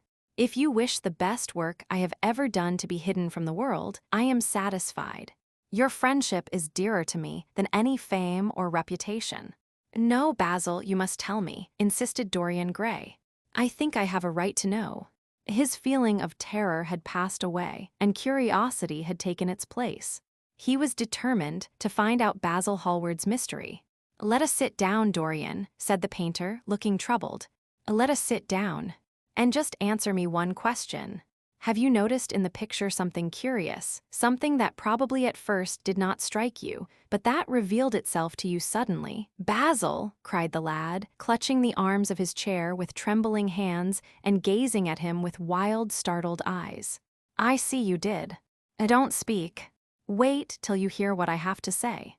Dorian, from the moment I met you, your personality had the most extraordinary influence over me. I was dominated, soul, brain, and power by you.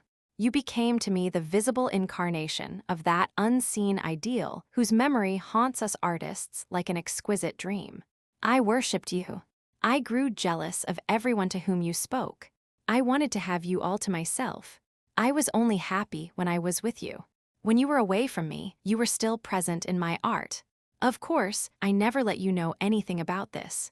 It would have been impossible. You would not have understood it. I hardly understood it myself.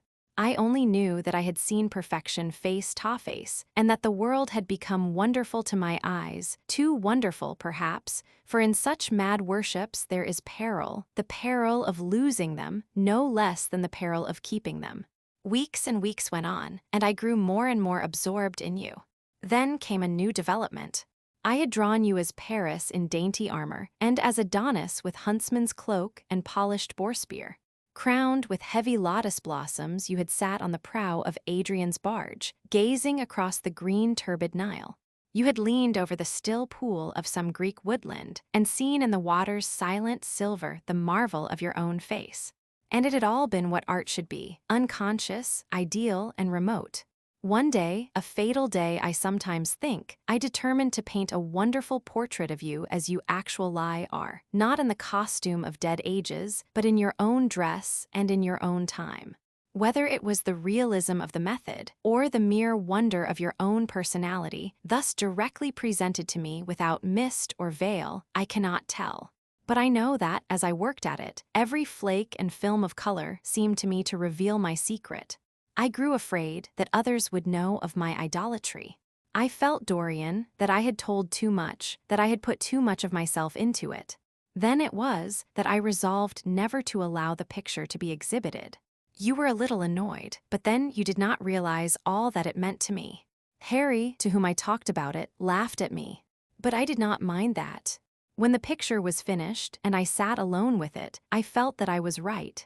Well, after a few days, the thing left my studio, and as soon as I had got rid of the intolerable fascination of its presence, it seemed to me that I had been foolish in imagining that I had seen anything in it, more than that you were extremely good-looking and that I could paint. Even now, I cannot help feeling that it is a mistake to think that the passion one feels in creation is ever really shown in the work one creates. Art is always more abstract than we fancy. Form and color tell us of form and color, that is all.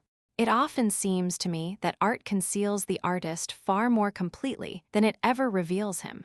And so, when I got this offer from Paris, I determined to make your portrait the principal thing in my exhibition. It never occurred to me that you would refuse. I see now that you were right. The picture cannot be shown. You must not be angry with me, Dorian, for what I have told you. As I said to Harry, once, you are made to be worshipped. Dorian Gray drew a long breath. The color came back to his cheeks, and a smile played about his lips. The peril was over. He was safe for the time. Yet he could not help feeling infinite pity for the painter who had just Madetha's strange confession to him, and wondered if he himself would ever be so dominated by the personality of a friend. Lord Henry had the charm of being very dangerous. But that was all. He was too clever and too cynical to be really fond of. Would there ever be someone who would fill him with a strange idolatry? Was that one of the things that life had in store? It is extraordinary to me, Dorian, said Hallward, that you should have seen this in the portrait. Did you really see it? I saw something in it, he answered, something that seemed to me very curious. Well, you don't mind my looking at the thing now. Dorian shook his head. You must not ask me that, Basil. I could not possibly let you stand in front of that picture. You will someday, surely. Never. Well, perhaps you are right. And now goodbye, Dorian. You have been the one person in my life who has really influenced my art. Whatever I have done that is good, I owe to you. Ah, you don't know what it cost me to tell you all that I have told you. My dear Basil, said Dorian, what have you told me? Simply that you felt that you admired me too much. That is not even a compliment. It was not intended as a compliment. It was a confession. Now that I have made it, something seems to have gone out of me. Perhaps one should never put one's worship into words. It was a very disappointing confession. Why, what did you expect, Dorian? You didn't see anything else in the picture, did you? There was nothing else to see. No, there was nothing else to see. Why do you ask? But you mustn't talk about worship. It is foolish. You and I are friends, Basil, and we must always remain so. You have got Harry, said the painter sadly. So Harry, cried the lad with a ripple of laughter. Harry spends his days in saying what is incredible and his evenings in doing what is improbable. Just the sort of life I would like to lead. But still, I don't think I would go to Harry if I were in trouble. I would sooner go to you, Basil. You will sit to me again? Impossible. You spoil my life as an artist by refusing Dorian. No man comes across two ideal things. Few come across one. I can't explain it to you, Basil, but I must never sit to you again. There is something fatal about a portrait. It has a life of its own. I will come and have tea with you. That will be just as pleasant. Pleasanter for you, I am afraid, murmured Hallward regretfully. And now goodbye. I am sorry you won't let me look at the picture once again. But that can't be helped. I quite understand what you feel about it.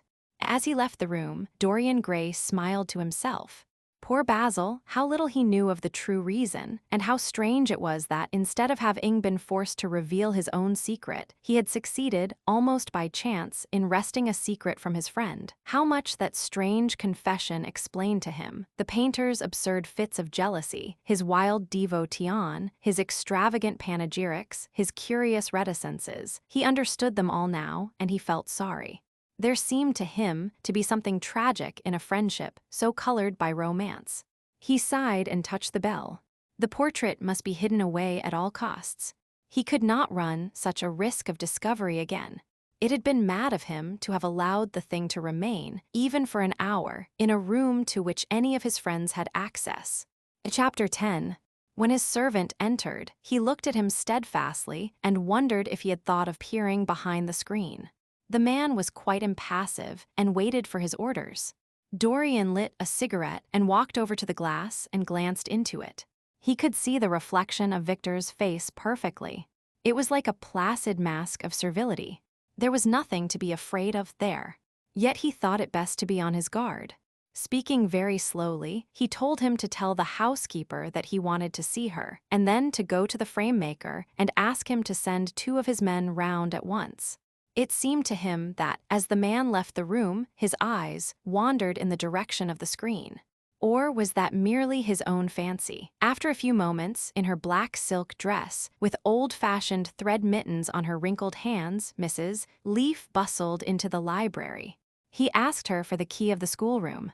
"The old schoolroom, Mr. Dorian," she exclaimed. "Why, it is full of dust. I must get it arranged and put straight before you go into it. It is not fit for you to see, sir. It is not, indeed. I don't want it put straight, Leaf. I only want the key." "Well, sir, you'll be covered with cobwebs if you go into it. Why, it hasn't been opened for nearly 5 years, not since his lordship died." He winced at the mention of his grandfather. He had hateful memories of him. "That does not matter," he answered. "I simply want to see the place, that is all. Give me the key." "And here is the key, sir," said the old lady, going over the contents of her bunch with tremulously uncertain hands. "Here is the key. I'll have it off the bunch in a moment. But you don't think of living up there, sir, and you so comfortable here." "No, no," he cried petulantly. "Thank you, Leaf. That will do." She lingered for a few moments and was garrulous over some detail of the household. He sighed and told her to manage things as she thought best. She left the room, wreathed in smiles. As the door closed, Dorian put the key in his pocket and looked round the room. His eye fell on a large, purple satin coverlet heavily embroidered with gold, a splendid piece of late 17th century Venetian work that his grandfather had found in a convent near Bologna. Yes, that would serve to wrap the dreadful thing in. It had perhaps served often as a pall for the dead. Now it was to hide something that had a corruption of its own, worse than the corruption of death itself, something that would breed horrors and yet would never die. What the worm was to the corpse, his sins would be to the painted image on the canvas. They would mar its beauty and eat away its grace. They would defile it and make it shameful. And yet the thing would still live on. It would be always alive. He shuddered, and for a moment he regretted that he had not told Basil the true reason why he had wished to hide the picture away. Basil Woodhave helped him to resist Lord Henry's influence and the still more poisonous influences that came from his own temperament. The love that he bore him, for it was really love, had nothing in it that was not noble and intellectual. It was not that mere physical admiration of beauty that is born of the senses, and that dies when the senses tire. It was such love as Michelangelo had known, and Montaigne and Winckelmann, and Shakespeare himself. Yes, Basil could have saved him, but it was too late now. The past could always be annihilated. Regret, denial, or forgetfulness could do that. But the future was inevitable. There were passions in him that would find their terrible outlet, dreams that would make the shadow of their evil real. He took up from the couch the great purpling gold texture that covered it, and holding it in his hands, passed behind the screen. Was the face on the canvas viler than before? It seemed to him that it was unchanged, and yet his loathing of it was intensified. Gold hair, blue eyes, and roseate lips, they all were there. It was simply the expression that had altered. That was horrible in its cruelty. Compared to what he saw in it of censure or rebuke, how shallow Basil's reproaches about Sybil Vane had been, how shallow, and of what little account. His own soul was looking out at him from the canvas and calling him to judgment. A look of pain came across him, and he flung the rich pall over the picture. As he did so, a knock came to the door. He passed out as his servant entered. "The persons are here, monsieur." He felt that the man must be got rid of at once. He must not be allowed to know where the picture was being taken to. There was something sly about him, and he had thoughtful, treacherous eyes. Sitting down at the writing table, he scribbled a note to Lord Henry, asking him to send him round something to read and reminding him that they were to meet at 8:15 that evening. "Wait for an answer," he said, handing it to him, "and show the men in here." In 2 or 3 minutes there was another knock, and Mr. Hubbard himself, the celebrated frame-maker of South Audley Street, came in with a somewhat rough-looking young assistant. Mr. Hubbard was a florid, red-whiskered little man, whose admiration for art was considerably tempered by the inveterate impecuniosity of most of the artists who dealt with him. As a rule, he never left his shop. He waited for people to come to him, but he always made an exception in favor of Dorian Gray. There was something about Dorian that charmed everybody. It was a pleasure even to see him. "What can I do for you, Mr. Gray?" he said, rubbing his fat, freckled hands. "I thought I would do myself the honor of coming round in person. I have just got a beauty of a frame, sir. Picked it up at a sale. Old Florentine. Came from Fonthill, I believe. Admirably suited for a religious subject, Mr. Gray. I am so sorry you have given yourself the trouble of coming round, Mr. Hubbard. I shall certainly drop in and look at the frame, though I don't go in much at present for religious art, but today I only want a picture carried to the top of the house for me. It is rather heavy, so I thought I would ask you to lend me a couple of your men." "No trouble at all, Mr. Gray. I am delighted to be of any service to you." "Which is the work of art, sir?" "This," replied Dorian, moving the screen back. "Can you move it, covering and all, just as it is? I don't want it to get scratched going upstairs." "There will be no difficulty, sir," said the genial frame-maker, beginning, with the aid of his assistant, to unhook the picture from the long brass chains by which it was suspended. "And now, where shall we carry it to, Mr. Gray? I will show you the way, Mr. Hubbard, if you will kindly follow me. Or perhaps you had better go in front. I am afraid it is right at the top of the house. We will go up by the front staircase, as it is wider." He held the door open for them, and they passed out into the hall and began the ascent. The elaborate character of the frame had made the picture extremely bulky, and now and then, in spite of the obsequious protests of Mr. Hubbard, who had the true tradesman's spirited dislike of seeing a gentleman doing anything useful, Dorian put his hand to it so as to help them. "Something of a load to carry, sir," gasped the little man when they reached the top landing. And he wiped his shiny forehead.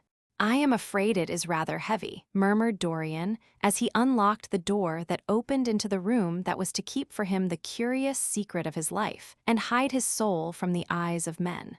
He had not entered the place for more than 4 years, not, indeed, since he had used it first as a playroom when he was a child, and then as a study when he grew somewhat older. It was a large, well-proportioned room, which had been specially built by the last Lord Kelso for the use of the little grandson whom, for his strange likeness to his mother, and also for other reasons, he had always hated and desired to keep at a distance. It appeared to Dorian to have but little changed. There was the huge Italian cassone, with its fantastically painted panels and its tarnished gilt moldings, in which he had so often hidden himself as a boy. There the satinwood bookcase filled with his dogered schoolbooks. On the wall behind it was hanging the same ragged Flemish tapestry where a faded king and queen were playing chess in a garden, while a company of hawkers rode by, carrying hooded birds on their gauntleted wrists. How well he remembered it all. Every moment of his lonely childhood came back to him as he looked round. He recalled the stainless purity of his boyish life, and it seemed horrible to him that it was here the fatal portrait was to be hidden away. How little he had thought, in those dead days, of all that was in store for him, but there was no other place in the house so secure from prying eyes as this. He had the key, and no one else could enter it. Beneath its purple pall, the face painted on the canvas could grow bestial, sodden, and unclean. What did it matter? No one could see it. He himself would not see it. Why should he watch the hideous corruption of his soul? He kept his youth, that was enough. And besides, might not his nature grow finer, after all? There was no reason that the future should be so full of shame. Some love might come across his life, and purify him, and shield him from those sins that seemed to be already stirring in spirit and in flesh, those curious, unpictured sins whose very mystery lent them their subtlety and their charm. Perhaps, someday, the cruel look would have passed away from the scarlet, sensitive mouth, and he might show to the world Basil Hallward's masterpiece. No, that was impossible. Hour by hour and week by week, the thing upon the canvas was growing old. It might escape the hideousness of sin, but the hideousness of age was in store for it. The cheeks would become hollow or flaccid. Yellow crow's feet would creep round the fading eyes and make them horrible. The hair would lose its brightness, the mouth would gape or droop, would be foolish or gross, as the mouths of old men are. There would be the wrinkled throat, the cold, blue-veined hands, the twisted body that he remembered in the grandfather who had been so stern to him in his boyhood. The picture had to be concealed. There was no help for it. "Bring it in, Mr. Hubbard, please," he said wearily, turning round. "I am sorry I kept you so long. I was thinking of something else." "Always glad to have a rest, Mr. Gray," answered the frame-maker, who was still gasping for breath. "Where shall we put it, sir?" "Oh, anywhere." "Here, this will do. I don't want to have it hung up. Just lean it against the wall." "Thanks. Might one look at the work of art, sir?" Dorian started. "It would not interest you, Mr. Hubbard," he said, keeping his eye on the man. He felt ready to leap upon him and fling him to the ground if he dared to lift the gorgeous hanging that concealed the secret of his life. "I shan't trouble you any more now. I am much obliged for your kindness in coming round." Not at all, Mr. Gray. Ever ready to do anything for you, sir." And Mr. Hubbard tramped downstairs, followed by the assistant, who glanced back at Dorian with a look of shy wonder in his rough, uncomely face. He had never seen anyone so marvelous. When the sound of their footsteps had died away, Dorian locked the door and put the key in his pocket. He felt safe now. No one would ever look upon the horrible thing. No eye but his would ever see his shame. On reaching the library, he found that it was just after 5 o'clock and that the tea had been already brought up. On a little table of dark perfumed wood thickly encrusted with nacre, a present from Lady Radley, his guardian's wife, a pretty professional invalid who had spent the preceding winter in Cairo, was lying a note from Lord Henry, and beside it was a book bound in yellow paper, the cover slightly torn and the edges soiled. A copy of the 3rd edition of the St. James's Gazette had been placed on the tea tray. It was evident that Victor had returned. He wondered if he had met the men in the hall as they were leaving the house and had wormed out of them what they had been doing. He would be sure to miss the picture, had no doubt missed it already, while he had been laying the tea things. The screen had not been set back, and a blank space was visible on the wall. Perhaps some night he might find him creeping upstairs and trying to force the door of the room. It was a horrible thing to have a spy in one's house. He had heard of rich men who had been blackmailed all their lives by some servant who had read a letter, or overheard a conversation, or picked up a card with an address, or found beneath a pillow a withered flower or a shred of crumpled lace. He sighed, and having poured himself out some tea, opened Lord Henry's note. It was simply to say that he sent him round the evening paper and a book that might interest him, and that he would be at the club at 8:15. He opened the St. James's languidly and looked through it. A red pencil mark on the 5th page caught his eye. It drew attention to the following paragraph: "Inquest on an actress. An inquest was held this morning at the Bell Tavern, Hoxton Road, by Mr. Danby, the district coroner, on the body of Sybil Vane, a young actress recently engaged at the Royal Theatre, Holborn. A verdict of death by misadventure was returned. Considerable sympathy was expressed for the mother of the deceased, who was greatly affected during the giving of her own evidence, and that of Dr. Burrell, who had made the post-mortem examination of the deceased." He frowned and, tearing the paper in two, went across the room and flung the pieces away. How ugly it all was, and how horribly real ugliness made things. He felt a little annoyed with Lord Henry for having sent him the report. And it was certainly stupid of him to have marked it with red pencil. Victor might have read it. The man knew more than enough English for that. Perhaps he had read it and had begun to suspect something. And yet, what did it matter? What had Dorian Gray to do with Sybil Vane's death? There was nothing to fear. Dorian Gray had not killed her. His eye fell on the yellow book that Lord Henry had sent him. What was it, he wondered? He went towards the little, pearl-colored octagonal stand that had always looked to him like the work of some strange Egyptian bees that wrought in silver, and taking up the volume, flung himself into an armchair and began to turn over the leaves. After a few minutes, he became absorbed. It was the strangest book that he had ever read. It seemed to him that in exquisite raiment, and to the delicate sound of flutes, the sins of the world were passing in dumb show before him. Things that he had dimly dreamed of were suddenly made real to him. Things of which he had never dreamed were gradually revealed.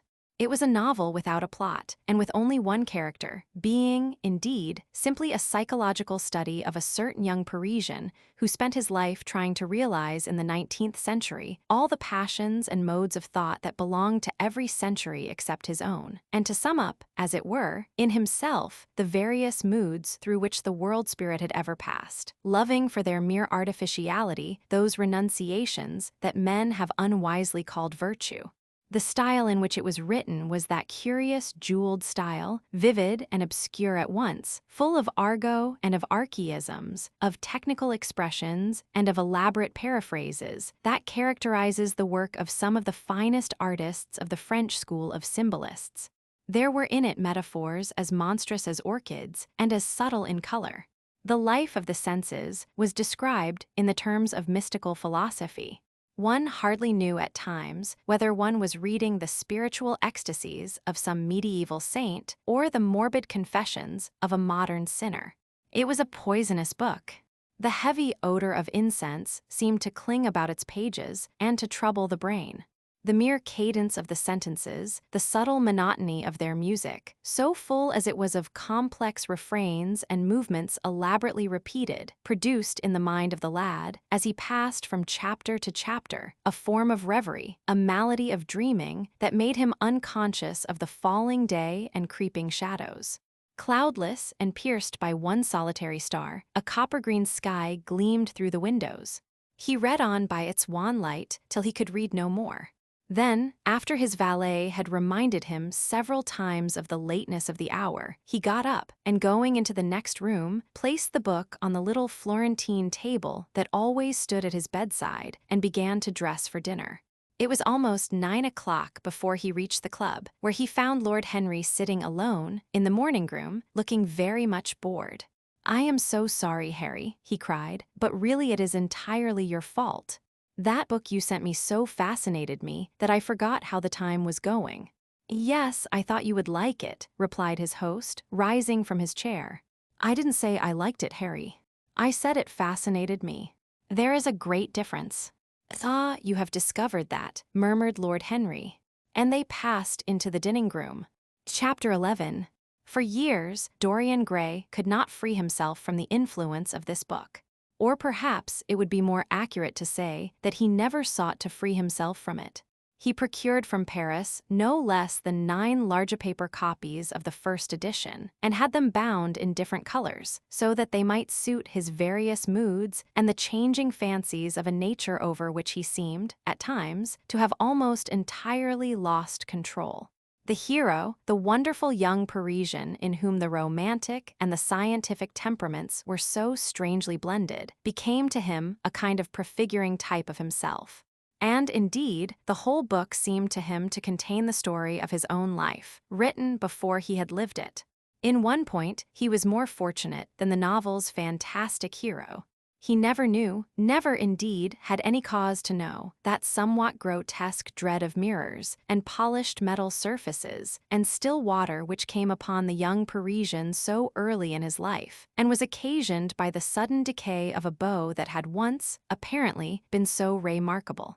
It was with an almost cruel joy, and perhaps in nearly every joy, as certainly in every pleasure, cruelty has its place, that he used to read the latter part of the book, with its really tragic, if somewhat overemphasized, account of the sorrow and despair of one who had himself lost what in others, and the world, he had most dearly valued. For the wonderful beauty that had so fascinated Basil Hallward, and many others besides him, seemed never to leave him. even those who had heard the most evil things against him, and from time to time, strange rumors about his mode of life crept through London and became the chatter of the clubs, could not believe anything to his dishonor when they saw him. He had always the look of one who had kept himself unspotted from the world. Men who talked grossly became silent when Dorian Gray entered the room. There was something in the purity of his face that rebuked them. His mere presence seemed to recall to them the memory of the innocence that they had tarnished. They wondered how one so charming and graceful as he was could have escaped the stain of an age that was at once sordid and sensual.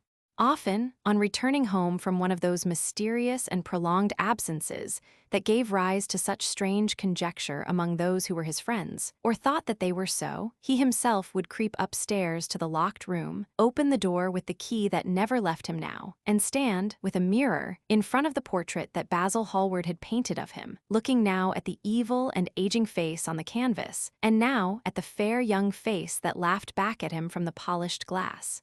The very sharpness of the contrast used to quicken his sense of pleasure. He grew more and more enamored of his own beauty, more and more interested in the corruption of his own soul. He would examine with minute care, and sometimes with a monstrous and terrible delight, the hideous lines that seared the wrinkling forehead or crawled around the heavy sensual mouth, wondering sometimes which were the more horrible, the signs of sin or the signs of age. He would place his white hands beside the coarse bloated hands of the picture and smile. He mocked the misshapen body and the failing limbs. There were moments, indeed, at night, when, lying sleepless in his own delicately scented chamber, or in the sordid room of the little ill-famed tavern near the docks which, under an assumed name and in disguise, it was his habit to frequent, he would think of the ruin he had brought upon his soul with a pity that was all the more poignant because it was purely selfish. But moments such as these were rare.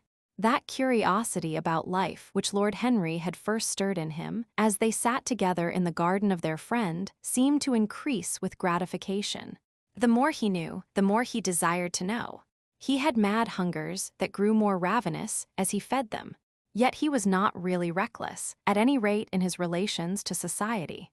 Once or twice every month during the winter, and on each Wednesday evening while the season lasted, he would throw open to the world his beautiful house and have the most celebrated musicians of the day to charm his guests with the wonders of their art.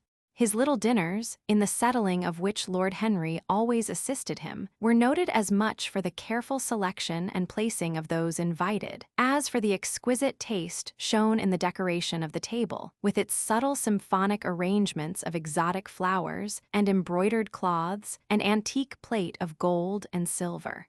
Indeed, there were many, especially among the very young men, who saw, or fancied that they saw, in Dorian Gray the true realization of a type of which they had often dreamed in Eton or Oxford days, a type that was to combine something of the real culture of the scholar with all the grace and distinction and perfect manner of a citizen of the world. To them, he seemed to be of the company of those whom Dante describes as having sought to make themselves perfect by the worship of beauty. Like Gaudier, he was one for whom the visible world existed. And, certainly, to him life itself was the first, the greatest of the arts, and for it all the other arts seemed to be but a preparation. Fashion, by which what is really fantastic becomes for a moment universal, and dandyism, which, in its own way, is an attempt to assert the absolute modernity of beauty, had, of course, their fascination for him. His mode of dressing, and the particular styles that from time to time he affected, had their marked influence on the young exquisites of the Mayfair balls and Pall Mall Club windows, who copied him in everything that he did, and tried to reproduce the accidental charm of his graceful, though to him only half-serious, fopperies. For, while he was but too ready to accept the position that was almost immediately offered to him on his coming of age, and found, indeed, a subtle pleasure in the thought that he might really become to the London of his own day what to imperial Neronian Rome the author of the Satyricon once had been, yet in his inmost heart he desired to be something more than a mere arbiter elegantiarum, to be consulted on the wearing of a jewel, or the knotting of a necktie, or the conduct of a cane. He sought to elaborate some new scheme of life that would have its reasoned philosophy and its ordered principles, and find in the spiritualizing of the senses its highest realization. The worship of the senses has often, and with much justice, been decried, men feeling a natural instinct of terror about passions and sensations that seem stronger than themselves, and that they are conscious of sharing with the less highly organized forms of existence. But it appeared to Dorian Gray that the true nature of the senses had never been understood, and that they had remained savage and animal merely because the world had sought to starve them into submission or to kill them by pain, instead of aiming at making them elements of a new spirituality, of which a fine instinct for beauty was to be the dominant characteristic. As he looked back upon man moving through history, he was haunted by a feeling of loss. So much had been surrendered, and to such little purpose. There had been mad, willful rejections, monstrous forms of self-torture and self-denial, whose origin was fear, and whose result was a degradation infinitely more terrible than that fancied degradation from which, in their ignorance, they had sought to escape. Nature, in her wonderful irony, driving out the anchorite to feed with the wild animals of the desert, and giving to the hermit the beasts of the field as his companions. Yes, there was to be, as Lord Henry had prophesied, a new hedonism that was to recreate life and to save it from that harsh, uncomely Puritanism that is having, in our own day, its curious revival. It was to have its service of the intellect, certainly, yet it was never to accept any theory or system that would involve the sacrifice of any mode of passionate experience. Its aim, indeed, was to be experience itself, and not the fruits of experience, sweet or bitter as they might be. Of the asceticism that deadens the senses, as of the vulgar profligacy that dulls them, it was to know nothing. But it was to teach man to concentrate himself upon the moments of a life that is itself but a moment. There are few of us who have not sometimes wakened before dawn, either after one of those dreamless nights that make us almost enamored of death, or one of those nights of horror and misshapen joy, when through the chambers of the brain sweep phantoms more terrible than reality itself, and instinct with that vivid life that lurks in all grotesques, and that lends to Gothic art its enduring vitality, this art being, one might fancy. Gradually white fingers creep through the curtains, and they appear to tremble. In black fantastic shapes, dumb shadows crawl into the corners of the room and crouch there. Outside, there is the stirring of birds among the leaves, or the sound of men going forth to their work, or the sigh and sob of the wind coming down from the hills and wandering round the silent house, as though it feared to wake the sleepers, and yet must needs call forth sleep from her purple cave.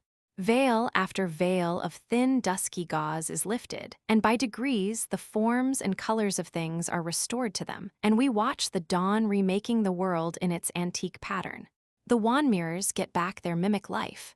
The flameless tapers stand where we had left them, and beside them lies the half-cut book that we had been studying, or the wired flower that we had worn at the ball, or the letter that we had been afraid to read, or that we had read too often. Nothing seems to us changed. Out of the unreal shadows of the night comes back the real life that we had known.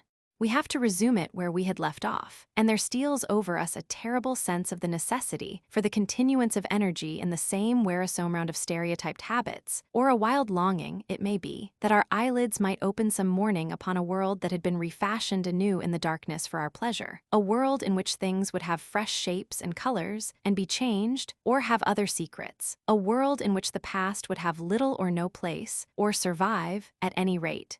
It was the creation of such worlds as these that seemed to Dorian Gray to be the true object, or amongst the true objects, of life.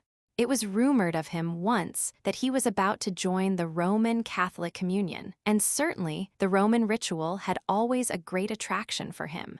The daily sacrifice, more awful really than all the sacrifices of the antique world, stirred him as much by its superb rejection of the evidence of the senses as by the primitive simplicity of its elements and the eternal pathos of the human tragedy that it sought to symbolize.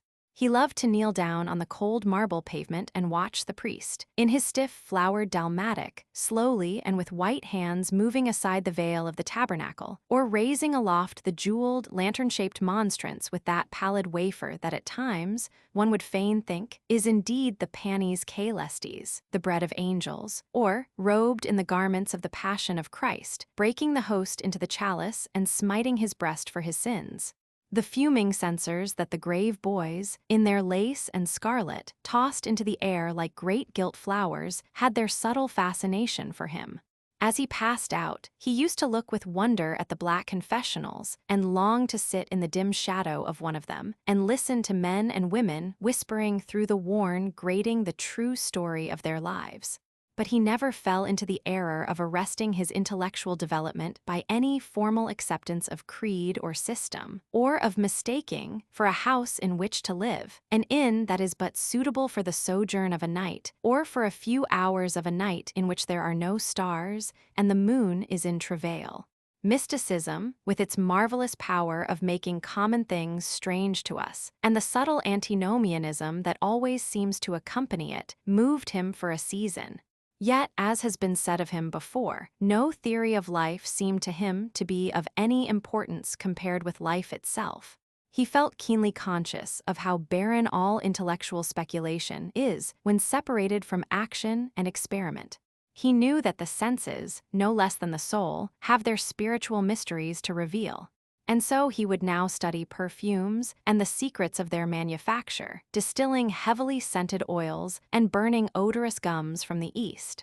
He saw that there was no mood of the mind that had not its counterpart in the sensuous life, and set himself to discover their true relations, wondering what there was in frankincense that made one mystical, and in ambergris that stirred one's passions, and in violets that woke the memory of dead romances, and in musk that troubled the brain, and in champak that stained the imagination. At another time, he devoted himself entirely to music, and in a long latticed room, with a vermilion and gold ceiling and walls of olive-green lacquer, he used to give curious concerts in which mad gypsies tore wild music from little zithers, or grave, yellow-shawled Tunisians plucked at the strained strings of monstrous lutes, while grinning Negroes beat monotonously upon copper drums, and crouching upon scarlet mats, slim turbaned Indians blew through long pipes of reed or brass and charmed. The harsh intervals and shrill discords of barbaric music stirred him at times when Schubert's Grace, and Chopin's Beautiful Sorrows, and the mighty harmonies of Beethoven himself fell unheeded on his ear. He collected together from all parts of the world the strangest instruments that could be found, either in the tombs of dead nations or among the few savage tribes that have survived contact with Western civilizations, and loved to touch and try them. He had the mysterious Juruparis of the Rio Negro Indians, that women are not allowed to look at, and that even youths may not see till they have been subjected to fasting and scourging, and the earthen jars of the Peruvians that have the shrill cries of birds, and flutes of human bones, such as Alfonso de Ovel, heard in Chile, and the sonorous green jaspers that are found near Cusco and give forth a note of singular sweetness. He had painted gourds filled with pebbles that rattled when they were shaken, the long clarin of the Mexicans, into which the performer does not blow, but through which he inhales the air, the harsh tur of the Amazon tribes, that is sounded by the sentinels who sit all day long in high trees, and can be heard, it is said, at a distance of 3 leagues, the teponazli, that has 2 vibrating tongues of wood, and is beaten with sticks that are smeared with an elastic gum obtained from the milky juice of plants. The fantastic character of these instruments fascinated him, and he felt a curious delight in the thought that art, like nature, has her monsters, things of bestial shape and with hideous voices. Yet, after some time, he wearied of them and would sit in his box at the opera, either alone or with Lord Henry, listening in rapt pleasure to Tannhäuser, and seeing in the prelude to that great work of art a presentation of the tragedy of his own soul. On one occasion, he took up the study of jewels and appeared at a costume ball as Anne de Joyeuse, Admiral of France, in a dress covered with 560 pearls. This taste enthralled him for years, and, indeed, may be said never to have left him. He would often spend a whole day settling and resettling in their cases the various stones that he had collected, such as the olive-evergreen chrysoberyl that turns red by lamplight, the cymophane with its wire-like line of silver, the pistachia-colored peridot, rose-pink and wine-yellow topazes, carbuncles of fiery scarlet with tremulous, forayed stars, flamered cinnamon stones, orange and violet spinels, and amethysts with their alternate layers of ruby and sapphire. He loved the red gold of the sunstone, and the moonstone's pearly whiteness, and the broken rainbow of the milky opal. He procured from Amsterdam 3 emeralds of extraordinary size and richness of color, and had a turquoise de la Ville Roche that was the envy of all the connoisseurs. He discovered wonderful stories, also, about jewels. In Alphonso's Clericales Disciplina, a serpent was mentioned with eyes of real jacinth, and in the romantic history of Alexander, the conqueror of Emathia was said to have found in the veil of Jordan snakes, with collars of real emeralds growing on their backs. There was a gem in the brain of the dragon, Philostratus told us, and by the exhibition of golden letters and a scarlet robe, the monster could be thrown into a magical sleep and slain. According to the great alchemist, Pierre de Boniface, the diamond rendered a man invisible, and the agate of India made him eloquent. The cornelian appeased anger, and the hyacinth provoked sleep, and the amethyst drove away the fumes of wine. The garnet cast out demons, and the hydropicus deprived the moon of her color. The selenite waxed and waned with the moon, and the meloceus, that discovers thieves, could be affected only by the blood of kids. Leonardus Camillus had seen a white stone taken from the brain of a newly killed toad. That was a certain antidote against poison. The bezoar, that was found in the heart of the Arabian deer, was a charm that could cure the plague. In the nests of Arabian birds was the aspilates, that, according to Democritus, kept the wearer from any danger by fire. The king of Ceylon rode through his city with a large ruby in his hand, as the ceremony of his coronation. The gates of the palace of John the priest were made of sardius, with the horn of the horned snake inwrought, so that no man might bring poison within. Over the gable were 2 golden apples, in which were 2 carbuncles, so that the gold might shine by day and the carbuncles by night. In Lodge's strange romance, A Marguerite of America, it was stated that in the chamber of the queen one could behold all the chaste ladies of the world, enchased out of silver, looking through fair mirrors of chrysolites, carbuncles, sapphires, and green emeralds. Marco Polo had seen the inhabitants of Zipingu place rose-colored pearls in the mouths of the dead. A sea monster had been enamored of the pearl that the diver brought to King Peroz's, and had slain the thief, and mourned for 7 moons over its loss.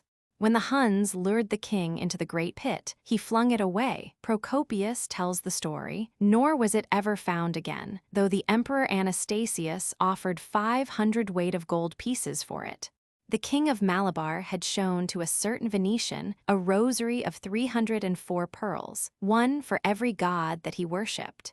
When the Duc de Valentinois, son of Alexander VI, visited Louis XII of France, his horse was loaded with gold leaves, according to Brantome, and his cap had double rows of rubies that threw out a great light.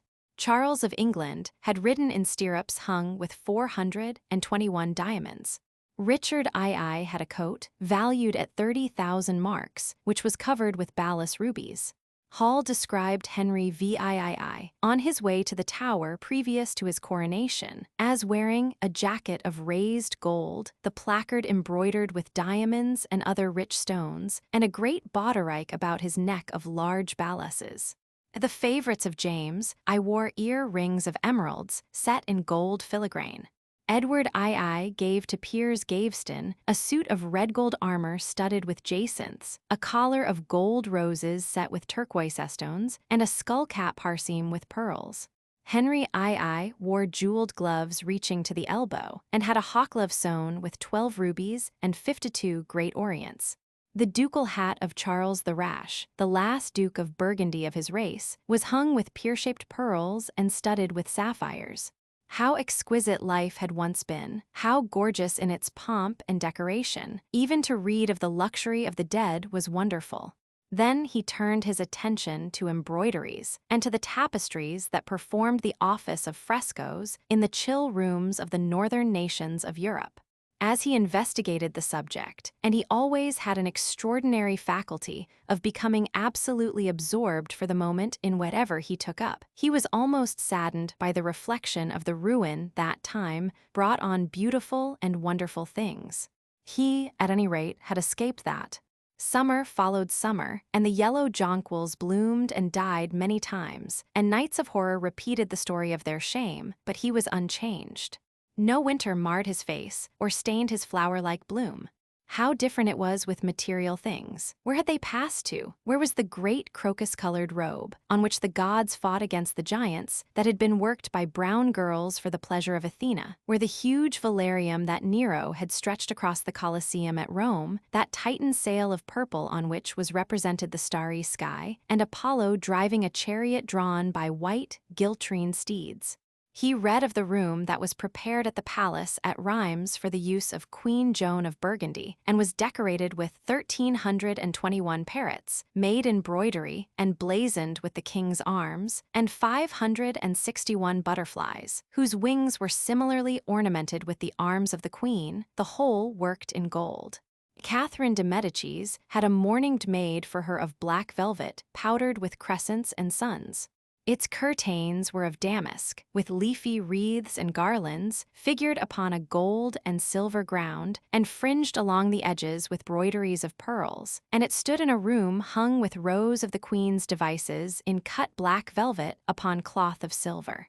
Louis XIV had gold-embroidered caryatides 15 feet high in his apartment. The state bed of Sobieski, King of Poland, was made of Smyrna gold brocade embroidered in turquoises with verses from the Quran. Its supports were of silver gilt, beautifully chased, and profusely set with enameled and jeweled medallions. It had been taken from the Turkish camp before Vienna, and the standard of Mohammed had stood beneath the tremulous gilt of its canopy. And so, for a whole year, he sought to accumulate the most exquisite specimens that he could find of textile and embroidered work, getting the dainty Delhi muslins, finely wrought with gold thread palmates and stitched over with iridescent beetles' wings, the Dhaka gauzes, that from their transparency are known in the East as woven air, and running water, and evening dew, strange figured cloths from Java, elaborate yellow Chinese hangings. He had a special passion, also, for ecclesiastical vestments, as indeed he had for everything connected with the service of the church. In the long cedar chests that lined the west gallery of his house, he had stored away many rare and beautiful specimens of what is really the raiment of the Bride of Christ, who must wear purple and jewels and fine linen, that she may hide the pallid macerated body that is worn by the suffering that she seeks for and wounded by self-inflicted pain. He possessed a gorgeous cope of crimson silk and gold thread damask, figured with a repeating pattern of golden pomegranates set in 6-petalled formal blossoms, beyond which on either side was the pineapple device wrought in seed pearls. The orphreys were divided into panels representing scenes from the life of the Virgin, and the coronation of the Virgin was figured in colored silks upon the hood. This was Italian work of the 15th century. Another cope was of green velvet, embroidered with heart-shaped groups of acanthus leaves, from which spread long-stemmed white blossoms, the details of which were picked out with silver thread and colored crystals. The Morspora seraphs had in gold thread raised work. The orphreys were woven in a diaper of red and gold silk, and were starred with medallions of many saints and martyrs, among whom was St. Sebastian. He had chasubles also of amber-colored silk, and blue silk and gold brocade, and yellow silk damask and cloth of gold, figured with representations of the Passion and Crucifixion of Christ, and embroidered with lions and peacocks and other emblems, dalmatics of white satin and pink silk damask, decorated with tulips and dolphins and fleur-stellies, altar frontals of crimson velvet and blue linen, and many corporals, chalice veils, and sudaria. In the mystic offices to which such things were put, there was something that quickened his imagination. For these treasures, and everything that he collected in his lovely house, were to be to him means of forgetfulness, modes by which he could escape, for a season, from the fear that seemed to him at times to be almost too great to be borne. Upon the walls of the lonely locked room where he had spent so much of his boyhood, he had hung with his own hands the terrible portrait, whose changing features showed him the real degradation of his life, and in front of it had draped the purpling gold pall as a curtain. For weeks he would not go there, would forget the hideous painted thing, and get back his light heart, his wonderful joyousness, his passionate absorption in mere existence. Then, suddenly, some night he would creep out of the house, go down to dreadful places near Blue Gate Fields, and stay there, day after day, until he was driven away. On his return, he would sit in front of the picture, sometimes loathing it and himself, but filled, at other times, with that pride of individualism that is half the fascination of sin, and smiling with secret pleasure at the misshapen shadow that had to bear the burden that should have been his own. After a few years, he could not endure to be long out of England, and gave up the villa that he had shared at Trouville with Lord Henry, as well as the little white walled-in house at Algiers, where they had more than once spent the winter. He hated to be separated from the picture that was such a part of his life, and was also afraid that during his absence, someone might gain access to the room, in spite of the elaborate bars that he had caused to be placed upon the door. He was quite conscious that this would tell them nothing. It was true that the portrait still preserved, under all the foulness and ugliness of the face, its marked likeness to himself. But what could they learn from that? He would laugh at anyone who tried to taunt him. He had not painted it. What was it to him how vile and full of shame it looked? Even if he told them, would they believe it? Yet he was afraid. Sometimes, when he was down at his great house in Nottinghamshire, entertaining the fashionable young men of his own rank who were his chief companions, and astounding the county by the wanton luxury and gorgeous splendor of his mode of life, he would suddenly leave his guests and rush back to town to see that the door had not been tampered with and that the picture was still there. What if it should be stolen? The mere thought made him cold with horror. Surely the world would know his secret then. Perhaps the world already suspected it. For, while he fascinated many, there were not a few who distrusted him. He was very nearly blackballed at a West End club of which his birth and social position fully entitled him to become a member, and it was said that on one occasion, when he was brought by a friend into the smoking room of the Churchill, the Duke of Berwick and another gentleman got up in a marked manner and went out. Curious stories became current about him after he had passed his 25th year. It was rumored that he had been seen brawling with foreign sailors in a low den in the distant parts of Whitecapel, and that he consorted with thieves and coiners and knew the mysteries of their trade. His extraordinary absences became notorious, and, when he used to reappear again in society, men would whisper to each other in corners, or pass him with a sneer, or look at him with cold, searching eyes, as though they were determined to discover his secret. Of such insolences and attempted slights he, of course, took no notice, and in the opinion of most people his frank debonair manner, his charming boyish smile, and the infinite grace of that wonderful youth that seemed never to leave him, were in themselves a sufficient answer to the calumnies, for so they termed them, that were circulated about him. It was remarked, however, that some of those who had been most intimate with him appeared, after a time, to shun him. Women who had wildly adored him, and for his sake had braved all social censure and set convention at defiance, were seen to grow pallid with shame or horror if Dorian Gray entered the room. Yet these whispered scandals only increased in the eyes of many his strange and dangerous charm. His great wealth was a certain element of security. Society, civilized society, at least, is never very ready to believe anything to the detriment of those who are both rich and fascinating. It feels instinctively that manners are of more importance than morals, and, in its opinion, the highest respectability is of much less value than the possession of a good chef. And, after all, it is a very poor consolation to be told that the man who has given one a bad dinner or poor wine is irreproachable in his private life. Even the cardinal virtues cannot atone for half-gold entrees, as Lord Henry remarked once in a discussion on the subject, and there is possibly a good deal to be said for his view. For the canons of good society are, or should be, the same as the canons of art. Form is absolutely essential to it. It should have the dignity of a ceremony, as well as its unreality, and should combine the insincere character of a romantic play with the wit and beauty that make such plays delightful to us.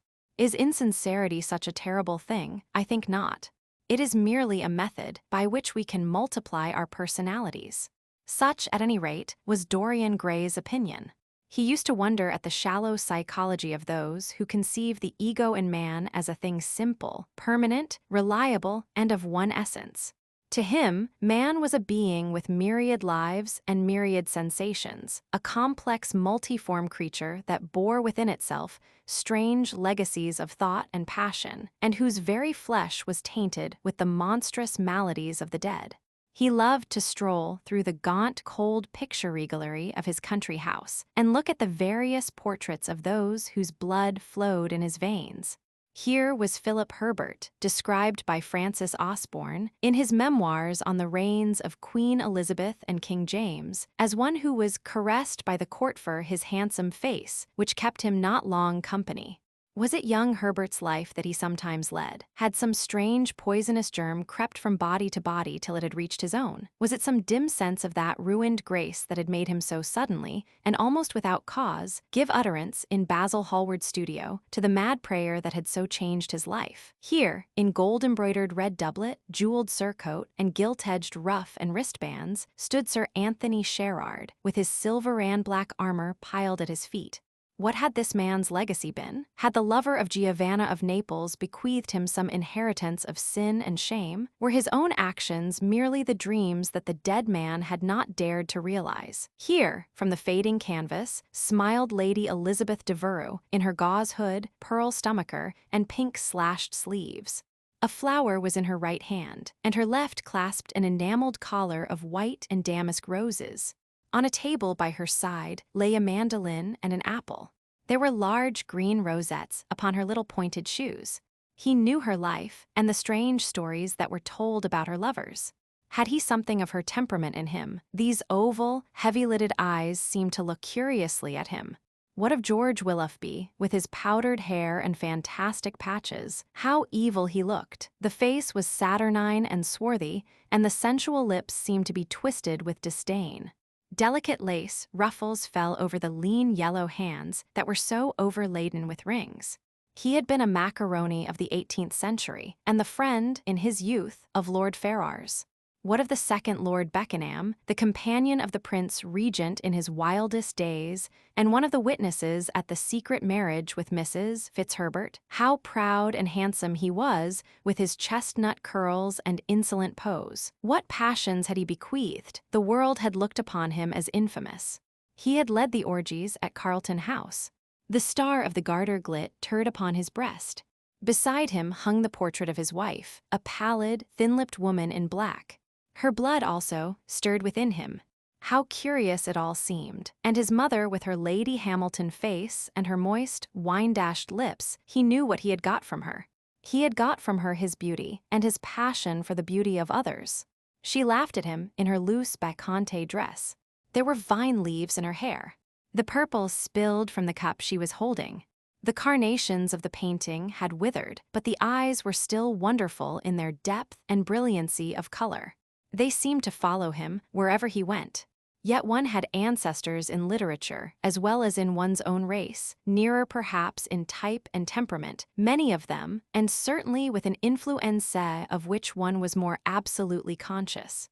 There were times when it appeared to Dorian Gray that the whole of history was merely the record of his own life, not as he had lived it in act and circumstance, but as his imagination had created it for him, as it had been in his brain and in his passions. He felt that he had known them all, those strange, terrible figures that had passed across the stage of the world and made sin so marvelous and evil so full of subtlety. It seemed to him that in some mysterious way their lives had been his own. The hero of the wonderful novel that had so influenced his life had himself known this curious fancy. In the 7th chapter, he tells how, crowned with laurel lest lightning might strike him, he had sat as Tiberius in a garden at Capri, reading the shameful books of Elephantes, while dwarfs and peacocks strutted round him and the flute-player mocked the swinger of the censer. And as Caligula had caroused with the green-shirted jockeys in their stables and supped in an ivory manger with a jewel-frontleted horse. Over and over again, Dorian used to read this fantastic chapter, and the 2 chapters immediately following, in which, as in some curious tapestries or cunningly wrought enamels, were pictured the awful and beautiful forms of those whom vice and blood and weariness had made monstrous or mad. Filippo, Duke of Milan, who slew his wife and painted her lips with a scarlet poison that her lover might suck death from the dead thing he fondled. There was a horrible fascination in them all. He saw them at night, and they troubled his imagination in the day. The Renaissance knew of strange manners of poisoning by a helmet and a lighted torch, by an embroidered glove and a jeweled fan, by a gilded pomander, and by an amber chain. Dorian Gray had been poisoned by a book. There were moments when he looked on evil simply as a mode through which he could realize his conception of the beautiful. Chapter 12. It was on the 9th of November, the eve of his own 38th birthday, as he often remembered afterwards. He was walking home about 11 o'clock from Lord Henry's, where he had been dining, and was wrapped in heavy furs as the night was cold and foggy. At the corner of Grosvenor Square and South Audley Street, a man passed him in the mist, walking very fast and with the collar of his grey ulster turned up. He had a bag in his hand. Dorian recognized him. It was Basil Hallward. A strange sense of fear, for which he could not account, came over him. He made no sign of recognition and went on quickly in the direction of his own house. But Hallward had seen him. Dorian heard him first stopping on the pavement and then hurrying after him. In a few moments, his hand was on his arm. "Dorian, what an extraordinary piece of luck. I have been waiting for you in your library ever since 9 o'clock. Finally, I took pity on your tired servant and told him to go to bed, as he let me out. I am off to Paris by the midnight train, and I particularly wanted to see you before I left. I thought it was you, or rather your fur coat, as you passed me. But I wasn't quite sure. Didn't you recognize me? In this fog, my dear Basil, why, I can't even recognize Grosvenor Square. I believe my house is somewhere about here, but I don't feel at all certain about it. I am sorry you are going away, as I have not seen you for ages. But I suppose you will be back soon. No, I am going to be out of England for 6 months. I intend to take a studio in Paris and shut myself up till I have finished a great picture I have in my head. However, it wasn't about myself I wanted to talk. Here we are at your door. Let me come in for a moment. I have something to say to you. I shall be charmed. But won't you miss your train?" said Dorian Gray languidly, as he passed up the steps and opened the door with his latchkey. The lamplight struggled out through the fog, and Hallward looked at his watch. "I have heaps of time," he answered. "The train doesn't go Tiltwilva 15, and it is only just 11. In fact, I was on my way to the club to look for you when I met you. You see, I shan't have any delay about luggage, as I have sent on my heavy things. All I have with me is in this bag, and I can easily get to Victoria in 20 minutes. Dorian looked at him and smiled. What a way for a fashionable painter to travel, a Gladstone bag and an ulster. Come in, or the fog will get into the house. And mind you don't talk about anything serious. Nothing is serious nowadays. At least nothing should be." Hallward shook his head as he entered and followed Dorian into the library. There was a bright wood fire blazing in the large open hearth. The lamps were lit, and an open Dutch silver spirit case stood, with some siphons of soda water and large cut-glass tumblers on a little marqueterie table. "You see, your servant made me quite at home, Dorian. He gave me everything I wanted, including your best gold-tipped cigarettes.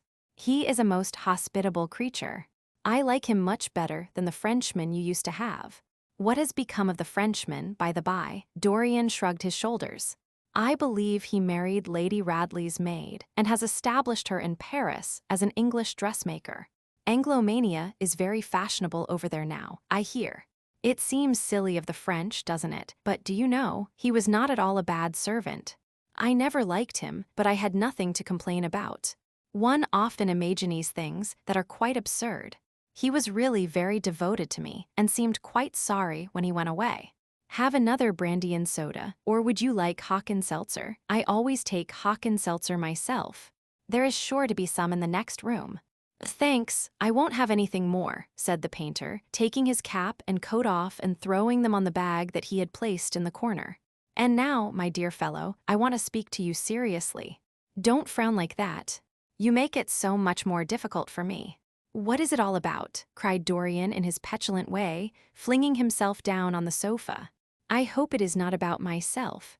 I am tired of myself tonight. I should like to be somebody else. It is about yourself, answered Hallward in his grave, deep voice, and I must say it to you. I shall only keep you half an hour. Dorian sighed and lit a cigarette. Half an hour, he murmured. It is not much to ask of you, Dorian, and it is entirely for your own sake that I am speaking. I think it right that you should know that the most dreadful things are being said against you in London. I don't wish to know anything about them. I love scandals about other people, but scandals about myself don't interest me. They have not got the charm of novelty. They must interest you, Dorian. Every gentleman is interested in his good name. You don't want people to talk of you as something vile and degraded. Of course, you have your position and your wealth and all that kind of thing. But position and wealth are not everything. Mind you, I don't believe these rumors at all. At least, I can't believe them when I see you. Sin is a thing that writes itself across a man's face. It cannot be concealed. People talk sometimes of secret vices. There are no such things.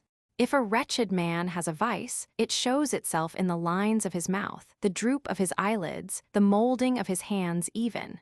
Somebody, I won't mention his name, but you know him, came to me last year to have his portrait done. I had never seen him before, and had never heard anything about him at the time, though I have heard a good deal since. He offered an extravagant price. I refused him. There was something in the shape of his fingers that I hated. I know now that I was quite right in what I fancied about him. His life is dreadful. But you, Dorian, with your pure, bright, innocent face, and your marvelous untroubled youth, I can't believe anything against you. And yet I see you very seldom, and you never come down to the studio now, and when I am away from you, and I hear all these hideous things that people are whispering about you, I don't know what to say. Why is it, Dorian, that a man like the Duke of Berwick leaves the room of a club when you enter it? Why is it that so many gentlemen in London will neither go to your house or invite you to theirs? You used to be a friend of Lord Staveley. I met him at dinner last week. Your name happened to come up in conversation, in connection with the miniatures you have lent to the exhibition at the Dudley. Staveley curled his lip and said that you might have the most artistic tastes, but that you were a man whom no pure-minded girl should be allowed to know, and whom no chaste woman should sit in the same room with. I reminded him that I was a friend of yours, and asked him what he meant. He told me right out before everybody. It was horrible. Why is your friendship so fatal to young men? There was that wretched boy in the Guards who committed suicide. You were his great friend. There was Sir Henry Ashton, who had to leave England with a tarnished name. You and he were inseparable. What about Adrian Singleton and his dreadful end? What about Lord Kent's only son and his career? I met his father yesterday in St. James's Street. He seemed broken with shame and sorrow. What about the young Duke of Perth? What sort of life has he got now? What gentleman would associate with him? Stop, Basil. You are talking about things of which you know nothing, said Dorian Gray, biting his lip, and with a note of infinite contempt in his voice. You ask me why Berwick leaves a room when I enter it. It is because I know everything about his life, not because he knows anything about mine. With such blood as he has in his veins, how could his record be clean? You ask me about Henry Ashton and young Perth. Did I teach the one his vices and the other his debauchery? If Kent's silly son takes his wife from the streets, what is that to me? If Adrian Singleton writes his friend's name across a bill, am I his keeper? I know how people chatter in England. The middle classes air their moral prejudices over their gross dinner tables and whisper about what they call the profligacies of their betters in order to try and pretend that they are in smart society and on intimate terms with the people they slander. In this country, it is enough for a man to have distinction and brains for every common tongue to wag against him. And what sort of lives do these people, who pose as being moral, lead themselves? My dear fellow, you forget that we are in the native land of the hypocrite. Dorian, cried Hallward, that is not the question. England is bad enough, I know, and English society is all wrong. That is the reason why I want you to be fine. You have not been fine. One has a right to judge of a man by the effect he has over his friends. Yours seem to lose all sense of honor, of goodness, of purity. You have filled them with a madness for pleasure. They have gone down into the depths. You led them there. Yes, you led them there, and yet you can smile as you are smiling now. And there is worse behind. I know you and Harry are inseparable. Surely for that reason, if for none other, you should not have made his sister's name a byword. Take care, Basil. You go too far. I must speak, and you must listen. You shall listen. When you met Lady Gwendolen, not a breath of scandal had ever touched her. Is there a single decent woman in London now who would drive with her in the park? Why, even her children are not allowed to live with her. Then there are other stories that you have been seen creeping at dawn out of dreadful houses and slinking in disguise into the foulest dens in London. Are they true? Can they be true? When I first heard them, I laughed. I hear them now, and they make me shudder. What about your country house and the life that is led there? Dorian, you don't know what is said about you. I won't tell you that I don't want to preach to you. I remember Harry saying once that every man who turned himself into an amateur curate for the moment always began by saying that, and then proceeded to break his word. I do want to preach to you. I want you to lead such a life as will make the world respect you. I want you to have a clean name and a fair record. I want you to get rid of the dreadful people you associate with. Don't shrug your shoulders like that. Don't be so indifferent. You have a wonderful influence. Let it be for good, not for evil. They say that you corrupt everyone with whom you become intimate, and that it is quite sufficient for you to enter a house for shame of some kind to follow after. I don't know whether it is so or not. How should I know, but it is said of you. I am told things that it seems impossible to doubt. Lord Gloucester was one of my greatest friends at Oxford. He showed me a letter that his wife had written to him when she was dying alone in her villa at Mentone. Your name was implicated in the most terrible confession I ever read. I told him that it was absurd, that I knew you thoroughly, and that you were incapable of anything of the kind. Know you? I wonder do I know you? Before I could answer that, I should have to see your soul. To see my soul, muttered Dorian Gray, starting up from the sofa and turning almost white from fear. Yes, answered Hallward gravely, and with deepened sorrow in his voice, to see your soul. But only God can do that. A bitter laugh of mockery broke from the lips of the younger man. You shall see it yourself tonight, he cried, seizing a lamp from the table. Come, it is your own handiwork. Why shouldn't you look at it? You can tell the world all about it afterwards, if you choose. Nobody would believe you. If they did believe you, they would like me all the better for it. I know the age better than you do, though you will prate about it so tediously. Come, I tell you. You have chattered enough about corruption. Now you shall look on it face to face. There was the madness of pride in every word he uttered. He stamped his foot upon the ground in his boyish, insolent manner. He felt a terrible joy at the thought that someone else was to share his secret, and that the man who had painted the portrait that was the origin of all his shame was to be burdened for the rest of his life with the hideous memory of what he had done. Yes, he continued, coming closer to him and looking steadfastly into his stern eyes, I shall show you my soul. You shall see the thing that you fancy only God can see. Hallward started back. This is blasphemy, Dorian, he cried. You must not say things like that. They are horrible, and they don't mean anything. You think so, he laughed again. I know so. As for what I said to you tonight, I said it for your good. You know I have been always a staunch friend to you. Don't touch me. Finish what you have to say. A twisted flash of pain shot across the painter's face. He paused for a moment, and a wild feeling of pity came over him. After all, what right had he to pry into the life of Dorian Gray? If he had done a tithe of what was rumored about him, how much he must have suffered. Then he straightened himself up and walked over to the fireplace and stood there, looking at the burning logs with their frost-like ashes and their throbbing cores of flame. "I am waiting, Basil," said the young man in a hard, clear voice. He turned round. "What I have to say is this," he cried. "You must give me some answer to these horrible charges that are made against you. If you tell me that they are absolutely untrue from beginning to end, I shall believe you. Deny them, Dorian, deny them. Can't you see what I am going through? My God, don't tell me that you are bad and corrupt and shameful." Dorian Gray smiled. There was a curl of contempt in his lips. "Come upstairs, Basil," he said quietly. "I keep a diary of my life from day to day, and it never leaves the room in which it is written. I shall show it to you if you come with me. I shall come with you, Dorian, if you wish it. I see I have missed my train. That makes no matter. I can go tomorrow. But don't ask me to read anything tonight. All I want is a plain answer to my question. That shall be given to you upstairs. I could not give it here. You will not have to read long." Chapter 13. He passed out of the room and began the ascent, Basil Hallward following close behind.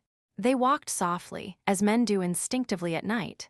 The lamp cast fantastic shadows on the wall and staircase. A rising wind made some of the windows rattle. When they reached the top landing, Dorian set the lamp down on the floor and, taking out the key, turned it in the lock. "You insist on knowing, Basil?" he asked in a low voice.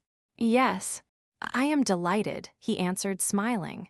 Then he added, somewhat harshly, "You are the one man in the world who is entitled to know everything about me.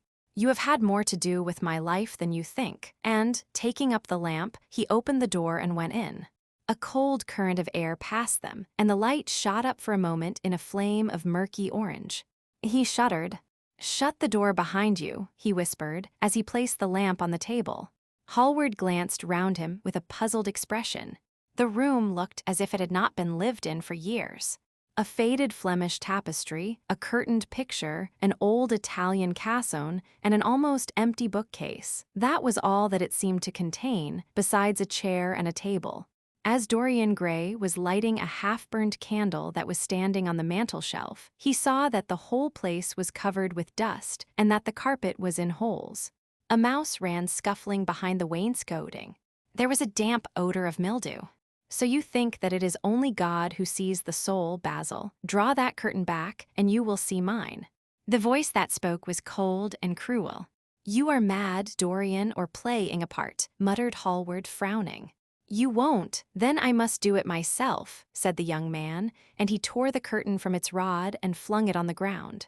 An exclamation of horror broke from the painter's lips as he saw in the dim light the hideous face on the canvas grinning at him. There was something in its expression that filled him with disgust and loathing. Good heave ends, it was Dorian Gray's own face that he was looking at. The horror, whatever it was, had not yet entirely spoiled that marvelous beauty. There was still some gold in the thinning hair and some scarlet on the sensual mouth. The sodden eyes had kept something of the loveliness of their blue. The noble curves had not yet completely passed away from chiseled nostrils and from plastic throat. Yes, it was Dorian himself. But who had done it? He seemed to recognize his own brushwork, and the frame was his own design. The idea was monstrous, yet he felt afraid. He seized the lighted candela and held it to the picture. In the left-hand corner was his own name, traced in long letters of bright vermilion. It was some foul parody, some infamous, ignoble satire. He had never done that. Still, it was his own picture. He knew it, and he felt as if his blood had changed in a moment from fire to sluggish ice. His own picture. What did it mean? Why had it altered? He turned and looked at Dorian Gray with the eyes of a sick man. His mouth twitched, and his parched tongue seemed unable to articulate. He passed his hand across his forehead. It was dank with clammy sweat. The young man was leaning against the mantel-shelf, watching him with that strange expression that one sees on the faces of those who are absorbed in a play when some great artist is acting. There was neither real sorrow in it, nor real joy. There was simply the passion of the spectator, with perhaps a flicker of triumph in his eyes. He had taken the flower out of his coat and was smelling it, or pretending to do so. "What does this mean?" cried Hallward at last. His own voice sounded shrill and curious in his ears. "Years ago, when I was a boy," said Dorian Gray, crushing the flower in his hand, "you met me, flattered me, and taught me to be vain of my good looks.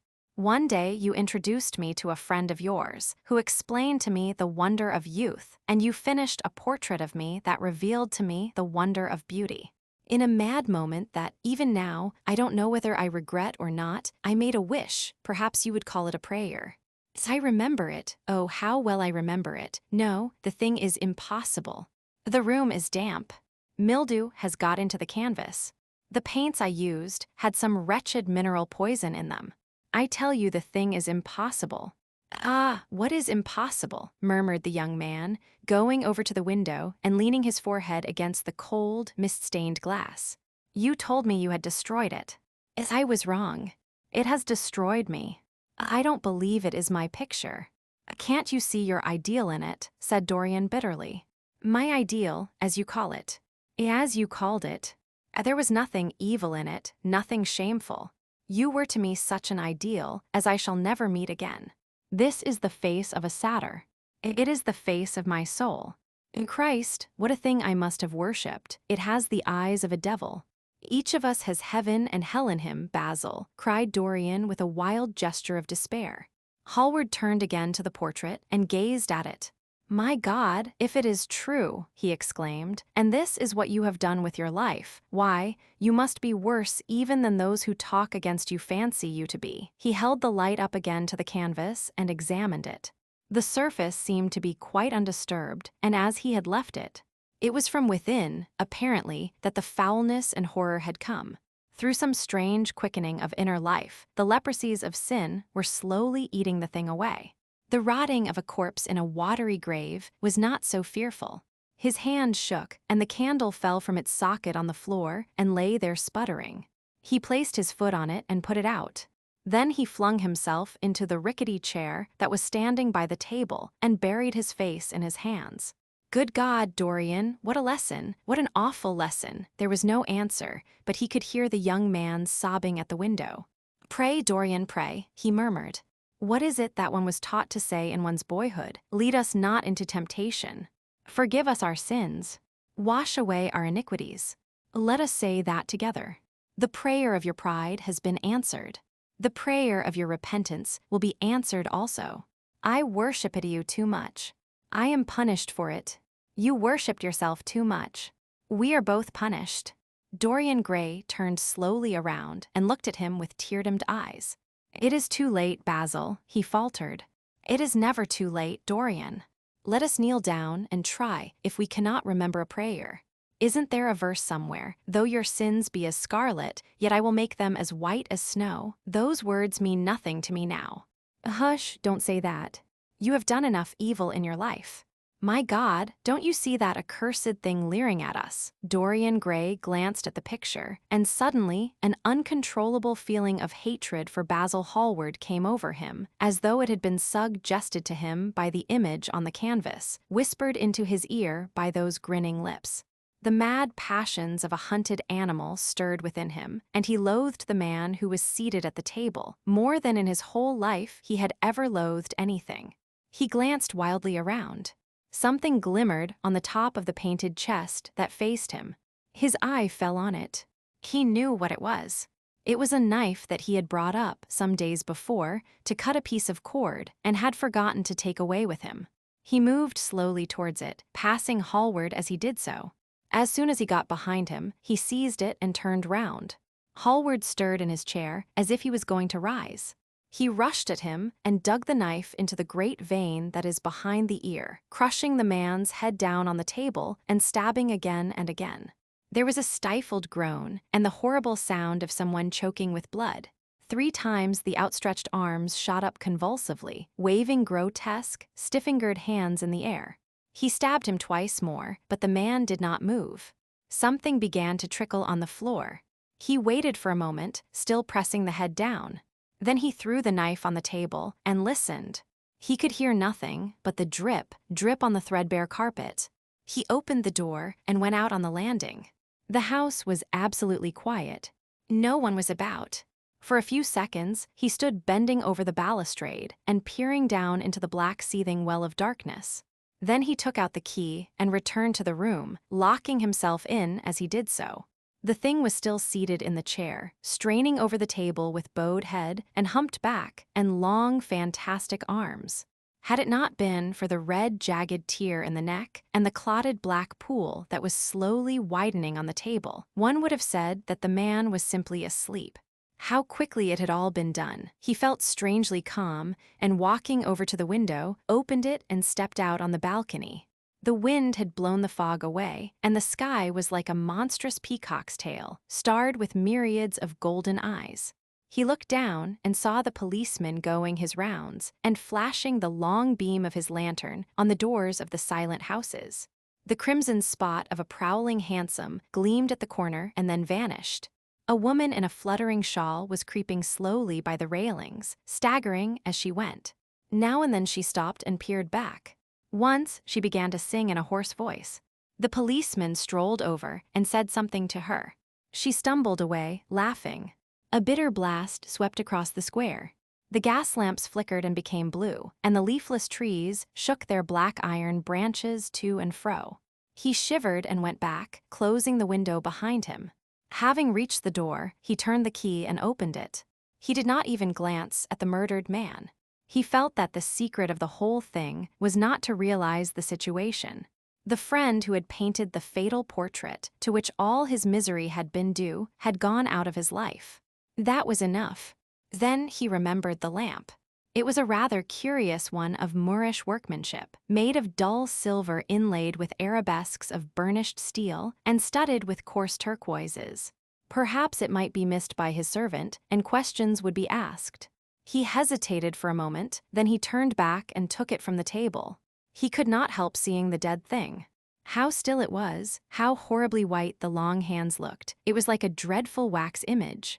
Having locked the door behind him, he crept quietly downstairs.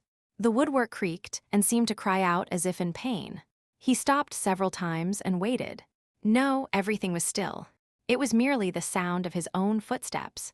When he reached the library, he saw the bag and coat in the corner. They must be hidden away somewhere.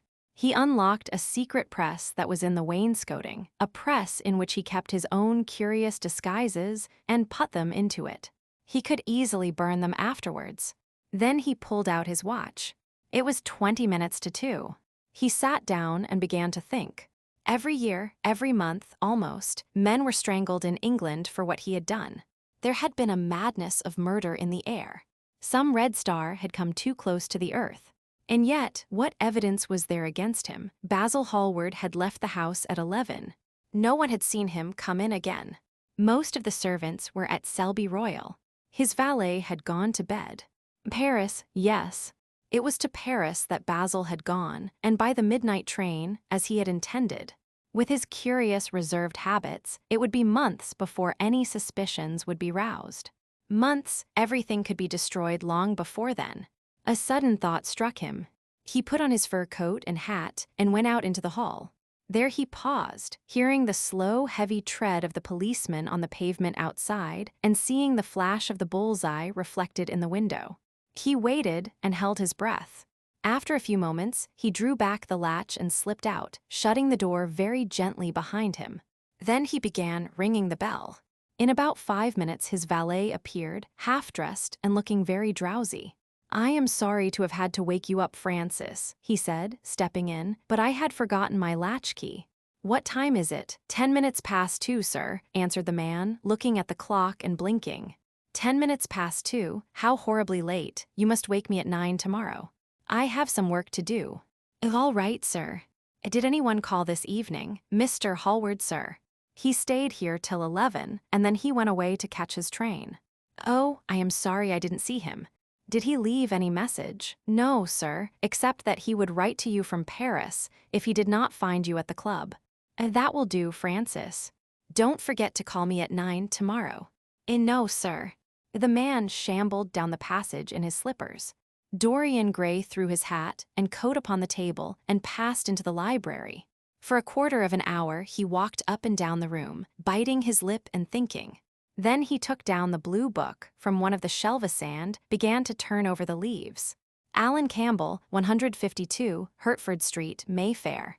Yes, that was the man he wanted. Chapter 14.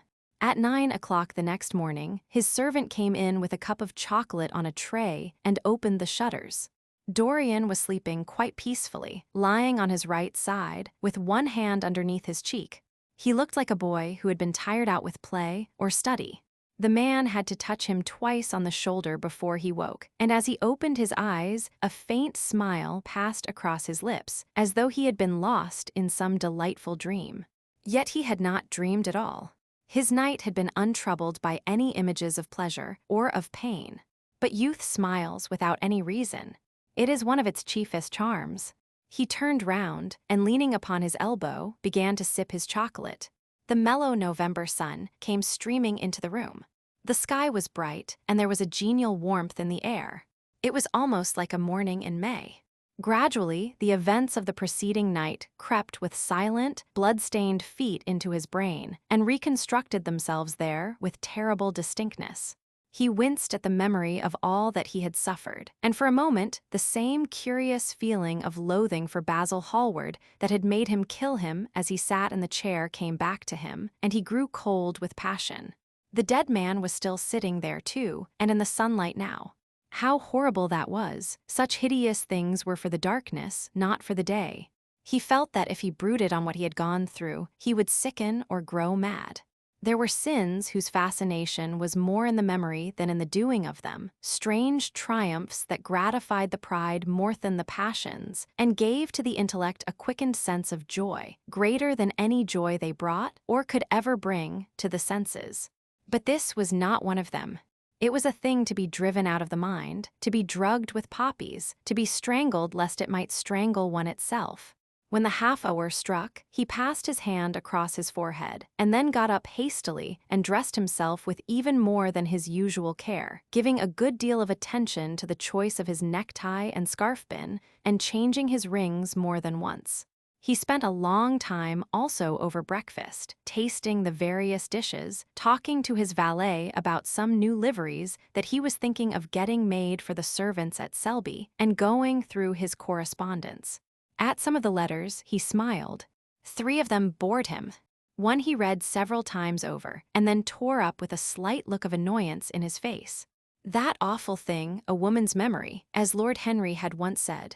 After he had drunk his cup of black coffee, he wiped his lips slowly with a napkin, motioned to his servant to wait, and going over to the table, sat down and wrote 2 letters. One he put in his pocket, the other he handed to the valet.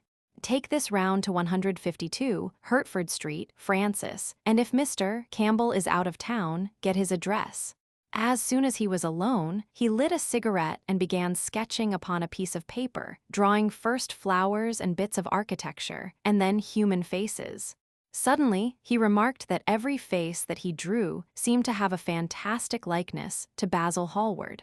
He frowned, and getting up, went over to the bookcase and took out a volume at hazard.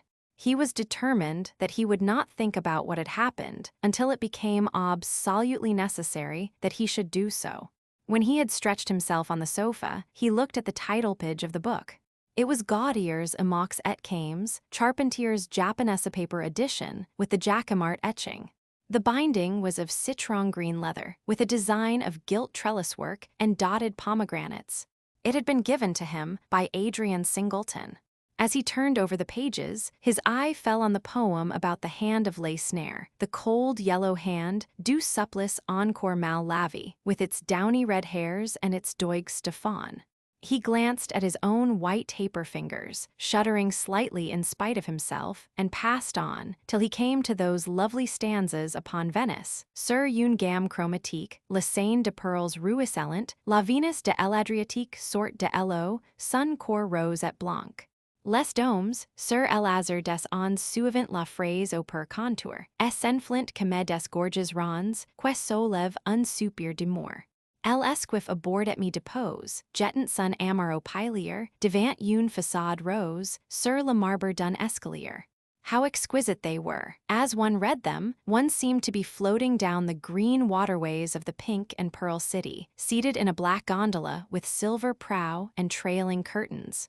The mere lines looked to him like those straight lines of turquoise blue that follow one as one pushes out to the Lido. The sudden flashes of color reminded him of the gleam of the opalanderous-throated birds that flutter round the tall, honeycombed campanile, or stalk, with such stately grace, through the dim, dust-stained arcades. Leaning back with half-closed eyes, he kept saying over and over to himself, "Devant une façade rose, sur le marbre d'un escalier." The whole of Venice was in those two lines. He remembered the autumn that he had passed there, and a wonderful love that had stirred him to mad, delightful follies. There was romance in every place. But Venice, like Oxford, had kept the background for romance, and to the true romantic, background was everything or almost everything. Basil had been with him part of the time, and had gone wild over Tintoret. Poor Basil, what a horrible way for a man to die. He sighed and took up the volume again and tried to forget. He read of the swallows that fly in and out of the little cafe at Smyrna, where the Hagis sit counting their amber beads, and the turbaned merchants smoke their long, tasseled pipes and talk gravely to each other. But after a time, the book fell from his hand. He grew nervous, and a horrible fit of terror came over him. What if Alan Campbell should be out of England? Days would elapse before he could come back. Perhaps he might refuse to come. What could he do then? Every moment was of vital importance. They had been great friends once, 5 years before, almost inseparable indeed. Then the intimacy had come suddenly to an end. When they met in society now, it was only Dorian Gray who smiled. Alan Campbell never did. He was an extremely clever young man, though he had no real appreciation of the visible arts, and whatever little sense of the beauty of poetry he possessed, he had gained entirely from Dorian. His dominant intellectual passion was for science. At Cambridge, he had spent a great deal of his time working in the laboratory, and had taken a good class in the natural science tripos of his year. Indeed, he was still devoted to the study of chemistry, and had a laboratory of his own in which he used to shut himself up all day long, greatly to the annoyance of his mother, who had set her heart on his standing for Parliament, and had a vague idea that a chemist was a person who made up prescriptions. He was an excellent musician, however, as well, and played both the violin and the piano better than most amateurs. In fact, it was music that had first brought him and Dorian Gray together. Music and that indefinable attraction that Dorian seemed to be able to exercise whenever he wished, and indeed, exercised often without being conscious of it. They had met at Lady Berkshire's the night that Rubinstein played there, and after that used to be always seen together at the opera and wherever good music was going on. For 18 months, their intimacy lasted.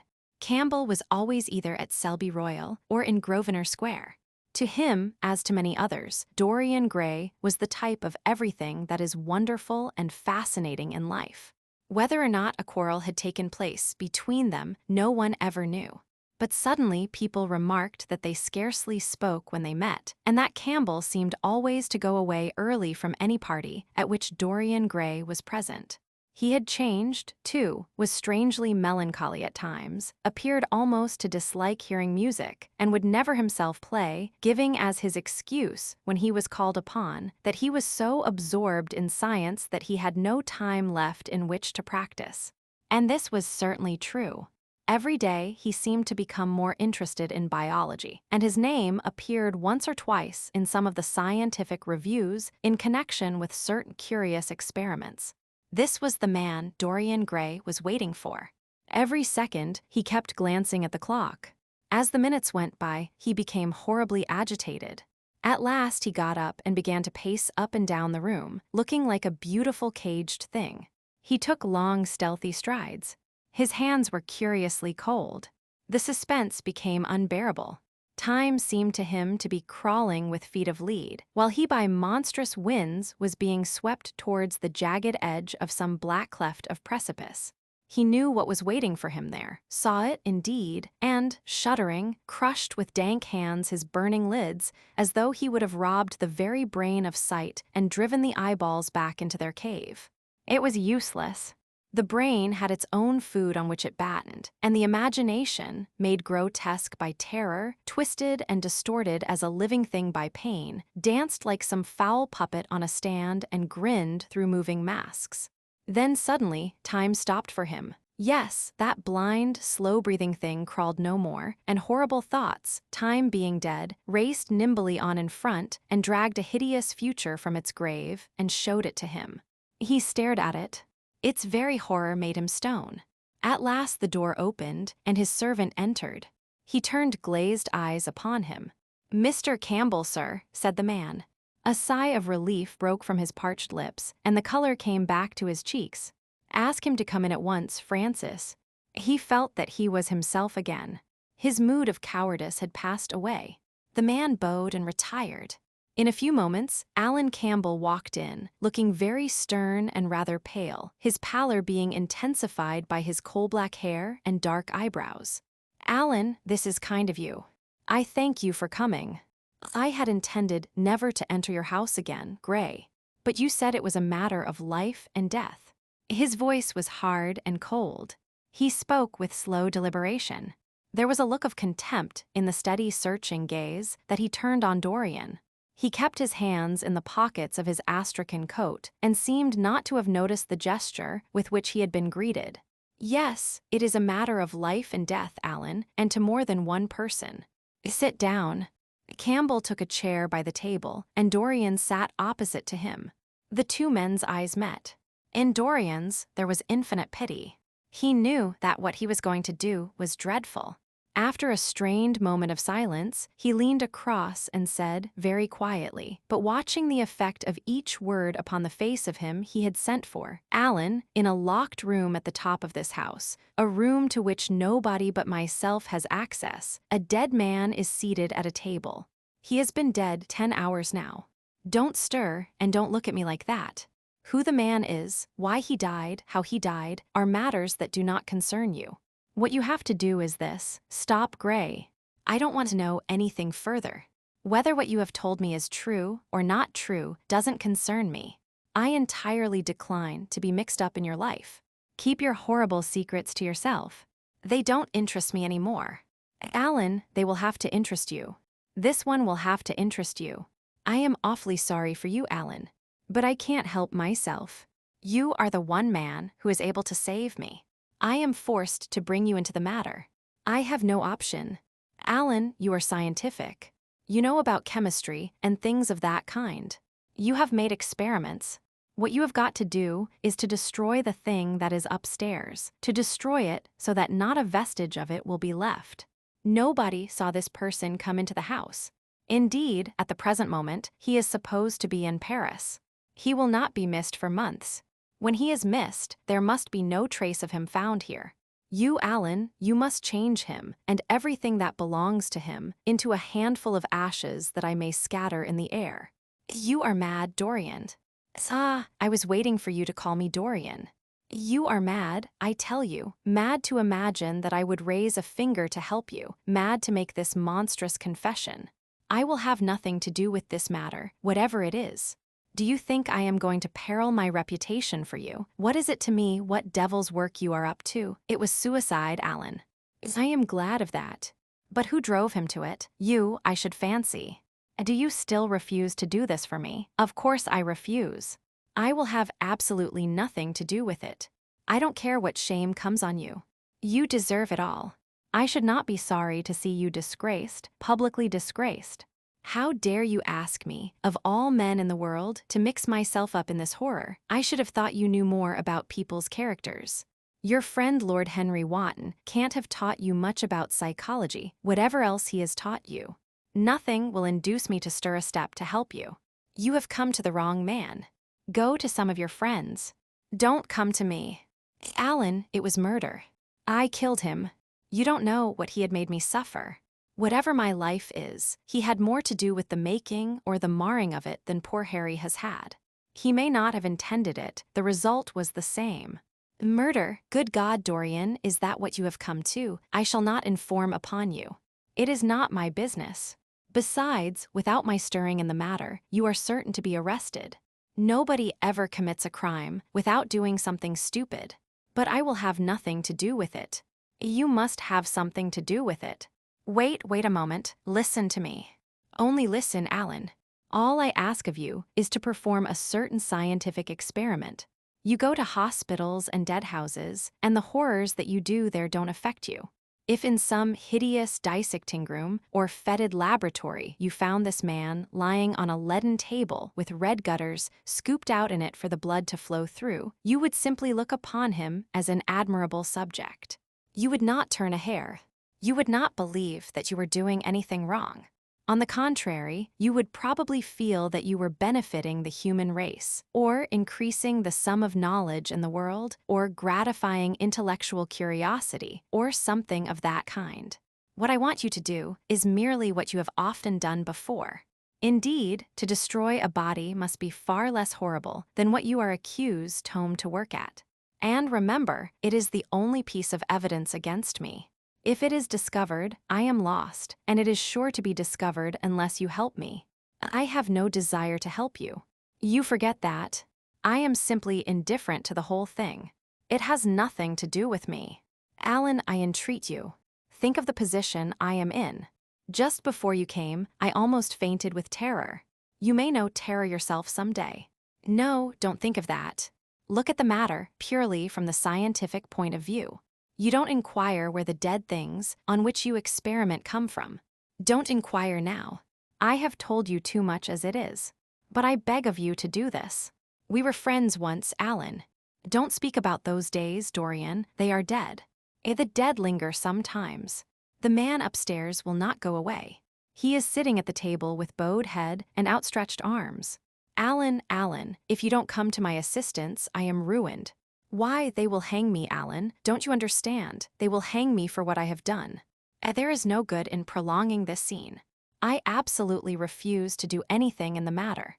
It is insane of you to ask me. You refuse, yes. I entreat you, Alan. It is useless.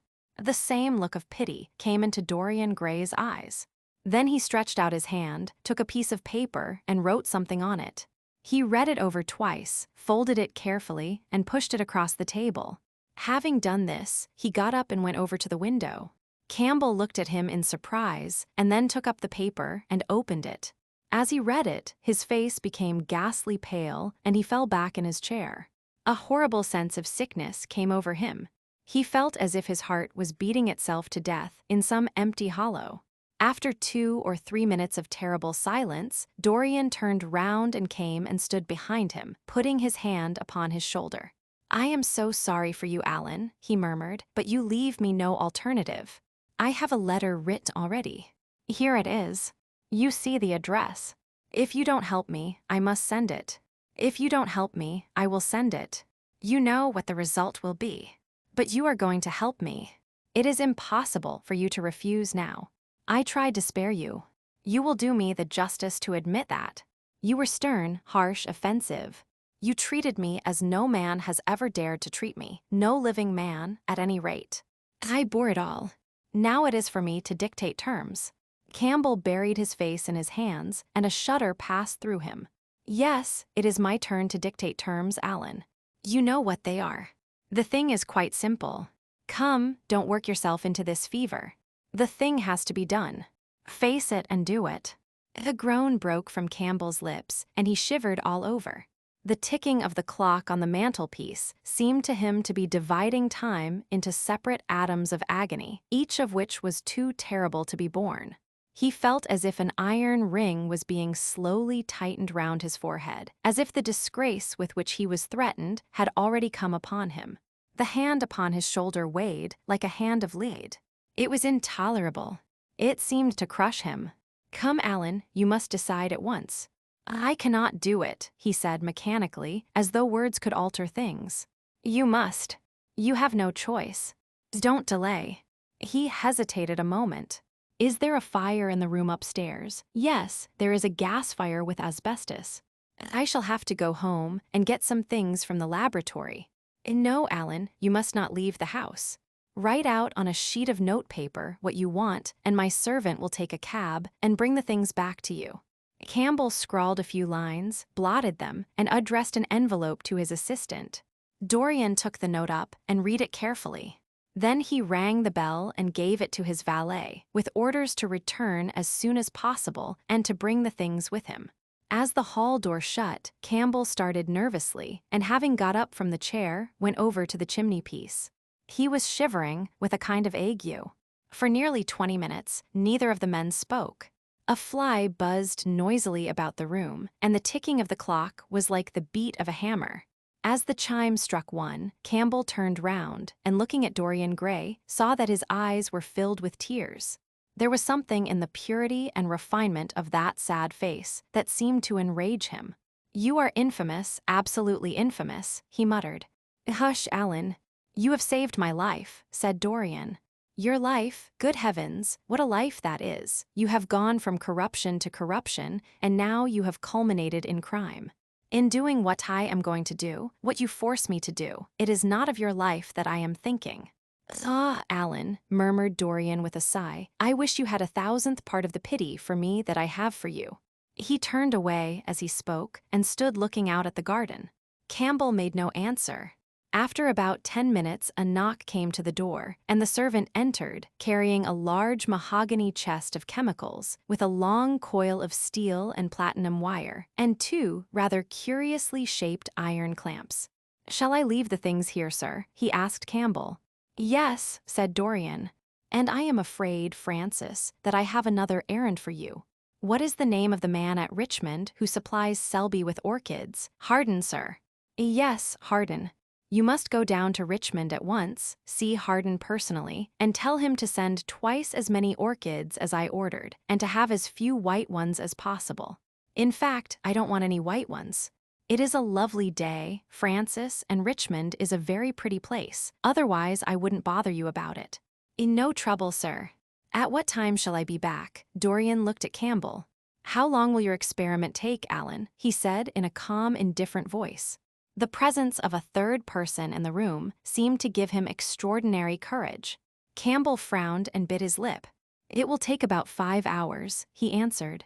"It will be time enough then, if you are back at 7:30, Francis. Or stay, just leave my things out for dressing. You can have the evening to yourself. I am not dining at home, so I shall not want you." "Thank you, sir," said the man, leaving the room. "Now, Alan, there is not a moment to be lost. How heavy this chest is, I'll take it for you. You bring the other things." He spoke rapidly and in an authoritative manner. Campbell felt dominated by him. They left the room together. When they reached the top landing, Dorian took out the key and turned it in the lock. Then he stopped, and a troubled look came into his eyes. He shuddered. "I don't think I can go in, Alan," he murmured. "It is nothing to me." "I don't require you," said Campbell coldly. Dorian half opened the door. As he did so, he saw the face of his portrait leering in the sunlight. On the floor in front of it, the torn curtain was lying. He remembered that the night before he had forgotten, for the first time in his life, to hide the fatal canvas, and was about to rush forward when he drew back with a shudder. What was that loathsome red dew that gleamed, wet and glistening on one of the hands, as though the canvas had sweated blood? How horrible it was! More horrible, it seemed to him for the moment, than the silent thing that he knew was stretched across the table, the thing whose grotesque, misshapen shadow on the spotted carpet showed him that it had not stirred, but was still there, as he had left it. He heaved a deep breath, opened the door a little wider, and with half-closed eyes and averted head, walked quickly in, determined that he would not look even once upon the dead man. Then, stooping down and taking up the golden-purple hanging, he flung it right over the picture. There he stopped, feeling afraid to turn round, and his eyes fixed themselves on the intricacies of the pattern before him. He heard Campbell bringing in the heavy chest, and the irons, and the other things that he had required for his dreadful work. He began to wonder if he and Basil Hallward had ever met, and if so, what they had thought of each other. "Leave me now," said a stern voice behind him. He turned and hurried out, just conscious that the dead man had been thrust back into the chair, and that Campbell was gazing into a glistening yellow face. As he was going downstairs, he heard the key being turned in the lock. It was long after 7 when Campbell came back into the library. He was pale, but absolutely calm. "I have done what you asked me to do," he muttered. "And now, goodbye. Let us never see each other again. You have saved me from ruin, Alan." "I cannot forget that," said Dorian simply. As soon as Campbell had left, he went upstairs. There was a horrible smell of nitric acid in the room, but the thing that had been sitting at the table was gone. Chapter 15. That evening, at 8:30, exquisitely dressed and wearing a large buttonhole of Parma violets, Dorian Gray was ushered into Lady Narborough's drawing-room by bowing servants. His forehead was throbbing with maddened nerves, and he felt wildly excited, but his manner, as he bent over his hostess's hand, was as easy and graceful as ever. Perhaps one never seems so much at one's ease as when one has to play a part. Certainly no one looking at Dorian Gray that night could have believed that he had passed through a tragedy as horrible as any tragedy of our age. Those finely shaped fingers could never have clutched a knife for sin, nor those smiling lips have cried out on God and goodness. He himself could not help wondering at the calm of his demeanor, and for a moment felt keenly the terrible pleasure of a double life. It was a small party, got up rather in a hurry by Lady Narborough, who was a very clever woman with what Lord Henry used to describe as the remains of really remarkable ugliness. She had proved an excellent wife to one of our most tedious ambassadors, and having buried her husband properly in a marble mausoleum, which she had herself designed, and married off her daughters to some rich, rather elderly men, she devoted herself now to the pleasures of French fiction, French cookery, and French esprit when she could get it. Dorian was one of her especial favorites, and she always told him that she was extremely glad she had not met him in early life. "I know, my dear, I should have fallen madly in love with you," she used to say, "and thrown my bonnet right over the mills for your sake. It is most fortunate that you were not thought of at the time. As it was, our bonnets were so unbecoming, and the mills were so occupied in trying to raise the wind, that I never had even a flirtation with anybody." However, that was all Narborough's fault. He was dreadfully short-sighted, and there is no pleasure in taking in a husband who never sees anything. Her guests this evening were rather tedious. The fact was, as she explained to Dorian, behind a very shabby fan, one of her married daughters had come up quite suddenly to stay with her, and, to make matters worse, had actually brought her husband with her. "I think it is most unkind of her, my dear," she whispered. "Of course, I go and stay with them every summer after I come from Hamburg, but then an old woman like me must have fresh air sometimes, and besides, I really wake them up. You don't know what an existence they lead down there. It is pure, unadulterated country life. They get up early because they have so much to do, and go to bed early because they have so little to think about. There has not been a scandal in the neighborhood since the time of Queen Elizabeth, and consequently, they all fall asleep after dinner. You shan't sit next either of them. You shall sit by me and amuse me." Dorian murmured a graceful compliment and looked round the room. Yes, it was certainly a tedious party. 2 of the people he had never seen before, and the others consisted of Ernest Harrowden, one of those middle-aged mediocrities so common in London clubs who have no enemies, but are thoroughly disliked by their friends; Lady Ruxton, an overdressed woman of 4 to 7, with a hooked nose, who was always trying to get herself compromised, but was so peculiarly plain that to her great disappointment no one would ever believe anything against her. He was rather sorry he had come, till Lady Narborough, looking at the great ormolu gilt clock that sprawled in gaudy curves on the mauve-draped mantel-shelf, exclaimed, "How horrid of Henry Wotton to be so late! I sent round to him this morning on chance, and he promised faithfully not to disappoint me." It was some consolation that Harry was to be there, and when the door opened, and he heard his slow, musical voice lending charm to some insincere apology, he ceased to feel bored. But at dinner, he could not eat anything. Plate after plate went away untasted. Lady Narborough kept scolding him for what she called an insult to poor Adolphe, who invented the menu specially for you, and now and then Lord Henry looked across at him, wondering at his silence and abstracted manner. From time to time, the butler filled his glass with champagne. He drank eagerly, and his thirst seemed to increase. "Dorian," said Lord Henry at last, as the chaufroid was being handed round, "what is the matter with you tonight? You are quite out of sorts." "I believe he is in love," cried Lady Narborough, "and that he is afraid to tell me for fear I should be jealous." "He is quite right. I certainly should." "Dear Lady Narborough," murmured Dorian, smiling, "I have not been in love for a whole week, not, in fact, since Madame de Ferrol left town." "How you men can fall in love with that woman," exclaimed the old lady. "I really cannot understand it." "It is simply because she remembers you when you were a little girl, Lady Narborough," said Lord Henry. "She is the one link between us and your short frocks." "She does not remember my short frocks at all, Lord Henry. But I remember her very well at Vienna 30 years ago, and how décolletée she was then." "She is still décolletée," he answered, taking an olive in his long fingers. "And when she is in a very smart gown, she looks like an edition de luxe of a bad French novel. She is really wonderful and full of surprises. Her capacity for family affection is extraordinary. When her third husband died, her hair turned quite gold from grief." "How can you, Harry?" cried Dorian. "It is a most romantic explanation," laughed the hostess. "But her third husband, Lord Henry, you don't mean to say Ferrol is the fourth?" "Certainly, Lady Narborough." "I don't believe a word of it." "Well, ask Mr. Gray. He is one of her most intimate friends." "Is it true, Mr. Gray? She assures me so, Lady Narborough," said Dorian. "I asked her whether, like Marguerite de Navarre, she had their hearts embalmed and hung at her girdle. She told me she didn't, because none of them had had any hearts at all. 4 husbands, upon my word that is trop de zeal." "Trop d'audace, I tell her," said Dorian. "Oh, she is audacious enough for anything, my dear." "And what is Ferrol like? I don't know him." "The husbands of very beautiful women belong to the criminal classes," said Lord Henry, sipping his wine.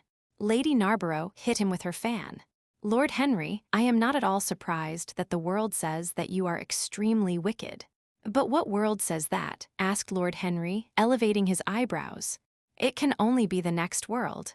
This world and I are on excellent terms." "Everybody I know says you are very wicked," cried the old lady, shaking her head. Lord Henry looked serious for some moments. "It is perfectly monstrous," he said, at last, "the way people go about nowadays saying things against one behind one's back that are absolutely and entirely true." "Isn't he incorrigible?" cried Dorian, leaning forward in his chair. "I hope so," said his hostess, laughing. "But really, if you all worship Madame de Ferrol in this ridiculous way, I shall have to marry again so as to be in the fashion." "You will never marry again, Lady Narborough," broke in Lord Henry. "You were far too happy. When a woman marries again, it is because she detested her first husband. When a man marries again, it is because he adored his first wife. Women try their luck, men risk theirs." "Narborough wasn't perfect," cried the old lady. "If he had been, you would not have loved him, my dear lady," was the rejoinder. "Women love us for our defects. If we have enough of them, they will forgive us everything, even our intellects. You will never ask me to dinner again after saying this, I am afraid, Lady Narborough, but it is quite true." "Of course it is true, Lord Henry. If we women did not love you for your defects, where would you all be? Not one of you would ever be married. You would be a set of unfortunate bachelors. Not, however, that that would alter you much. Nowadays all the married men live like bachelors, and all the bachelors like married men." "Fin de siècle," murmured Lord Henry. "Fin du globe," answered his hostess. "I wish it were fin du globe," said Dorian with a sigh. "Life is a great disappointment." "Ah, my dear," cried Lady Narborough, putting on her gloves, "don't tell me that you have exhausted life. When a man says that, one knows that life has exhausted him. Lord Henry is very wicked, and I sometimes wish that I had been, but you are made to be good, you look so good. I must find you a nice wife. Lord Henry, don't you think that Mr. Gray should get married?" "I am always telling him so, Lady Narborough," said Lord Henry with a bow. "Well, we must look out for a suitable match for him. I shall go through Debrett carefully tonight and draw out a list of all the eligible young ladies." "With their ages, Lady Narborough?" asked Dorian. "Of course with their ages, slightly edited. But nothing must be done in a hurry." I want it to be what the Morning Post calls a suitable alliance, and I want you both to be happy." "What nonsense people talk about happy marriages," exclaimed Lord Henry. "A man can be happy with any woman, as long as he does not love her." "Ah, what a cynic you are," cried the old lady, pushing back her chair and nodding to Lady Ruxton. "You must come and dine with me soon again. You are really an admirable tonic, much better than what Sir Andrew prescribes for me. You must tell me what people you would like to meet, though. I want it to be a delightful gathering." "I like men who have a future and women who have a past," he answered. "Or do you think that would make it a petticoat party?" "I fear so," she said, laughing as she stood up. "1,000 pardons, my dear Lady Ruxton," she added. "I didn't see you hadn't finished your cigarette." "Never mind, Lady Narborough. I smoke a great deal too much. I am going to limit myself for the future." "Pray don't, Lady Ruxton," said Lord Henry. "Moderation is a fatal thing. Enough is as bad as a meal. More than enough is as good as a feast." Lady Ruxton glanced at him curiously. "You must come and explain that to me some afternoon, Lord Henry. It sounds a fascinating theory," she murmured as she swept out of the room. "Now, mind you don't stay too long over your politics and scandal," cried Lady Narborough from the door. "If you do, we are sure to squabble upstairs." The men laughed, and Mr. Chapman got up solemnly from the foot of the table and came up to the top. Dorian Gray changed his seat and went and sat by Lord Henry. Mr. Chapman began to talk in a loud voice about the situation in the House of Commons. He guffawed at his adversaries. The word doctrinaire, word full of terror to the British mind, reappeared from time to time between his explosions. An alliterative prefix served as an ornament of oratory. He hoisted the Union Jack on the pinnacles of thought. The inherited stupidity of the race, sound English common sense, he jovially termed it, was shown to be the proper bulwark for society. A smile curved Lord Henry's lips, and he turned round and looked at Dorian. "Are you better, my dear fellow?" he asked. "You seemed rather out of sorts at dinner." "I am quite well, Harry. I am tired. That is all. You were charming last night. The little Duchess is quite devoted to you. She tells me she is going down to Selby. She has promised to come on the 20th. It is Monmouth to be there too." "Oh, yes, Harry. He bores me dreadfully, almost as much as he bores her. She is very clever, too clever for a woman. She lacks the indefinable charm of weakness. It is the feet of clay that make the gold of the image precious. Her feet are very pretty, but they are not feet of clay. White porcelain feet, if you like. They have been through the fire, and what fire does not destroy, it hardens. She has had experiences." "How long has she been married?" asked Dorian. "An eternity, she tells me. I believe, according to the peerage, it is 10 years, but 10 years with Monmouth must have been like eternity, with time thrown in." "Who else is coming?" "Oh, the Willoughbys, Lord Rugby and his wife, our hostess, Geoffrey Clouston, the usual set. I have asked Lord Grottrian." "I like him," said Lord Henry. "A great many people don't, but I find him charming. He atones for being occasionally somewhat overdressed by being always absolutely overeducated. He is a very modern type. I don't know if he will be able to come, Harry. He may have to go to Monte Carlo with his father." "Ah, what a nuisance people's people are. Try and make him come. By the way, Dorian, you ran off very early last night. You left before 11. What did you do afterwards? Did you go straight home?" Dorian glanced at him hurriedly and frowned. "No, Harry," he said at last. "I did not get home till nearly 3. Did you go to the club?" "Yes," he answered. Then he bit his lip. "No, I don't mean that. I didn't go to the club. I walked about. I forget what I did." "How inquisitive you are, Harry. You always want to know what one has been doing." "I always want to forget what I have been doing. I came in at 2:30, if you wish to know the exact time. I had left my latchkey at home, and my servant had to let me in. If you want any corroborative evidence on the subject, you can ask him." Lord Henry shrugged his shoulders. "My dear fellow, as if I cared. Let us go up to the drawing-room." "No sherry, thank you, Mr. Chapman." "Something has happened to you, Dorian. Tell me what it is. You are not yourself tonight." "Don't mind me, Harry. I am irritable and out of temper. I shall come round and see you tomorrow or next day. Make my excuses to Lady Narborough. I shan't go upstairs. I shall go home. I must go home. All right, Dorian. I dare say I shall see you tomorrow at tea time. The Duchess is coming. I will try to be there, Harry, he said, leaving the room. As he drove back to his own house, he was conscious that the sense of terror he thought he had strangled had come back to him. Lord Henry's casual questioning had made him lose his nerve for the moment, and he wanted his nerve still. Things that were dangerous had to be destroyed. He winced. He hated the idea of even touching them. Yet it had to be done. He realized that, and when he had locked the door of his library, he opened the secret press into which he had thrust Basil Hallward's coat and bag. A huge fire was blazing. He piled another log on it. The smell of the singeing clothes and burning leather was horrible.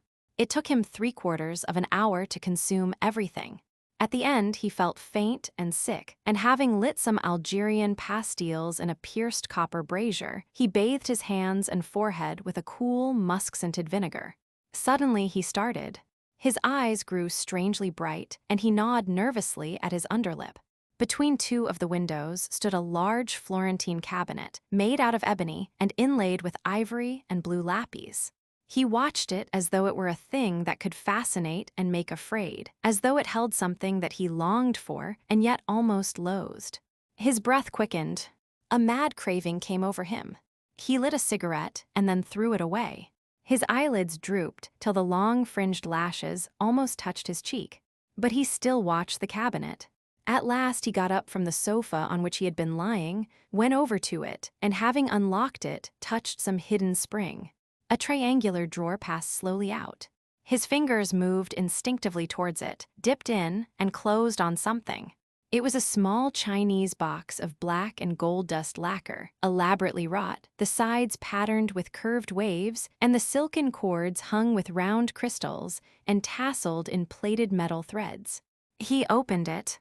Inside was a green paste, waxy in luster, the odor curiously heavy and persistent. He hesitated for some moments, with a strangely immobile smile upon his face. Then, shivering, though the atmosphere of the room was terribly hot, he drew himself up and glanced at the clock. It was 20 minutes to 12. He put the box back, shutting the cabinet doors as he did so, and went into his bedroom. As midnight was striking bronze blows upon the dusky air, Dorian Gray, dressed commonly, and with a muffler wrapped round his throat, crept quietly out of his house. In Bond Street, he found a hansom with a good horse. He hailed it and in a low voice gave the driver an address. The man shook his head. "It is too far for me," he muttered. "Here is a sovereign for you," said Dorian. "You shall have another if you drive fast." "All right, sir," answered the man. "You will be there in an hour." And after his fare had got in, he turned his horse round and drove rapidly towards the river. Chapter 16. A cold rain began to fall, and the blurred street lamps looked ghastly in the dripping mist. The public houses were just closing, and dim men and women were clustering in broken groups round their doors. From some of the bars came the sound of horrible laughter. In others, drunkards brawled and screamed. Lying back in the hansom, with his hat pulled over his forehead, Dorian Gray watched with listless eyes the sordid shame of the great city, and now and then he repeated to himself the words that Lord Henry had said to him on the first day they had met, to cure the soul by means of the senses, and the senses by means of the soul. Yes, that was the secret. He had often tried it, and would try it again now. There were opium dens where one could buy oblivion, dens of horror where the memory of old sins could be destroyed by the madness of sins that were new. The moon hung low in the sky like a yellow skull. From time to time, a huge misshapen cloud stretched a long arm across and hid it. The gas lamps grew fewer, and the streets more narrow and gloomy. Once the man lost his way and had to drive back half a mile. A steam rose from the horse as it splashed up the puddles. The side windows of the hansom were clogged with a gray flannel mist. To cure the soul by means of the senses, and the senses by means of the soul, how the words rang in his ears. His soul, certainly, was sick to death. Was it true that the senses could cure it? Innocent blood had been spilled. What could atone for that? Ah, for that there was no atonement, but though forgiveness was impossible, forgetfulness was possible still, and he was determined to forget, to stamp the thing out, to crush it as one would crush the adder that had stung one. Indeed, what right had Basil to have spoken to him as he had done? Who had made him a judge over others? He had said things that were dreadful, horrible, not to be endured. On and on plodded the hansom, going slower, it seemed to him, at each step. He thrust up the trap and called to the man to drive faster. The hideous hunger for opium began to gnaw at him. His throat burned, and his delicate hands twitched nervously together. He struck at the horse madly with his stick. The driver laughed and whipped up. He laughed in answer, and the man was silent. The way seemed interminable, and the streets like the black web of some sprawling spider. The monotony became unbearable, and as the mist thickened, he felt afraid. Then they passed by lonely brickfields. The fog was lighter here, and he could see the strange, bottle-shaped kilns with their orange, fan-like tongues of fire. A dog barked as they went by, and far away in the darkness, some wandering seagull screamed. The horse stumbled in a rut, then swerved aside and broke into a gallop. After some time, they left the clay road and rattled again over rough-paven streets. Most of the windows were dark, but now and then fantastic shadows were silhouetted against some lamplit blind. He watched them curiously. They moved like monstrous marionettes and made gestures like live things. He hated them. A dull rage was in his heart. As they turned a corner, a woman yelled something at them from an open door, and two men ran after the hansom for about 100 yards. The driver beat at them with his whip. It is said that passion makes one think in a circle. Certainly with hideous iteration, the bitten lips of Dorian Gray shaped and reshaped those subtle words that dealt with soul and sense, till he had found in them the full expression, as it were, of his mood, and justified, by intellectual approval, passions that without such justification would still have dominated his temper. From cell to cell of his brain crept the one thought, and the wild desire to live, most terrible of all man's appetites, quickened into force each trembling nerve and fiber. Ugliness that had once been hateful to him, because it made things real, became dear to him now for that very reason. Ugliness was the one reality. The coarse brawl, the loathsome den, the crude violency of disordered life, the very vileness of thief and outcast, were more vivid, in their intense actuality of impression, than all the gracious shapes of art, the dreamy shadows of song.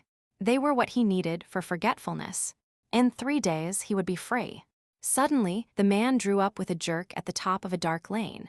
Over the low roofs and jagged chimney stacks of the houses rose the black masts of ships. Wreaths of white mist clung like ghostly sails to the yards. "Somewhere about here, sir, ain't it?" he asked huskily through the trap. Dorian started and peered round. "This will do," he answered, and having got out hastily and given the driver the extra fare he had promised him, he walked quickly in the direction of the quay. Here and there, a lantern gleamed at the stern of some huge merchantman. The light shook and splintered in the puddles. A red glare came from an outward-bound steamer that was coaling. The slimy pavement looked like a wet mackintosh. He hurried on towards the left, glancing back now and then to see if he was being followed. In about 7 or 8 minutes, he reached a small, shabby house that was wedged in between two gaunt factories. In one of the top windows stood a lamp. He stopped and gave a peculiar knock. After a little time, he heard steps in the passage and the chain being unhooked. The door opened quietly, and he went in without saying a word to the squat, misshapen figure that flattened itself into the shadow as he passed. At the end of the hall hung a tattered green curtain that swayed and shook in the gusty wind which had followed him in from the street. He dragged it aside and entered a long, low room which looked as if it had once been a third-rate dancing saloon. Shrill flaring gas jets, dulled and distorted in the fly-blown mirrors that faced them, were ranged round the walls. Greasy reflectors of ribbed tin backed them, making quivering discs of light. The floor was covered with ochre-colored sawdust, trampled here and there into mud, and stained with dark rings of spilled liquor. Some Malays were crouching by a little charcoal stove, playing with bone counters and showing their white teeth as they chattered. In one corner, with his head buried in his arms, a sailor sprawled over a table, and by the tawdrily painted bar that ran across one complete side stood two haggard women, mocking an old man who was brushing the sleeves of his coat with an expression of disgust. "He thinks he's got red ants on him," laughed one of them as Dorian passed by. The man looked at her in terror and began to whimper. At the end of the room, there was a little staircase leading to a darkened chamber. As Dorian hurried up its 3 rickety steps, the heavy odor of opium met him. He heaved a deep breath, and his nostrils quivered with pleasure. When he entered, a young man with smooth yellow hair, who was bending over a lamp lighting a long, thin pipe, looked up at him and nodded in a hesitating manner. "You here, Adrian," muttered Dorian. "Where else should I be?" he answered listlessly. "None of the chaps will speak to me now. I thought you had left England." "Darlington is not going to do anything. My brother paid the bill at last. George doesn't speak to me either. I don't care," he added with a sigh. "As long as one has this stuff, one doesn't want friends. I think I have had too many friends."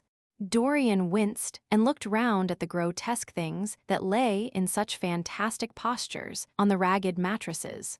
The twisted limbs, the gaping mouths, the staring lusterless eyes fascinated him. He knew in what strange heavens they were suffering, and what dull hells were teaching them the secret of some new joy. They were better off than he was. He was prisoned in thought. Memory, like a horrible malady, was eating his soul away. From time to time, he seemed to see the eyes of Basil Hallward looking at him. Yet he felt he could not stay. The presence of Adrian Singleton troubled him. He wanted to be where no one would know who he was. He wanted to escape from himself. "I am going on to the other place," he said after a pause. "On the wharf, yes. That madcat is sure to be there. They won't have her in this place now." Dorian shrugged his shoulders. "I am sick of women who love one. Women who hate one are much more interesting. Besides, the stuff is better. Much the same. I like it better. Come and have something to drink." "I must have something." "I don't want anything," murmured the young man. "Never mind." Adrian Singleton rose up wearily and followed Dorian to the bar. A half-caste, in a ragged turban and a shabby ulster, grinned a hideous greeting as he thrust a bottle of brandy and 2 tumblers in front of them. The women sidled up and began to chatter. Dorian turned his back on them and said something in a low voice to Adrian Singleton. A crooked smile, like a Malay crease, writhed across the face of one of the women. "We are very proud tonight," she sneered. "For God's sake, don't talk to me," cried Dorian, stamping his foot on the ground. "What do you want? Money, here it is. Don't ever talk to me again." 2 red sparks flashed for a moment in the woman's sodden eyes, then flickered out and left them dull and glazed. She tossed her head and raked the coins off the counter with greedy fingers. Her companion watched her enviously. "It's no use," sighed Adrian Singleton. "I don't care to go back. What does it matter? I am quite happy here." "You will write to me if you want anything, won't you?" said Dorian after a pause. "Perhaps. Good night, then." "Good night," answered the young man, passing up the steps and wiping his parched mouth with a handkerchief. Dorian walked to the door with a look of pain in his face. As he drew the curtain aside, a hideous laugh broke from the painted lips of the woman who had taken his money. "There goes the devil's bargain," she hiccuped in a hoarse voice. "Curse you," he answered, "don't call me that." As she snapped her fingers. "Prince Charming is what you like to be called, ain't it?" she yelled after him. The drowsy sailor leaped to his feet as she spoke and looked wildly round.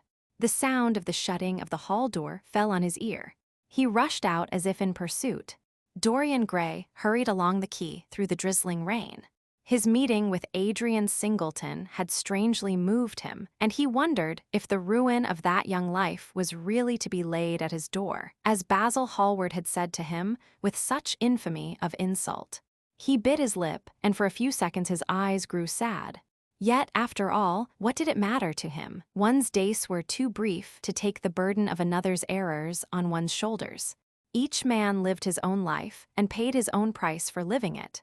The only pity was one had to pay so often for a single fault. One had to pay over and over again, indeed. In her dealings with man, destiny never closed her accounts.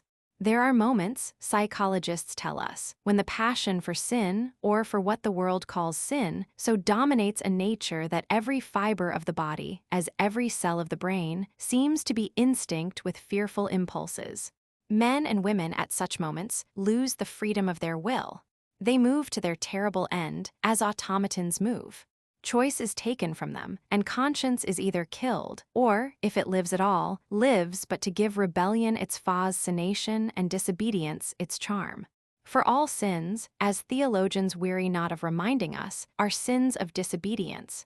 When that high spirit, that morning star of evil, fell from heaven, it was as a rebel that he fell. Callous, concentrated on evil, with stained mind and soul hungry for rebellion, Dorian Gray hastened on, quickening his step as he went, but as he darted aside into a dim archway that had served him often as a short-cut to the ill-famed place where he was going, he felt himself suddenly seized from behind, and before he had time to defend himself, he was thrust back against the wall, with a brutal hand round his throat. He struggled madly for life, and by a terrible effort, wrenched the tightening fingers away. In a second he heard the click of a revolver, and saw the gleam of a polished barrel, pointing straight at his head, and the dusky form of a short, thick-set man facing him. "What do you want?" he gasped. "Keep quiet," said the man. "If you stir, I shoot you." "You are mad." "What have I done to you?" "You wrecked the life of Sybil Vane," was the answer, "and Sybil Vane was my sister. She killed herself." "I know it. Her death is at your door. I swore I would kill you in return. For years I have sought you. I had no clue, no trace. The two people who could have described you were dead. I knew nothing of you but the pet name she used to call you. I heard it tonight by chance. Make your peace with God, for tonight you are going to die." Dorian Gray grew sick with fear. "I never knew her," he stammered. "I never heard of her." "You are mad. You had better confess your sin, for as sure as I am James Vane, you are going to die." There was a horrible moment. Dorian did not know what to say or do. "Down on your knees," growled the man. "I give you 1 minute to make your peace, no more. I go on board tonight for India, and I must do my job first. 1 minute. That's all." Dorian's arms fell to his side. Paralyzed with terror, he did not know what to do. Suddenly, a wild hope flashed across his brain. "Stop," he cried. "How long ago is it since your sister died? Quick, tell me." 18 years, said the man. "Why do you ask me? What do years matter?" 18 years, laughed Dorian Gray, with a touch of triumph in his voice. 18 years. Set me under the lamp and look at my face." James Vane hesitated for a moment, not understanding what was meant. Then he seized Dorian Gray and dragged him from the archway. Dim and wavering as was the wind-blown light, yet it served to show him the hideous error, as it seemed, into which he had fallen, for the face of the man he had sought to kill had all the bloom of boyhood, all the unstained purity of youth. He seemed little more than a lad of 20-some years, hardly older, if older indeed at all, than his sister had been when they had parted so many years ago. It was obvious that this was not the man who had destroyed her life. He loosened his hold and reeled back. My God," he cried, "and I would have murdered you." Dorian Gray drew a long breath. "You have been on the brink of committing a terrible crime, my man," he said, looking at him sternly. "Let this be a warning to you not to take vengeance into your own hands." "Forgive me, sir," muttered James Vane. "I was deceived. A chance word I heard in that damned den set me on the wrong track." "You had better go home and put that pistol away, or you may get into trouble," said Dorian, turning on his heel and going slowly down the street. James Vane stood on the pavement in horror. He was trembling from head to foot. After a little while, a black shadow that had been creeping along the dripping wall moved out into the light and came close to him with stealthy footsteps. He felt a hand laid on his arm and looked round with a start. It was one of the women who had been drinking at the bar. "Why didn't you kill him?" she hissed out, putting haggard face quite close to his. "I knew you were following him when you rushed out from Dolly's. You fool, you should have killed him. He has lots of money, and he's as bad as bad." "He is not the man I am looking for," he answered, "and I want no man's money. I want a man's life. The man whose life I want must be nearly 40 now. This one is little more than a boy. Thank God, I have not got his blood upon my hands." The woman gave a bitter laugh. "Little more than a boy," she sneered. "Why, man, it's nigh on 18 years since Prince Charming made me what I am." "You lie," cried James Vane. She raised her hand up to heaven. "Before God, I am telling the truth," she cried. "Before God, strike me dumb if it ain't so. He is the worst one that comes here. They say he has sold himself to the devil for a pretty face. It's nigh on 18 years since I met him. He hasn't changed much since then. I have, though," she added with a sickly leer. "You swear this." "I swear it," came in hoarse echo from her flat mouth. "But don't give me away to him," she whined. "I am afraid of him. Let me have some money for my night's lodging." He broke from her with an oath and rushed to the corner of the street, but Dorian Gray had disappeared.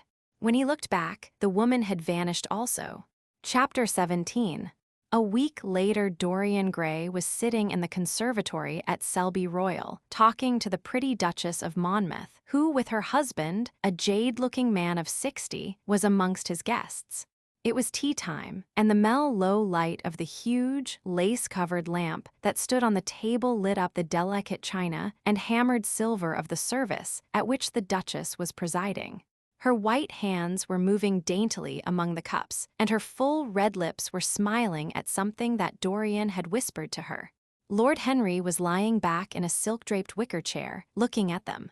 On a peach-colored divan sat Lady Narborough, pretending to listen to the Duke's description of the last Brazilian beetle that he had added to his collection. 3 young men in elaborate smoking suits were handing tea cakes to some of the women.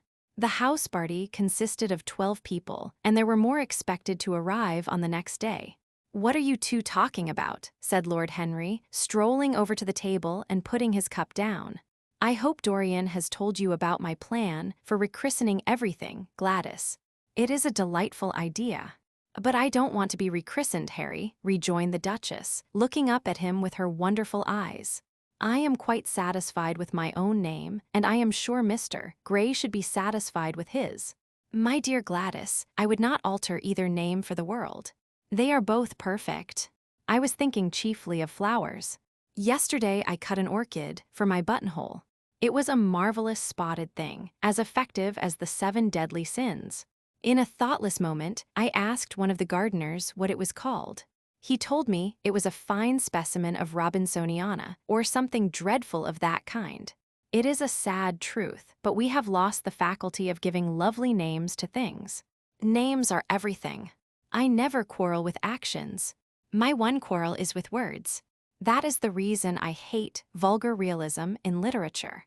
The man who could call a spade should be compelled to use one. It is the only thing he is fit for. "Then what should we call you, Harry?" she asked. "His name is Prince Paradox," said Dorian. "I recognize him in a flash," exclaimed the Duchess. "I won't hear of it," laughed Lord Henry, sinking into a chair. "From a label there is no escape. I refuse the title." "Royalties may not abdicate," fell as a warning from pretty lips. "You wish me to defend my throne, then?" "Yes. I give the truths of tomorrow." "I prefer the mistakes of today," she answered. "You disarm me, Gladys," he cried, catching the willfulness of her mood. "Of your shield, Harry, not of your spear." "I never tilt against beauty," he said, with a wave of his hand. "That is your error, Harry, believe me. You value beauty far too much." "How can you say that? I admit that I think that it is better to be beautiful than to be good. But on the other hand, no one is more ready than I am to acknowledge that it is better to be good than to be ugly." "Ugliness is one of the 7 deadly sins, then," cried the Duchess. "What becomes of your simile about the orchid? Ugliness is one of the 7 deadly virtues, Gladys. You, as a good Tory, must not underrate them. Beer, the Bible, and the 7 deadly virtues have made our England what she is." "You don't like your country, then?" she asked. "I live in it." "That you may censure it the better." "Would you have me take the verdict of Europe on it?" he inquired. "What do they say of us? That Tartuffe has emigrated to England and opened a shop. Is that yours, Harry? I give it to you." "I could not use it." "It is too true." "You need not be afraid. Our countrymen never recognize a description. They are practical. They are more cunning than practical. When they make up their ledger, they balance stupidity by wealth and vice by hypocrisy. Still, we have done great things. Great things have been thrust on us, Gladys. We have carried their burden. Only as far as the stock exchange. She shook her head. I believe in the race, she cried. It represents the survival of the pushing. It has development. Decay fascinates me more. What of art? She asked. It is a malady. A love, an illusion. A religion, the fashionable substitute for belief. You are a skeptic. Never. Skepticism is the beginning of faith. What are you? To define is to limit. Give me a clue. A thread snap. You would lose your way in the labyrinth. You bewilder me. Let us talk of someone else. Our host is a delightful topic. Years ago, he was christened Prince Charming. Don't remind me of that, cried Dorian Gray. Our host is rather horrid this evening, answered the Duchess, coloring. I believe he thinks that Monmouth married me on purely scientific principles, as the best specimen he could find of a modern butterfly. Well, I hope he won't stick pins into you, Duchess, laughed Dorian. Oh, my maid does that already, Mr. Gray, when she is annoyed with me. And what does she get annoyed with you about, Duchess? For the most trivial things, Mr. Gray, I assure you. Usually because I come in at 10 minutes to 9 and tell her that I must be dressed by 8:30. How unreasonable of her. You should give her warning. I daren't, Mr. Gray. Why, she invents hats for me. You remember the one I wore at Lady Hillstone's garden party. You don't, but it is nice of you to pretend that you do. Well, she made it out of nothing. All good hats are made out of nothing. Like all good reputations, Gladys, interrupted Lord Henry. Every effect that one produces gives one an enemy. To be popular, one must be a mediocrity. Not with women, said the Duchess, shaking her head, and women rule the world. I assure you we can't bear mediocrities. We women, as someone says, love with our ears, just as you men love with your eyes, if you ever love at all. It seems to me that we never do anything else, murmured Dorian. Ah, then, you never really love, Mr. Gray, answered the Duchess with mock sadness. My dear Gladys, cried Lord Henry. How can you say that? Romance lives by repetition, and repetition converts an appetite into an art. Besides, each time that one loves is the only time one has ever loved. Difference of object does not alter singleness of passion. It merely intensifies it. We can have in life but one great experience at best, and the secret of life is to reproduce that experience as often as possible. Even when one has been wounded by it, Harry, asked the Duchess after a pause. Especially when one has been wounded by it, answered Lord Henry. The Duchess turned and looked at Dorian Gray with a curious expression in her eyes. What do you say to that, Mr. Gray? She inquired. Dorian hesitated for a moment. Then he threw his head back and laughed. I always agree with Harry, Duchess. Even when he is wrong, Harry is never wrong, Duchess. And does his philosophy make you happy? I have never searched for happiness.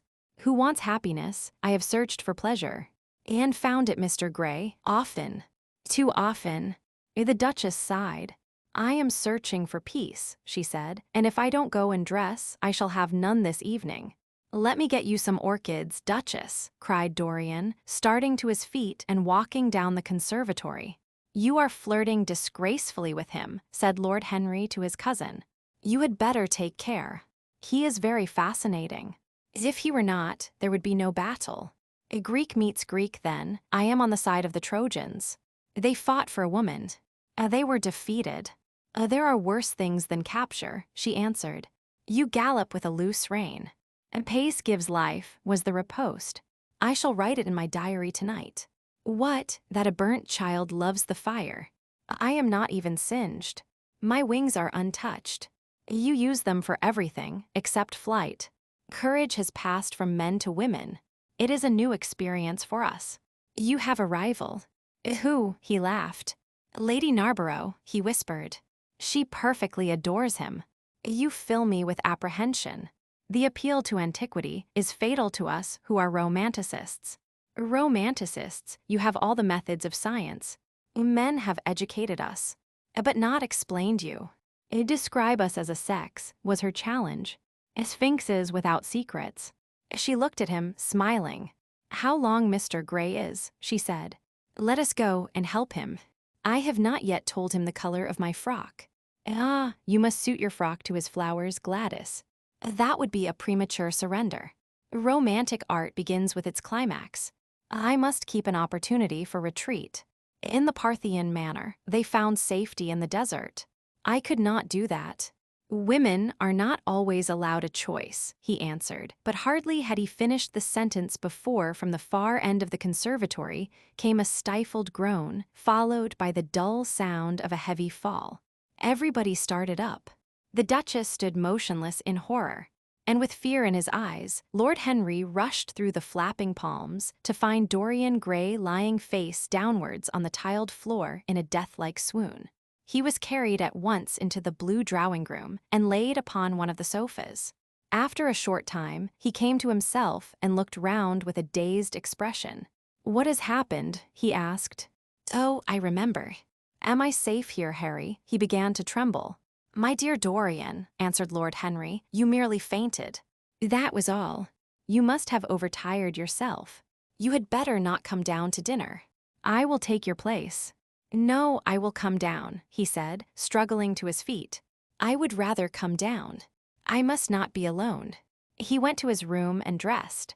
There was a wild recklessness of gaiety in his manner as he sat at table, but now and then a thrill of terror ran through him when he remembered that, pressed against the window of the conservatory, like a white handkerchief, he had seen the face of James Vane watching him.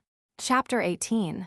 The next day he did not leave the house, and indeed spent most of the time in his own room, sick with a wild terror of dying, and yet indifferent to life itself. The consciousness of being hunted, snared, tracked down, had begun to dominate him. If the tapestry did but tremble in the wind, he shook. The dead leaves that were blown against the leaded panes seemed to him like his own wasted resolutions and wild regrets. When he closed his eyes, he saw again the sailor's face peering through the mist-stained glass, and horror seemed once more to lay its hand upon his heart. But perhaps it had been only his fancy that had called vengeance out of the night and set the hideous shapes of punishment before him. Actual life was chaos, but there was something terribly logical in the imagination. It was the imagination that set remorse to dog the feet of sin. It was the imagination that made each crime bear its misshapen brood. In the common world of fact, the wicked were not punished, nor the good rewarded. Success was given to the strong, failure thrust upon the weak. That was all. Besides, had any stranger been prowling round the house, he would have been seen by the servants or the keepers. Had any footmarks been found on the flower beds, the gardeners would have reported it. Yes, it had been merely fancy. Sybil Vane's brother had not come back to kill him. He had sailed away in his ship to founder in some winter sea. From him, at any rate, he was safe. Why the man did not know who he was, could not know who he was. The mask of youth had saved him. And yet, if it had been merely an illusion, how terrible it was to think that conscience could raise such fearful phantoms, and give them visible form, and make them move before one. What sort of life would his be if, day and night, shadows of his crime were to peer at him from silent corners, to mock him from secret places, to whisper in his ear as he sat at the feast, to wake him with icy fingers as he lay asleep? Oh, in what a wild hour of madness he had killed his friend! How ghastly the mere memory of the scene! He saw it all again. Each hideous detail came back to him with added horror. Out of the black cave of time, terrible and swathed in scarlet, rose the image of his sin. When Lord Henry came in at 6 o'clock, he found him crying as one whose heart will break. It was not till the third day that he ventured to go out. There was something in the clear, pine-scented air of that winter morning that seemed to bring him back his joyousness and his ardor for life. But it was not merely the physical conditions of environment that had caused the change. His own nature had revolted against the excess of anguish that had sought to maim and mar the perfection of its calm. With subtle and finely wrought temperaments, it is always so. Their strong passions must either bruise or bend. They either slay the man or themselves die. Shallow sorrows and shallow loves live on. The loves and sorrows that are great are destroyed by their own plenitude. Besides, he had convinced himself that he had been the victim of a terror-stricken imagination, and looked back now on his fears with something of pity and not a little of contempt. After breakfast, he walked with the Duchess for an hour in the garden and then drove across the park to join the shooting party. The crisp frost lay like salt upon the grass. The sky was an inverted cup of blue metal. A thin film of ice bordered the flat, reed-grown lake. At the corner of the pine wood, he caught sight of Sir Geoffrey Clouston, the Duchess's brother, jerking 2 spent cartridges out of his gun. He jumped from the cart, and having told the groom to take the mare home, made his way towards his guest through the withered bracken and rough undergrowth. "Have you had good sport, Geoffrey?" he asked. "It's not very good, Dorian. I think most of the birds have gone to the open. I dare say it will be better after lunch, when we get to new ground." Dorian strolled along by his side.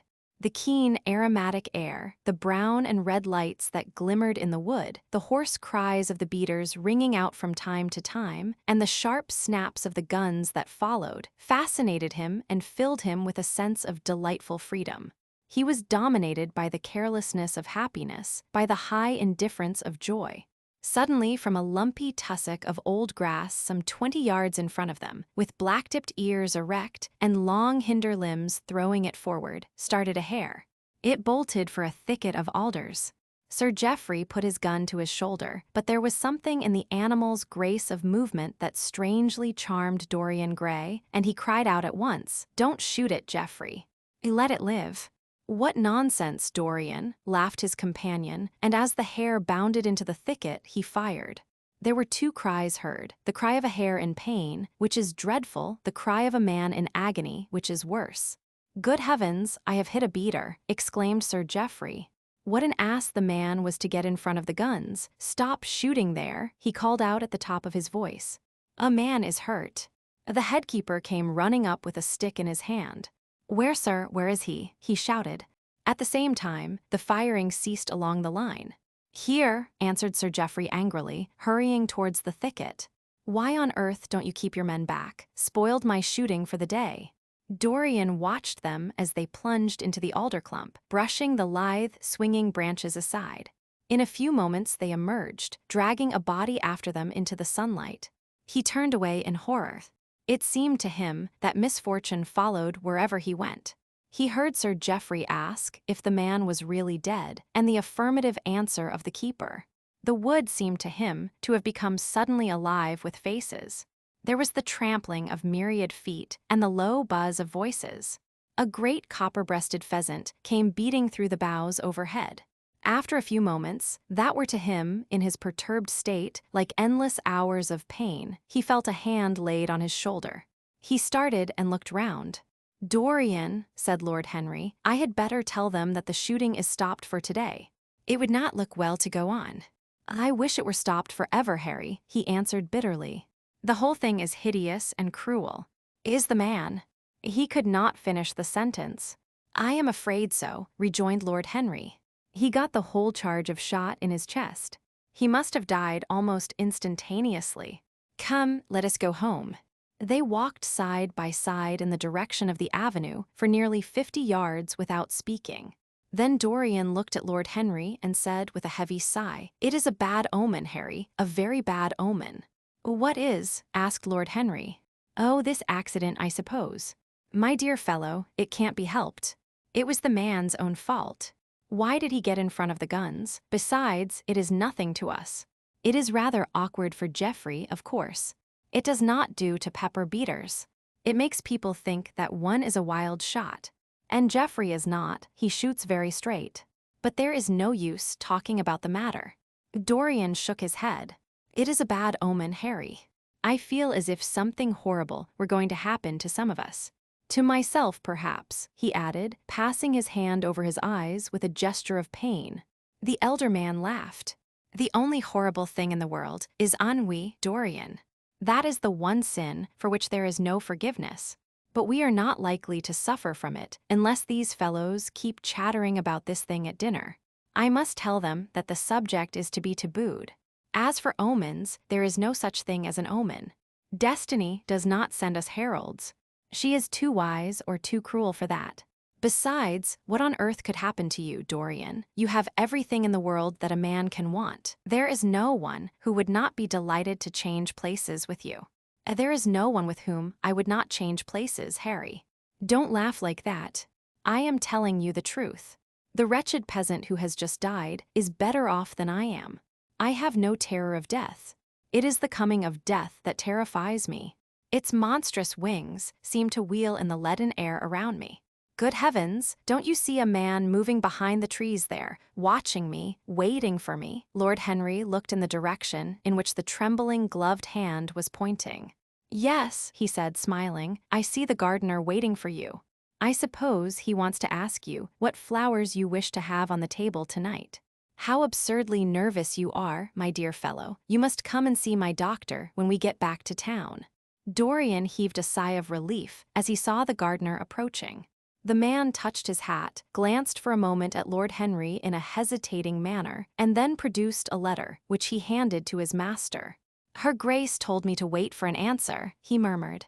Dorian put the letter into his pocket. Tell Her Grace that I am coming in, he said coldly. The man turned round and went rapidly in the direction of the house. How fond women are of doing dangerous things, laughed Lord Henry. It is one of the qualities in them that I admire most. A woman will flirt with anybody in the world as long as other people are looking on.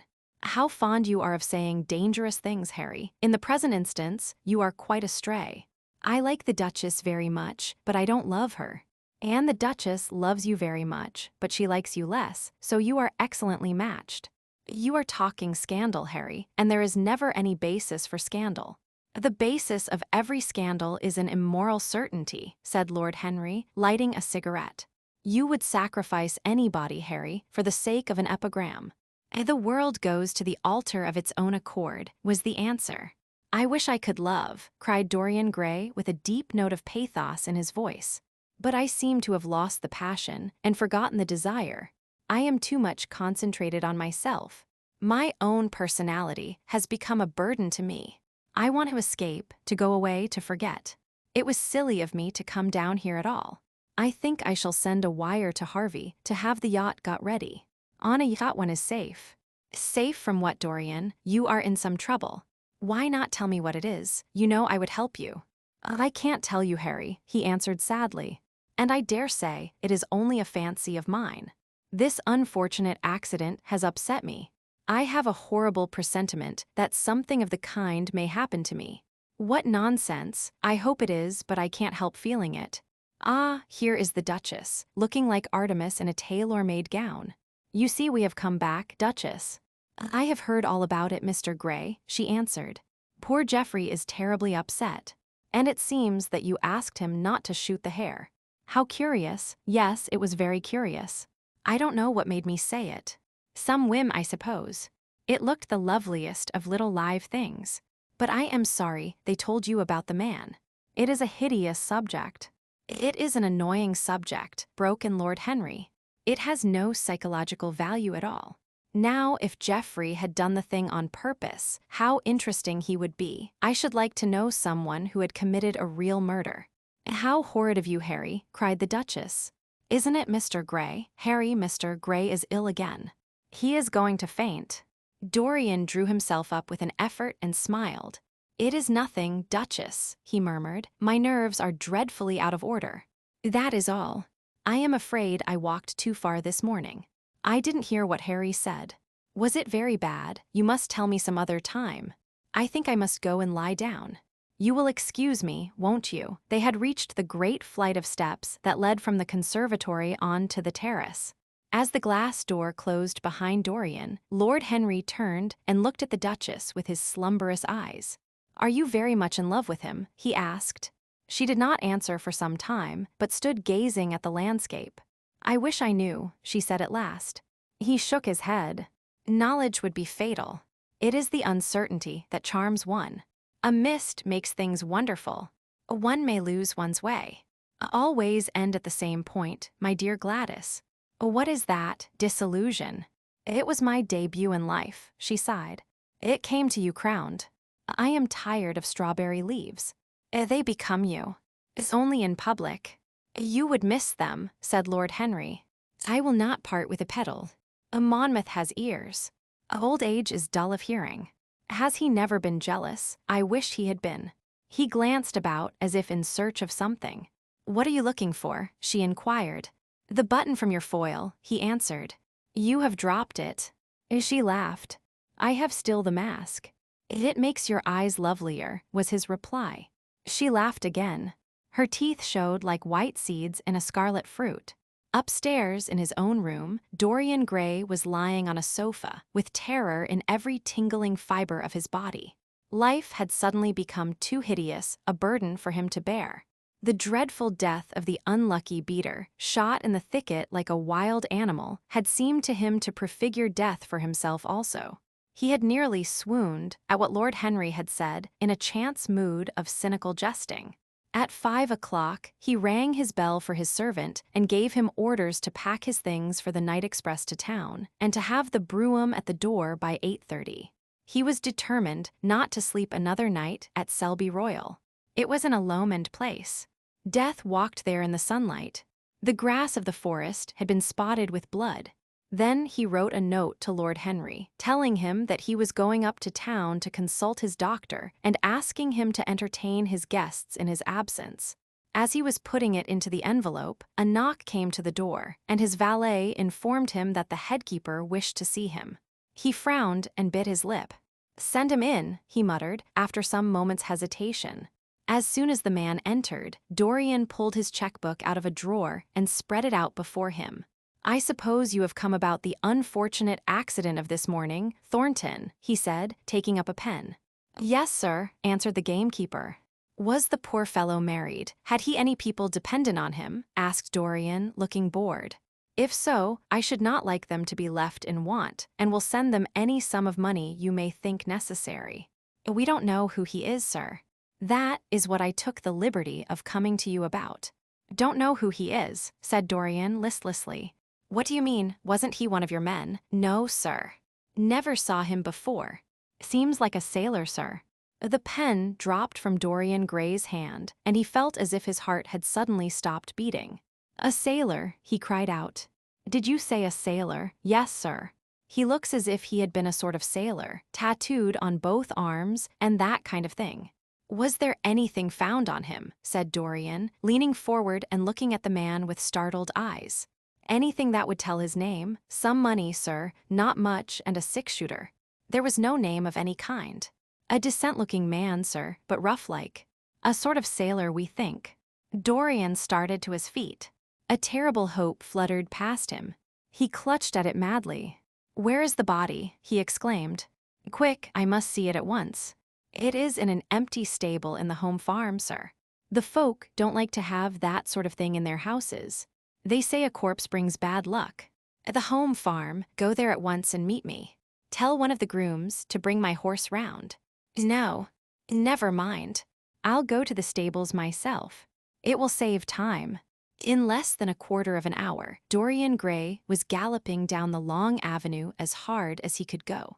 The trees seemed to sweep past him in spectral procession, and wild shadows to fling themselves across his path. Once the mare swerved at a white gate-post and nearly threw him. He lashed her across the neck with his crop. She cleft the dusky air like an arrow. The stones flew from her hoofs. At last he reached the home farm. 2 men were loitering in the yard. He leaped from the saddle and threw the reins to one of them. In the farthest stable, a light was glimmering. Something seemed to tell him that the body was there, and he hurried to the door and put his hand upon the latch. There he paused for a moment, feeling that he was on the brink of a discovery that would either make or mar his life. Then he thrust the door open and entered. On a heap of sacking in the far corner was lying the dead body of a man dressed in a coarse shirt and a pair of blue trousers. A spotted handkerchief had been placed over the face. A coarse candle, stuck in a bottle, sputtered beside it. Dorian Gray shuddered. He felt that his could not be the hand to take the handkerchief away, and called out to one of the farm servants to come to him. Take that thing off the face. I wish to see it, he said, clutching at the doorpost for support. When the farm servant had done so, he stepped forward. A cry of joy broke from his lips. The man who had been shot in the thicket was James Vane. He stood there for some minutes, looking at the dead body. As he rode home, his eyes were full of tears, for he knew he was safe. Chapter 19. "There is no use your telling me that you are going to be good," cried Lord Henry, dipping his white fingers into a red copper bowl filled with rosewater. "You are quite perfect. Pray don't change." Dorian Gray shook his head. "No, Harry, I have done too many dreadful things in my life. I am not going to do any more. I began my good actions yesterday." "Where were you yesterday?" "In the country, Harry. I was staying at a little inn by myself." "My dear boy," said Lord Henry, smiling, "anybody can be good in the country. There are no temptations there. That is the reason why people who live out of town are so absolutely uncivilized. Civilization is not by any means an easy thing to attain to. There are only two ways by which man can reach it. One is by being cultured, the other by being corrupt. Country people have no opportunity of being either, so they stagnate." "Culture and corruption," echoed Dorian. "I have known something of both. It seems terrible to me now that they should ever be found together. For I have a new ideal, Harry. I am going to alter. I think I have altered." "You have not yet told me what your good action was. Or did you say you had done more than one?" asked his companion as he spilled into his plate a little crimson pyramid of seeded strawberries, and through a perforated, shell-shaped spoon snowed white sugar upon them. "I can tell you, Harry. It is not a story I could tell to anyone else. I spared somebody. It sounds vain, but you understand what I mean. She was quite beautiful and wonderfully like Sybil Vane. I think it was that which first attracted me to her. You remember Sybil, don't you? How long ago that seems. Well, Hetty was not one of our own class, of course. She was simply a girl in a village. But I really loved her. I am quite sure that I loved her. All during this wonderful May that we have been having, I used to run down and see her 2 or 3 times a week. Yesterday she met me in a little orchard. The apple blossoms kept tumbling down on her hair, and she was laughing. We were to have gone away together this morning at dawn. Suddenly, I determined to leave her as flower-like as I had found her." "I should think the novelty of the emotion must have given you a thrill of real pleasure, Dorian," interrupted Lord Henry. "But I can finish your idyll for you. You gave her good advice and broke her heart. That was the beginning of your reformation." "Harry, you are horrible. You mustn't say these dreadful things. Hetty's heart is not broken. Of course, she cried and all that. But there is no disgrace upon her. She can live, like Perdita, in her garden of mint and marigold." "And weep over a faithless Florizel," said Lord Henry, laughing as he leaned back in his chair. "My dear Dorian, you have the most curiously boyish moods.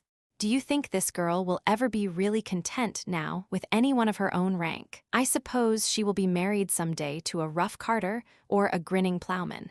Well, the fact of having met you and loved you will teach her to despise her husband, and she will be wretched. From a moral point of view, I cannot say that I think much of your great renunciation. Even as a beginning, it is poor. Besides, how do you know that Hetty isn't floating at the present moment in some starlit mill pond, with lovely water lilies round her, like Ophelia? I can't bear this, Harry. You mock at everything, and then suggest the most serious tragedies. I am sorry I told you now. I don't care what you say to me. I know I was right in acting as I did. Poor Hetty, as I rode past the farm this morning, I saw her white face at the window, like a spray of jasmine. Don't let us talk about it anymore, and don't try to persuade me that the first good action I have done for years, the first little bit of self-sacrifice I have ever known, is really a sort of sin. I want to be better. I am going to better. Tell me something about yourself. What is going on in town? I have not been to the club for days. The people are still discussing poor Basil's disappearance. I should have thought they had got tired of that by this time, said Dorian, pouring himself out some wine and frowning slightly. My dear boy, they have only been talking about it for 6 weeks, and the British public are really not equal to the mental strain of having more than one topic every 3 months. They have been very fortunate lately, however. They have had my own divorce case and Alan Campbell's suicide. Now they have got the mysterious disappearance of an artist. Scotland Yard still insists that the man in the grey ulster who left for Paris by the midnight train on the 9th of November was poor Basil, and the French police declare that Basil never arrived in Paris at all. I suppose in about a fortnight we shall be told that he has been seen in San Francisco. It is an odd thing, but everyone who disappears is said to be seen at San Francisco. It must be a delightful city and possess all the attractions of the next world. What do you think has happened to Basil? Asked Dorian, holding up his burgundy against the light and wondering how it was that he could discuss the matter so calmly. I have not the slightest idea. If Basil chooses to hide himself, it is no business of mine. If he is dead, I don't want to think about him. Death is the only thing that ever terrifies me. I hate it. Why? Said the younger man wearily. Because, said Lord Henry, passing beneath his nostrils the gilt trellis of an open vinaigrette box, one can survive everything nowadays except that. Death and vulgarity are the only two facts in the 19th century that one cannot explain away. Let us have our coffee in the music room, Dorian. You must play Chopin to me. The man with whom my wife ran away played Chopin exquisitely. Poor Victoria, I was very fond of her. The house is rather lonely without her. Of course, married life is merely a habit, a bad habit. But then one regrets the loss, even of one's worst habits. Perhaps one regrets them the most. They are such an essential part of one's personality. Dorian said nothing, but rose from the table, and passing into the next room, sat down to the piano and let his fingers stray across the white and black ivory of the keys. After the coffee had been brought in, he stopped, and looking over at Lord Henry, said, "Harry, did it ever occur to you that Basil was murdered?" Lord Henry yawned. Basil was very popular, and always wore a Waterbury watch. Why should he have been murdered? He was not clever enough to have enemies. Of course, he had a wonderful genius for painting. But a man can paint like Velázquez, and yet be as dull as possible. Basil was really rather dull. He only interested me once, and that was when he told me, years ago, that he had a wild adoration for you and that you were the dominant motive of his art. I was very fond of Basil, said Dorian with a note of sadness in his voice. But don't people say that he was murdered? Oh, some of the papers do. It does not seem to me to be at all probable. I know there are dreadful places in Paris, but Basil was not the sort of man to have gone to them. He had no curiosity. It was his chief defect. What would you say, Harry, if I told you that I had murdered Basil? Said the younger man. He watched him intently after he had spoken. I would say, my dear fellow, that you were posing for a character that doesn't suit you. All crime is vulgar, just as all vulgarity is crime. It is not in you, Dorian, to commit a murder. I am sorry if I hurt your vanity by saying so, but I assure you it is true. Crime belongs exclusively to the lower orders. I don't blame them in the smallest degree. I should fancy that crime was to them what art is to us, simply a method of procuring extraordinary sensations. A method of procuring sensations. Do you think, then, that a man who has once committed a murder could possibly do the same crime again? Don't tell me that. So, anything becomes a pleasure if one does it too often, cried Lord Henry, laughing. That is one of the most important secrets of life. I should fancy, however, that murder is always a mistake. One should never do anything that one cannot talk about after dinner. But let us pass from poor Basil. I wish I could believe that he had come to such a really romantic end as you suggest, but I can't. I dare say he fell into the Seine off an omnibus, and that the conductor hushed up the scandal. Yes, I should fancy that was his end. I see him lying now on his back under those dull green waters, with the heavy barges floating over him and long weeds catching in his hair. Do you know, I don't think he would have done much more good work. During the last 10 years, his painting had gone off very much. Dorian heaved a sigh, and Lord Henry strolled across the room and began to stroke the head of a curious Java parrot, a large, gray-plumaged bird with pink crest and tail that was balancing itself upon a bamboo perch. As his pointed fingers touched it, it dropped the white scurf of crinkled lids over black, glass-like eyes and began to sway backwards and forwards. Yes, he continued, turning round and taking his handkerchief out of his pocket, his painting had quite gone off. It seemed to me to have lost something. It had lost an ideal. When you and he ceased to be great friends, he ceased to be a great artist. What was it separated you? I suppose he bored you. If so, he never forgave you. It's a habit bores have. By the way, what has become of that wonderful portrait he did of you? I don't think I have ever seen it since he finished it. Oh, I remember your telling me years ago that you had sent it down to Selby, and that it had got mislaid or stolen on the way.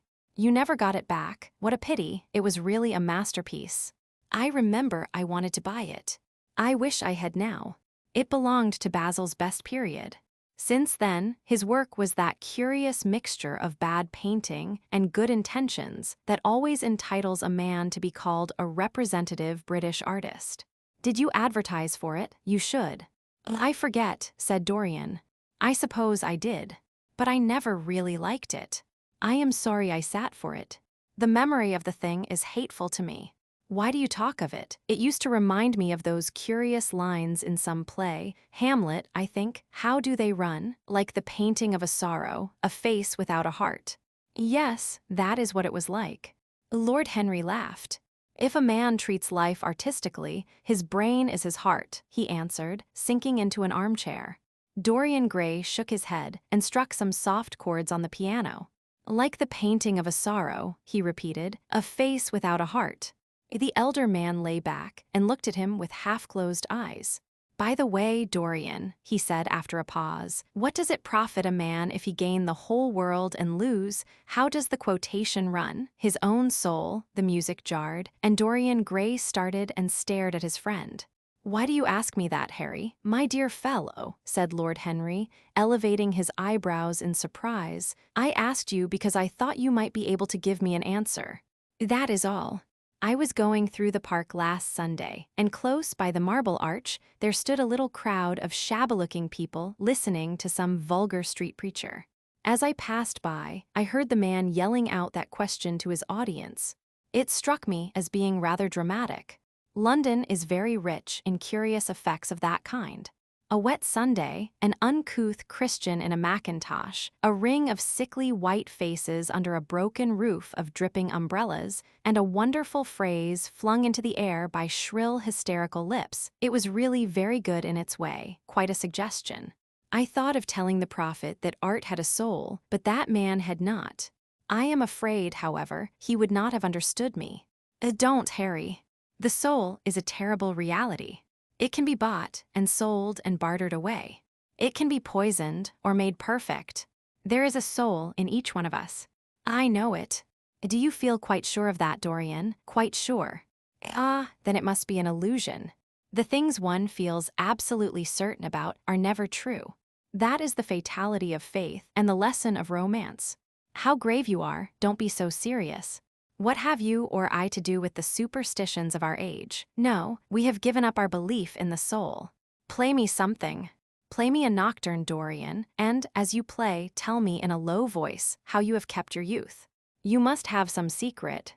I am only 10 years older than you are, and I am wrinkled and worn and yellow. You are really wonderful, Dorian. You have never looked more charming than you do tonight. You remind me of the day I saw you first. You were rather cheeky, very shy, and absolutely extraordinary. You have changed, of course, but not in appearance. I wish you would tell me your secret. To get back my youth, I would do anything in the world, except take exercise, get up early, or be respectable. Youth, there is nothing like it. It's absurd to talk of the ignorance of youth. The only people to whose opinions I listen now with any respect are people much younger than myself. They seem in front of me. Life has revealed to them her latest wonder. As for the aged, I always contradict the aged. I do it on principle. If you ask them their opinion on something that happened yesterday, they solemnly give you the opinions current in 1820, when people wore high stocks, believed in everything, and knew absolutely nothing. How lovely that thing you are playing is. I wonder, did Chopin write it at Majorca, with the sea weeping round the villa and the salt spray dashing against the panes? It is marvelously romantic. What a blessing it is that there is one art left to us that is not imitative. Don't stop. I want music tonight. It seems to me that you are the young Apollo and that I am Marsyas listening to you. I have sorrows, Dorian, of my own, that even you know nothing of. The tragedy of old age is not that one is old, but that one is young. I am amazed sometimes at my own sincerity. Ah, Dorian, how happy you are. What an exquisite life you have had. You have drunk deeply of everything. You have crushed the grapes against your palate. Nothing has been hidden from you. And it has all been to you no more than the sound of music. It has not marred you. You are still the same. I am not the same, Harry. Yes, you are the same. I wonder what the rest of your life will be. Don't spoil it by renunciations. At present you are a perfect type. Don't make yourself incomplete. You are quite flawless now. You need not shake your head, you know you are. Besides, Dorian, don't deceive yourself. Life is not governed by will or intention. Life is a question of nerves and fibers and slowly built-up cells in which thought hides itself and passion has its dreams. You may fancy yourself safe and think yourself strong, but a chance tone of color in a room or a morning sky, a particular perfume that you had once loved and that brings subtle memories with it, a line from a forgotten poem that you had come across again, a cadence from a piece of music that you had ceased to play. I tell you, Dorian, that it is on things like these that our lives depend. Browning writes about that somewhere, but our own senses will imagine them for us. There are moments when the odor of Lilas Blanc passes suddenly across me, and I have to live the strangest month of my life over again. I wish I could change places with you, Dorian. The world has cried out against us both, but it has always worshipped you. It always will worship you. You are the type of what the age is searching for, and what it is afraid it has found. I am so glad that you have never done anything, never carved a statue, or painted a picture, or produced anything outside of yourself. Life has been your art. You have set yourself to music. Your days are your sonnets. Dorian rose up from the piano and passed his hand through his hair. Yes, life has been exquisite, he murmured, but I am not going to have the same life, Harry. And you must not say these extravagant things to me. You don't know everything about me. I think that if you did, even you would turn from me. You laugh. Don't laugh. Why have you stopped playing, Dorian? Go back and give me the nocturne over again. Look at that great, honey-colored moon that hangs in the dusky air. She is waiting for you to charm her, and if you play, she will come closer to the earth. You won't. Let us go to the club then. It has been a charming evening, and we must end it charmingly. There is someone at White's who wants immensely to know you, young Lord Poole, Bournemouth's eldest son. He has already copied your neckties and has begged me to introduce him to you. He is quite delightful and rather reminds me of you. I hope not, said Dorian with a sad look in his eyes. But I am tired tonight, Harry. I shan't go to the club. It is nearly 11, and I want to go to bed early. Do stay. You have never played so well as tonight. There was something in your touch that was wonderful. It had more expression than I had ever heard from it before. It is because I am going to be good, he answered, smiling. I am a little changed already. You cannot change to me, Dorian, said Lord Henry. You and I will always be friends. Yet you poisoned me with a book once. I should not forgive that. Harry, promise me that you will never lend that book to anyone. It does harm. My dear boy, you are really beginning to moralize. You will soon be going about like the converted and the revivalist, warning people against all the sins of which you have grown tired. You are much too delightful to do that. Besides, it is no use. You and I are what we are, and will be what we will be. As for being poisoned by a book, there is no such thing as that. Art has no influence upon action. It annihilates the desire to act. It is superbly sterile. The books that the world calls immoral are books that show the world its own shame. That is all. But we won't discuss literature. Come round tomorrow. I am going to ride at 11. We might go together, and I will take you to lunch afterwards with Lady Branksome. She is a charming woman and wants to consult you about some tapestries she is thinking of buying. Mind you come. Or shall we lunch with our little Duchess? She says she never sees you now. Perhaps you are tired of Gladys. I thought you would be. Her clever tongue gets on one's nerves. Well, in any case, be here at 11. Must I really come, Harry? Certainly. The park is quite lovely now. I don't think there have been such lilacs since the year I met you." "Very well. I shall be here at 11, said Dorian. "Good night, Harry." As he reached the door, he hesitated for a moment, as if he had something more to say. Then he sighed and went out. Chapter 20. It was a lovely night, so warm that he threw his coat over his arm and did not even put his silk scarf round his throat. As he strolled home, smoking his cigarette, 2 young men in evening dress passed him.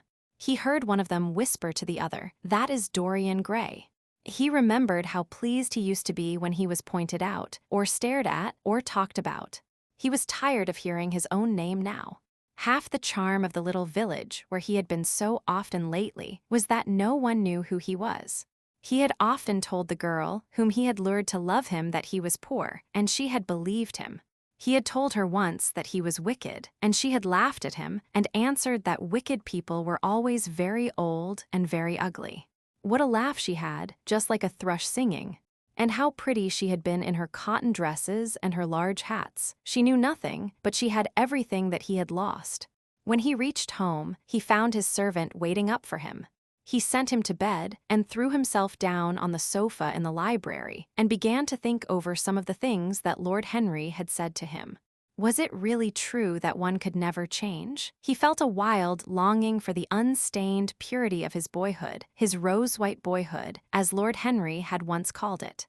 He knew that he had tarnished himself, filled his mind with corruption and given horror to his fancy, that he had been an evil influence to others and had experienced a terrible joy in being so, and that off the lives that had crossed his own, it had been the fairest and the most full of promise that he had brought to shame.